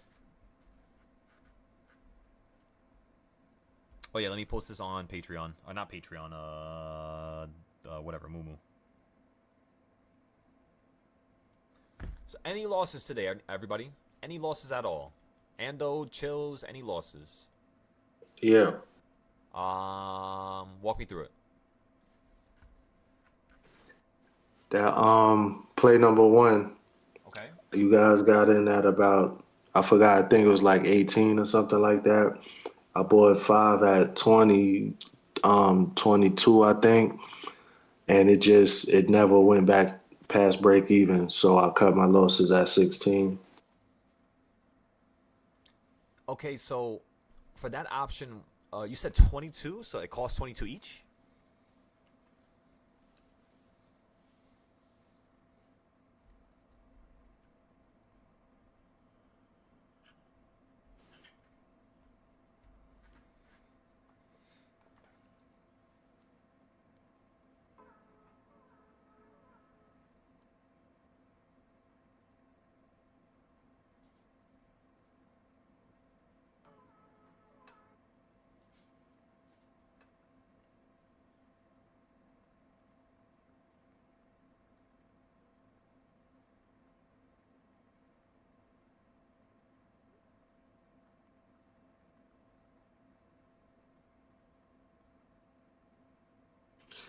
Yeah, I got in at 20 and I sold them at 16.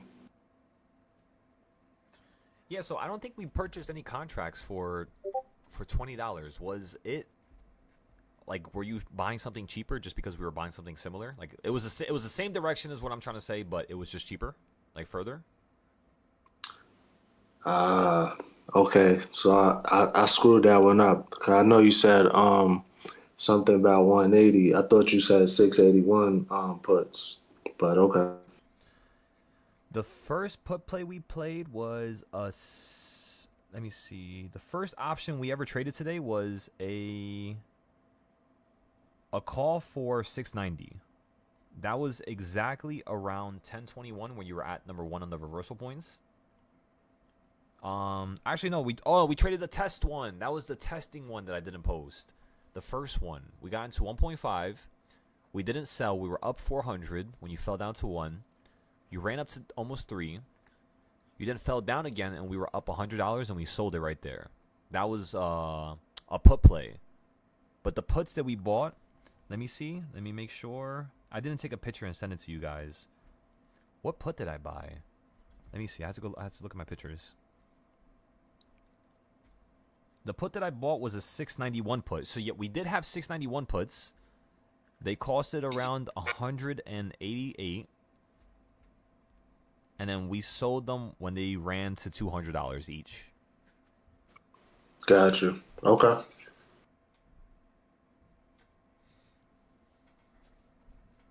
And that was pretty much all. But shout out to y'all. Then we got the calls at the bottom, and then we sold those calls the second you ran up to the top of the CS zone, and that was already up 400.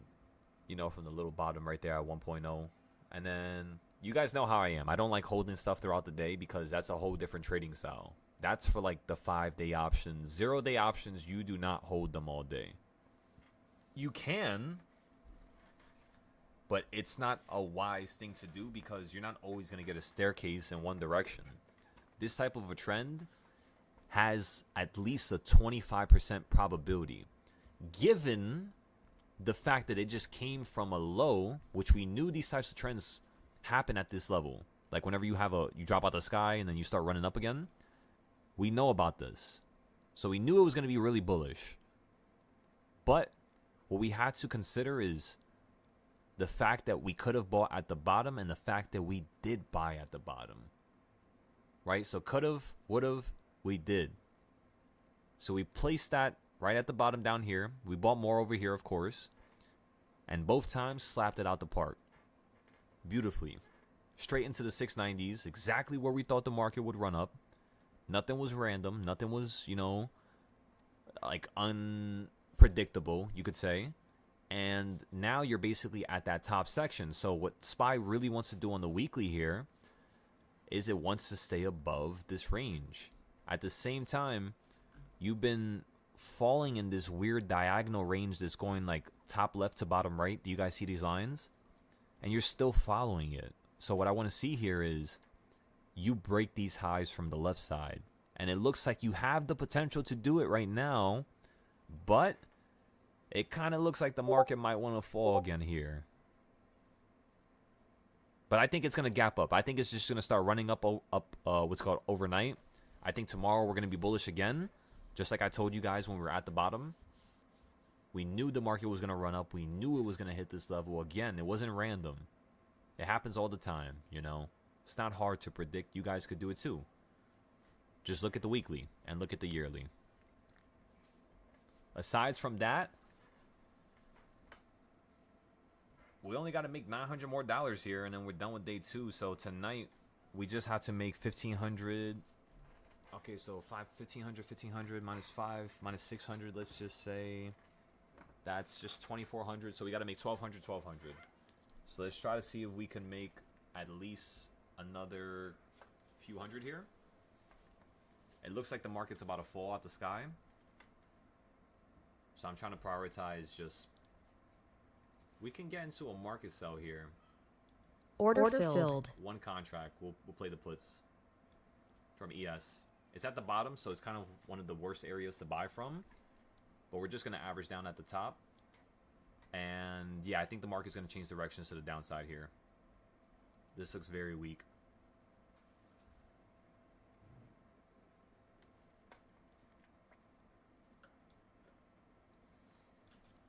And then what we could do is,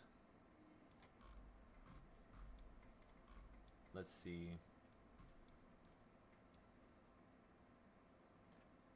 If we fall down to here, that would be $300 of profit. I think we could probably fall down to, let's create the next CS zone real quick. I want to see where all the CS zones are at. Green, red, so top, bottom, extend it. That's where the next one is, and then you have another one at the top here. So we got the put near the bottom of the CS zone, which is kind of a terrible location, everybody. But again, we're looking for a continuation to the downside. So I'm going to put a nice little stop loss or a take profit just for us to make a little bit of money if this could fall down right now and wick. And then if it just tanks, we're going to keep moving it. So again, we have a small little put play here. We're trying to play the downside, of course. Order filled. Nice little $25 trade right there. We sold for a profit. Day trades, weekly, monthly. Not right now. We just did day trades. We're going to do the monthly and weekly ones probably in a couple more days. We did those like last month. Or not last month. Still technically this month. But when SPY was at the bottom of that weekly and monthly trend, that's when we got the weeklies. And then every day we do daily trades. Nvidia earnings AF or after hours, yeah. We're just gonna wait for that. I don't really watch Nvidia like that anymore, but the charts that we've created 2 years ago, they still work now. But it's just like it's at a high. We already bought at the 80s. Unless Nvidia falls straight down to like 90 or like $100, I don't really want to touch it. And yeah, that's pretty much all. We played that beautifully. Let me tell ya, that was so much fun when we were trading Nvidia to the top. And then Intel, we traded that perfectly, and then it was around the same time. So much amazingness. Do you guys see how the market's giving you that continuation to the downside? We sold already, but were we correct? The answer is yes. I love it. That's perfect. How do we predict that? We predicted it because it was nearing the end of the day. So it's about to be 4 o'clock, right? Which is when the market's going to close. And not only is it about to be 4 o'clock, but we basically saw how it was starting to tilt to the downside, you know? And that's pretty much all. That's all she wrote, ladies and gentlemen. She was tilting. We played it perfectly. Had a little nice scalp. Sold it. Made our money. We're still in the options. We're still waiting. And that's it. You know? Beautiful, beautiful, beautiful, beautiful. You said want to keep going up? Wait, what? Won't what keep going up? Nvidia? Well, the market wants to run up. So before you watch Nvidia, I wouldn't be just single-handedly watching Nvidia, because that's not going to really tell you anything. You got to watch the SPY. You got to watch the other semiconductor plays. And you have to have your technicals all set up so that you can see what's going on with that semiconductor sector. Because just because SPY is doing something, or just because Nvidia is doing something, doesn't really mean anything. It's one stock versus the other 500 or 499 stocks that SPY, you know, is holding. Yes, Nvidia is one of the largest percentages that the SPY holds in terms of one company. It is. However, you still have to understand that it's not going to cause that much of a difference in terms of the trend.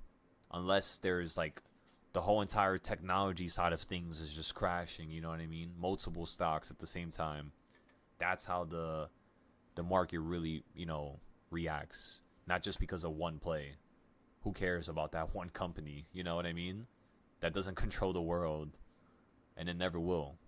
So always make sure you think like that. Never get lost in these echo chambers of beliefs that have no profound, you know, concrete meaning to it.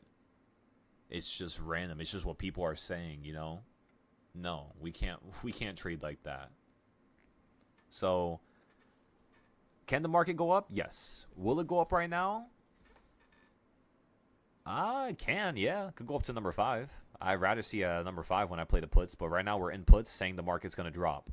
I think the market's going to drop straight down to 692. And then once it drops down to here, we're going to start to sell out of the options. Of course, 7% is a lot of the S&P 500. However, it's not everything. It's just a small percentage. In most cases, every single time, like for example, the last 3 years, every single time it's earnings season, everybody always talks to me about how the prices are extremely high because of Nvidia or because of all these other companies. It's impossible. It's not because of just Nvidia. If it's 3, 4, 5, you know, major companies, okay, I could see how that, you know, conversation is somewhat valid. But one company, no. Trust me, I've been doing this for 6 years plus. It's not going to work that way. No matter how much you believe in that company. You know, I love Tesla. You know how many times Tesla has done me wrong just because I know it has potential? You know, that's just not the way it works, bro. I don't care how much you believe in something. The world does not care. That's not reality. In most cases, what you believe in is You know, something that's a combination of the things you saw, your perspective. Now, if you were somebody who was not getting lost in the echo chamber, which means you were paying attention to both sides of the pendulum, the good and the bad when it comes to any company, you'll see how things are going to go your way. But when people just pay attention to the good, or people just pay attention to one thing, one aspect, it's like they always get destroyed. And I was one of those people. Don't think that I wasn't. I had to go through that the hard way. Which is why now I can, you know, skillfully tell you guys, no. No. Don't do it. Don't focus on that.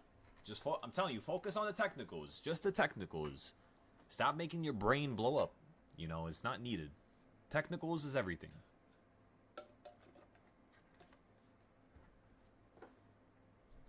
Your brain is very important, by the way. I don't know if you guys noticed that. Like, insanely important. You know? Like, ridiculously important. You can't fill it up with useless nonsense. You can't.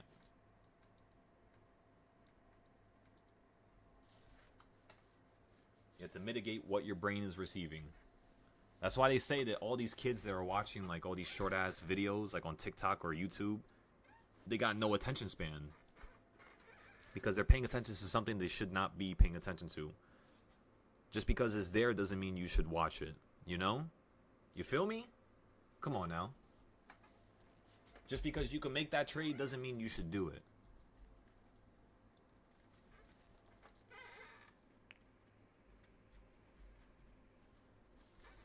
Anyways, let's go to the NVIDIA chart and let's see what the hell NVIDIA is doing.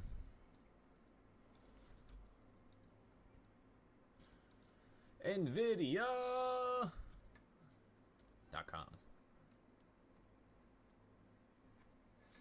Tesla and NVIDIA charts. Let's load them up. NVIDIA consolidation chart number 2. We should just need to use this one. That's it. So the last time we traded NVIDIA was at the bottom when you were hitting 80. We told everybody it was going to run back up to a new high. Before that, we traded puts going down from 148 down to 90.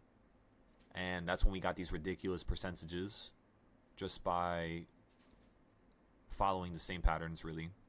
And right now, it looks like NVIDIA it started a downtrend, which is perfectly what I wanted. I told you guys it looked like it was going to do that. That's why I made these orange lines.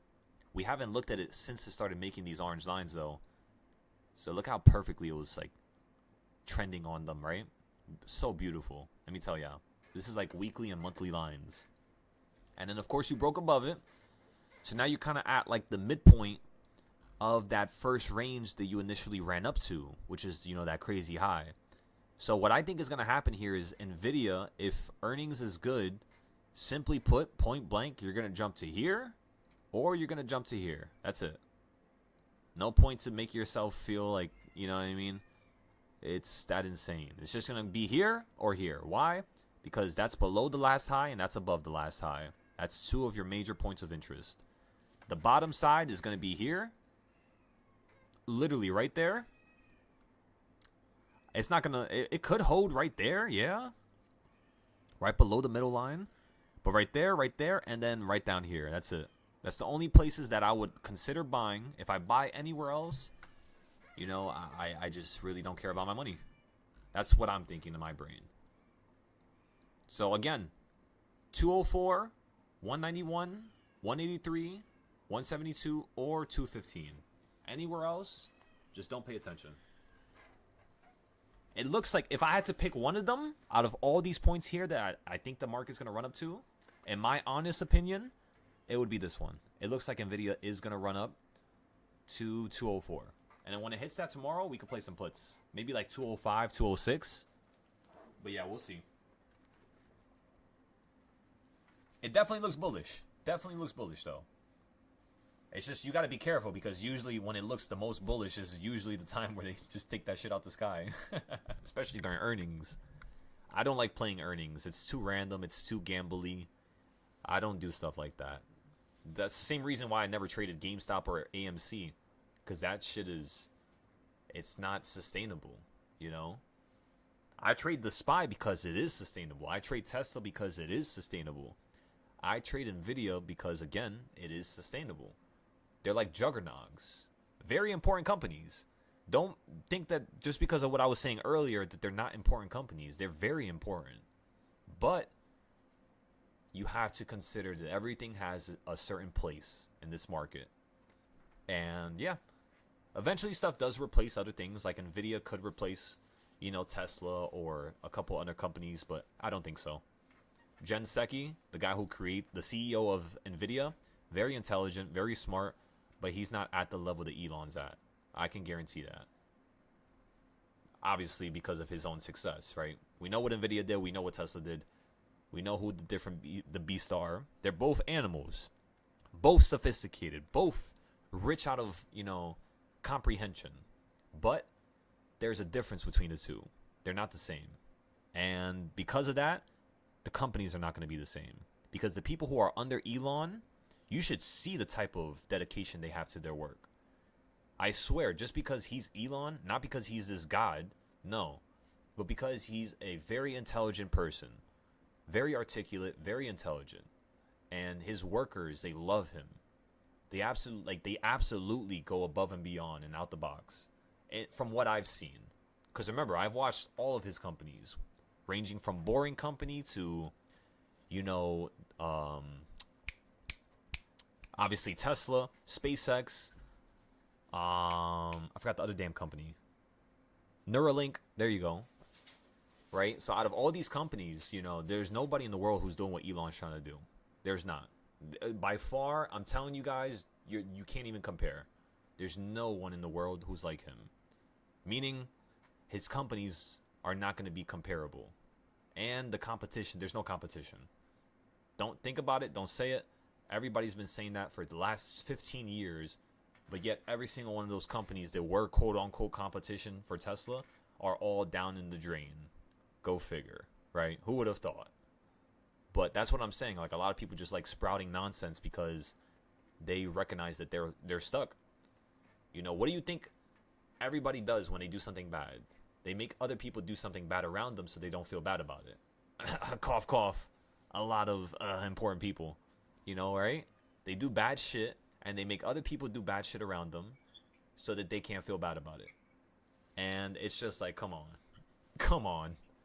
So weak-willed, You got to step up to the plate. You make a mistake, you make a mistake. But in terms of these trades here, in terms of these ideas, the concepts, the leaps, just be careful with companies like Nvidia. For some reason, in my opinion, again, this is my opinion only. We'll see if this happens later on in the future. Something is fishy with Nvidia. Something is very fishy about them. Tesla, I did say the same thing in the beginning, but they've shown me that they have the potential to do what they said they wanted to do. Nvidia, I don't know. It's weird. It feels to me more like a random-ass gambling type of a play. The potential is definitely there, but I don't know. I feel like something's wrong. I've researched them a lot. I still feel like something's wrong. And I can't put my thumb on it yet, but I'm pretty sure I will sooner or later. That's the reason why you guys never see me talk about Nvidia. But yeah, it's definitely a play. We definitely made a shit ton of money off of it, obviously. Like, look to the screen here. We turned $60 into $1,400 in one trade. That's insane. That's insanity. But, yeah, I don't know. We'll think about it. Hope you like my little spiel on Nvidia and Tesla.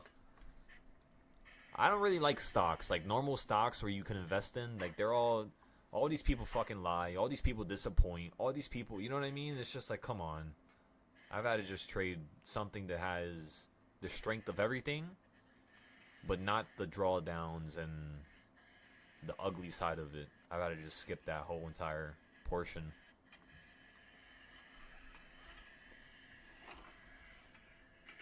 Some companies, of course. Some companies are fine. Like, space companies right now, they have a lot of potential. Like, beautiful potential. So they could potentially do something insane,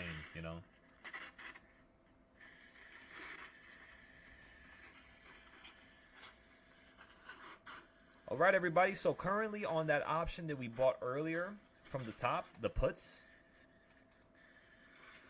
We are currently up $200. Come on, that's 100 plus 400. That's $500 plus 200. That's $700. We're up on the day, everybody. We're gonna hold this one for a little second. I think you're gonna go down a little bit more. You are up 10% though, so it's not a bad percent to claim, money. Like when we have the $1 million accounts, we're gonna be claiming percentages at 5%, 2%, 3%. So this is already past the level where, one would normally claim that percentage. This is really good. Like really good. 12%, I'm telling y'all. So don't forget, 12% is good enough. 12% could turn you into a millionaire. If you can get 12% per day and you can sustain that, and that could be your base of operation, you know what I mean? Like your normal level, your starting level is you making money and profiting 12% per day. Yo, you're destined for greatness. I wouldn't even be worried if I'm you, if I can get 20% per day. Because eventually what that means is, yeah, you're going to literally be rich out of your fucking mind. You just got to keep replicating it. That's all. Replicating it, replicating it, replicating it. And stop trading only just 0 days. 0 days is stupid as shit. It's gambling. It's just we became really good with trading 0 days. We've mastered it. So it's no longer gambling. But in most cases, it's still gambling. So just try to get away from 0 days. 5 days, 10-day calls, 10-day puts. You feel me? Stick to those. Buy them at the best points. Don't just buy just because you feel like it's a good point to buy. Make sure it's a good point to buy. Make sure it's at a monthly low or a weekly high, right? Go through all these variables. Don't just buy that one moment instantly, especially when you're new to this. It's not going to work out. Of course, now that's how we trade because we've trained our gut and our instincts. But you're not going to be able to do that off the rip. Nobody can. I took years to get to this level. 3-4 years. And remember, I'm trying to rush this and get you guys to that level within 1 to 2 months. Not rush it in a way where you don't learn, but rush it in a way where you can go through the hurdles that I had to learn and had to painstakingly deal with. You don't have to deal with that no more. So you're going to be at a much higher level than I will ever be. And that's what I want as a teacher. If I can't give you guys that luxury of operating at a higher level than I ever thought I could, what the fuck is the purpose of this? Eventually, all this stuff is going to get taken away from me because I'm not doing what's right. I'm trying to gatekeep, or I'm trying to hide information, or I'm not really trying to help you guys, and we can't have that. We can't have that. I want nothing but success and excellence from every single one of us here. So, yeah. That's pretty much it. Hope you guys understand. John, thank you. Tomorrow is the official anniversary since we've been teaching. Can you believe it? Can you guys imagine 10 years from now when we talk about this shit? The first 2 years was very slow, by the way. It was just like organization and building and structure and, data. And I feel like the next couple years is just going to be really more organization. And that's really it. We're done. We already have the sauce. They could turn somebody from nothing into something, not in terms of, ability, but in terms of capital. Just talking about finances.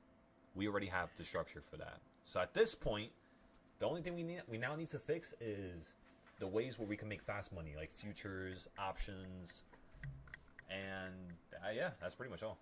Nothing else we really have to do. So let me use the restroom, everybody. I'll be right back. We're currently up 15%, $300. Look at that. Slapping it out the park. Come on now. Come on, everybody. No losses still. Still slapping it out the park. I'm talking about no losses with paper accounts, no losses with the real accounts, no losses anywhere. That's how we should end this week.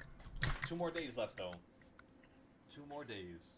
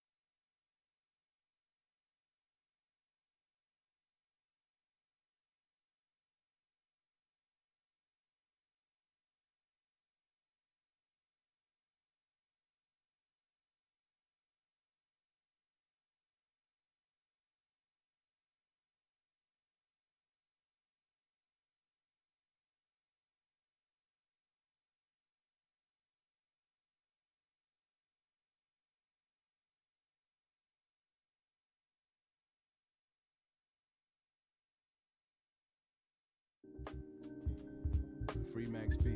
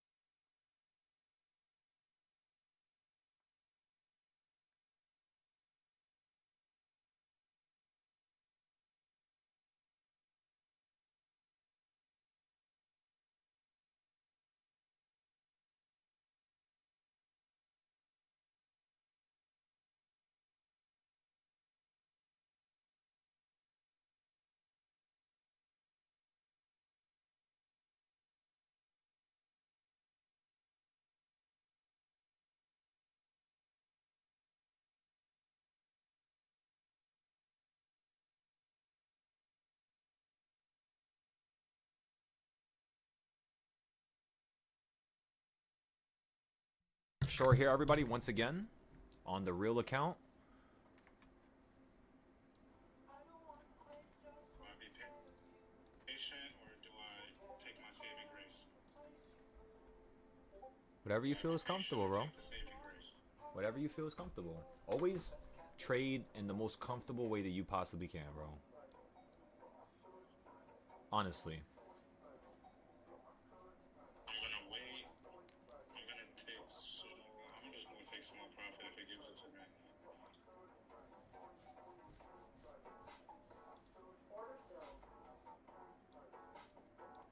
Don't you fucking dare. We've been in a downtrend this whole time. Well, now.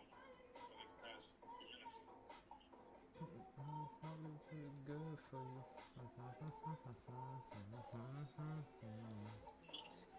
I'm $1 million baby. Why is this saying Don't lose me. negative? Take a look at how I'm trading, everybody. Time, but put in the fucking price on the second bit.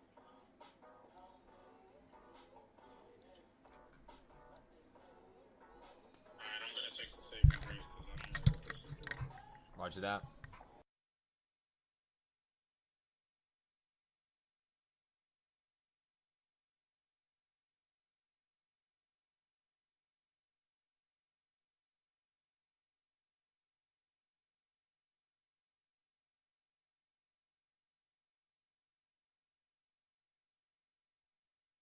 Like you're acting like as soon as I click this shit, then you're gonna load up. Taking a sweet old time, so we're just going to put our stop loss a little bit closer now. Gotta make sure we don't have to take a loss here. Watching this on the 1 minute. I want to see it hit this green line and continue to fall here, everybody.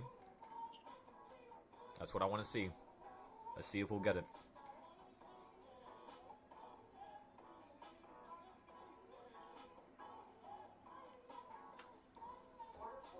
Excellent. Look at that. I waited and got the fuck up out. Now we're going to wait again. I don't even know if that gave me a profit in this.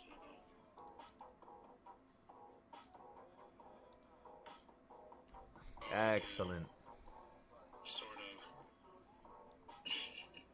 I made $7.50, but it cost $5, so I only made $2.50. Okay. Okay, you're holding here, everybody. We already sold. We're up $650. No losses on the practice account. I'm still looking for more downside. Exit. Let's go look at the reversal points. Good exit. Right? That was a really good exit. Yeah, and let us take that little scalp instead of taking a loss. Exactly, bro. To go up. Yeah, we just gotta move real slowly here. Again, we've taken no losses at all, everybody. I mean, just look at the screen. We're just nickel and diamond this thing all the way until we can finish the account. On the paper account, no losses. On the real account, no losses. Come on now, let's keep this up. Let's not try to buy from a stupid area. Because taking that $30 accidental loss actually saved me some money. That's what's up, bro. Sometimes, I'm not gonna lie to you, sometimes, yeah, it's as simple as just taking a loss, you know? Yeah, I think I moved the TP in the wrong direction by mistake, and it's holding me out. I hate when that happens, bro. Like when your fingers fucking slip. Yeah. I thought I grabbed the right one. Where's this music coming from? I thought I grabbed the Fibonacci tip.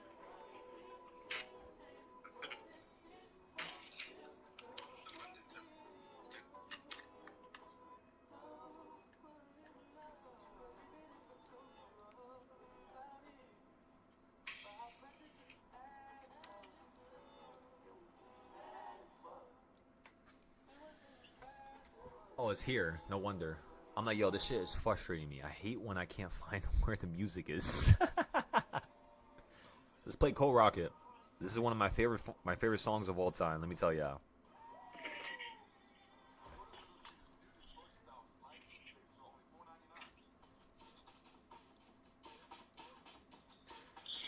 Ladies and gentlemen, we shall call this a day. Remember, 2 more days before our 30-day training camp. You guys will not see me any longer for the next 30 days, just due to the training camp. If you guys would like to be a part of the training camp, check out the Patreon and see if it's something that you like. See if it's something you want to be a part of. If not, don't feel a need or a rush to join up just because. Besides that, we're up 650 on the real account, on the combine. We're up 1,700 on the paper. And then on the options, we're up, how much? 700, I think? 700? 800? Somewhere around there? Should we go short right here? It's at the top of the CS zone. Yeah, $200. Is it gonna break the CS zone? Right now it is exactly 348. Let's check the reversal points. The reversal points, you're finally at an area above number 4. I want it to go higher. If it can go a little bit higher, I'll get some puts for it to play back to the CS zone. I don't really want to play puts from the CS zone right now, just because I know it can hit number 4.5 or 5. It usually doesn't run up that fast at the end of the day, but it can happen, you know. So just because it can happen, it's just like, all right, let's just dial things back for a second and wait. Let's patiently, you know, just go about conducting business here. After all, no losses today, everybody. I'm going to keep saying it so you can understand that this is not normal. The reason why we have no losses is because of the amount of work we put into this. Serious work, not some, you know, nickel and dime type of work. Some serious, intricate work. And we got to make ourselves be, you know, knowledgeable of that, or be knowing of that, so that we can continue to do so to achieve the same success in the future, you know? We just can't forget that. We had this success and we got to this level because of X thing. Let's continue to do X thing so we can continue to have that success. That's it. That's all this is about. Just don't forget. I can't wait. Are you guys ready to be millionaires? I don't know if you guys are ready for this. We've held off on this a long time. Will, are you in the chat right now?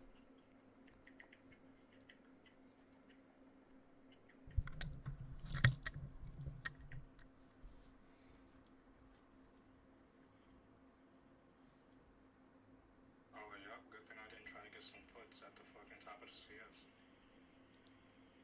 Right, it's just launching right here now. Okay, I'm gonna get some puts here.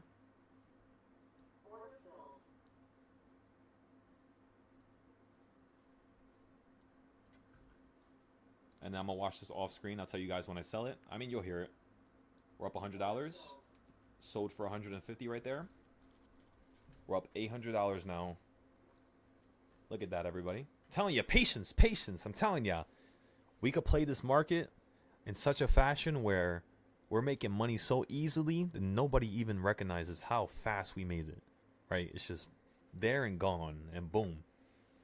You guys want to see the trade real quick? Let me show you. So you guys know that it hit the red circle. That's why I got into the puts right there. That's the area I was waiting for this whole entire time. All day I've been waiting for this one area. So I got into the puts. I bought 2 contracts because I knew it was going to reverse from there. And then I sold it very quickly the second it went down to right here, everybody. Look at that. So I bought the puts at the top of that green candle. The second you fell down a little bit, I was out. Took my profit. I'm gone now. Now we're waiting for the next location, which is going to be number 5. And that's all you have to do every day. That's literally it. Just back and forth. Yeah. I tried to catch it. I didn't catch it. I almost missed it. I think did I market fill there? Did you use a limit or did you use the market? That's crazy. I was just literally about to check that right now. Let me check. I use a limit right there. By the time I try to set the limit, this shit like I put it one tick below the top tick. oh, that's literally where I put my shit, but I put it too late. I thought it was gonna like retrace a little bit before it started heading down. Yeah, that's what I did literally, just so I can get filled right away. I just didn't want to get filled, you know, 2 ticks below it. I had two contracts of ES. Oh shit. Yep. So I made 150 and then boom, just out. Now I'm waiting.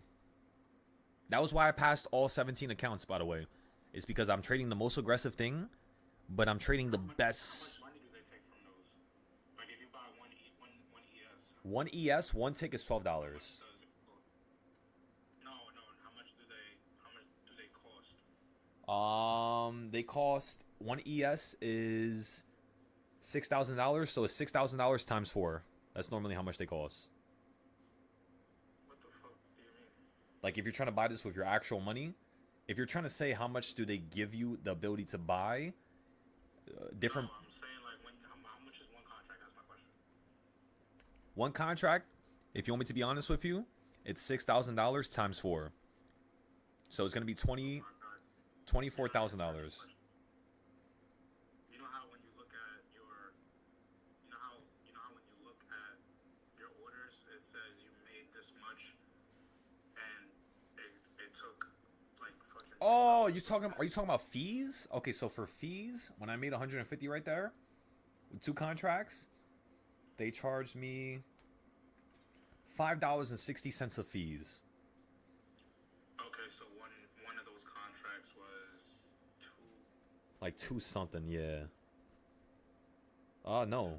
Wait, 250. You said 560. Like it was 280. You said 280. Okay. Yeah. Each contract, $2.80. Bro, how did I miss this fucking put? I literally called out this put just to miss it my fucking self. It's all good, bro. It happens. Just mark it, write it down on the chart saying that you literally were trying to buy a put at that location. And then the next time we're there in the future, you're going to do the same shit, bro. It might not be today again, but it's definitely going to be tomorrow or maybe the next day. I know it's like... That's what I'm going to use the arrows for. Yes. 100%. Yes. And then after the trading day is done, just take a picture of your whole chart. And then literally... Oh my God. I tried to drag this shit. Fucking... Oh, you can put slow ball on the end.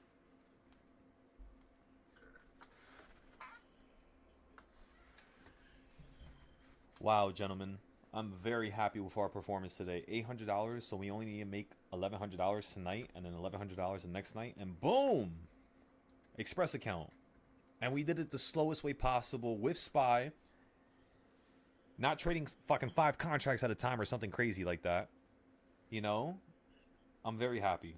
Very happy about this. Thank you, Zay. I told you, bro. Those moments, yesterday's moment is already in the past, and look, today, good moment. You're right, bro. 100% you're right about that. Thank you, doctor. You wasn't even thinking about yesterday. That's how quick it is. Literally, bro, I was not even considering all that bad shit that happened. It's just like it never even happened in the first place. Saying, bro. That's why when these bad moments happen, don't dwell on it. Just move past it. Because Right. you're gonna forget about it that fast.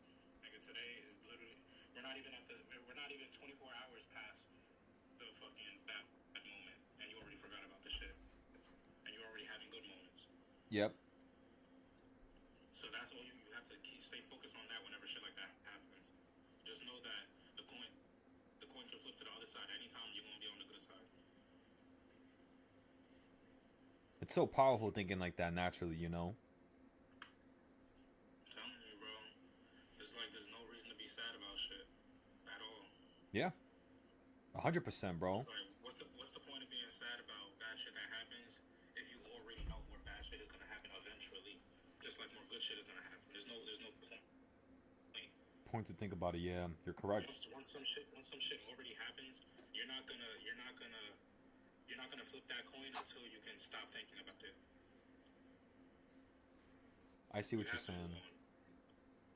And it's more beneficial to move on instantly. It is for your mental, bro.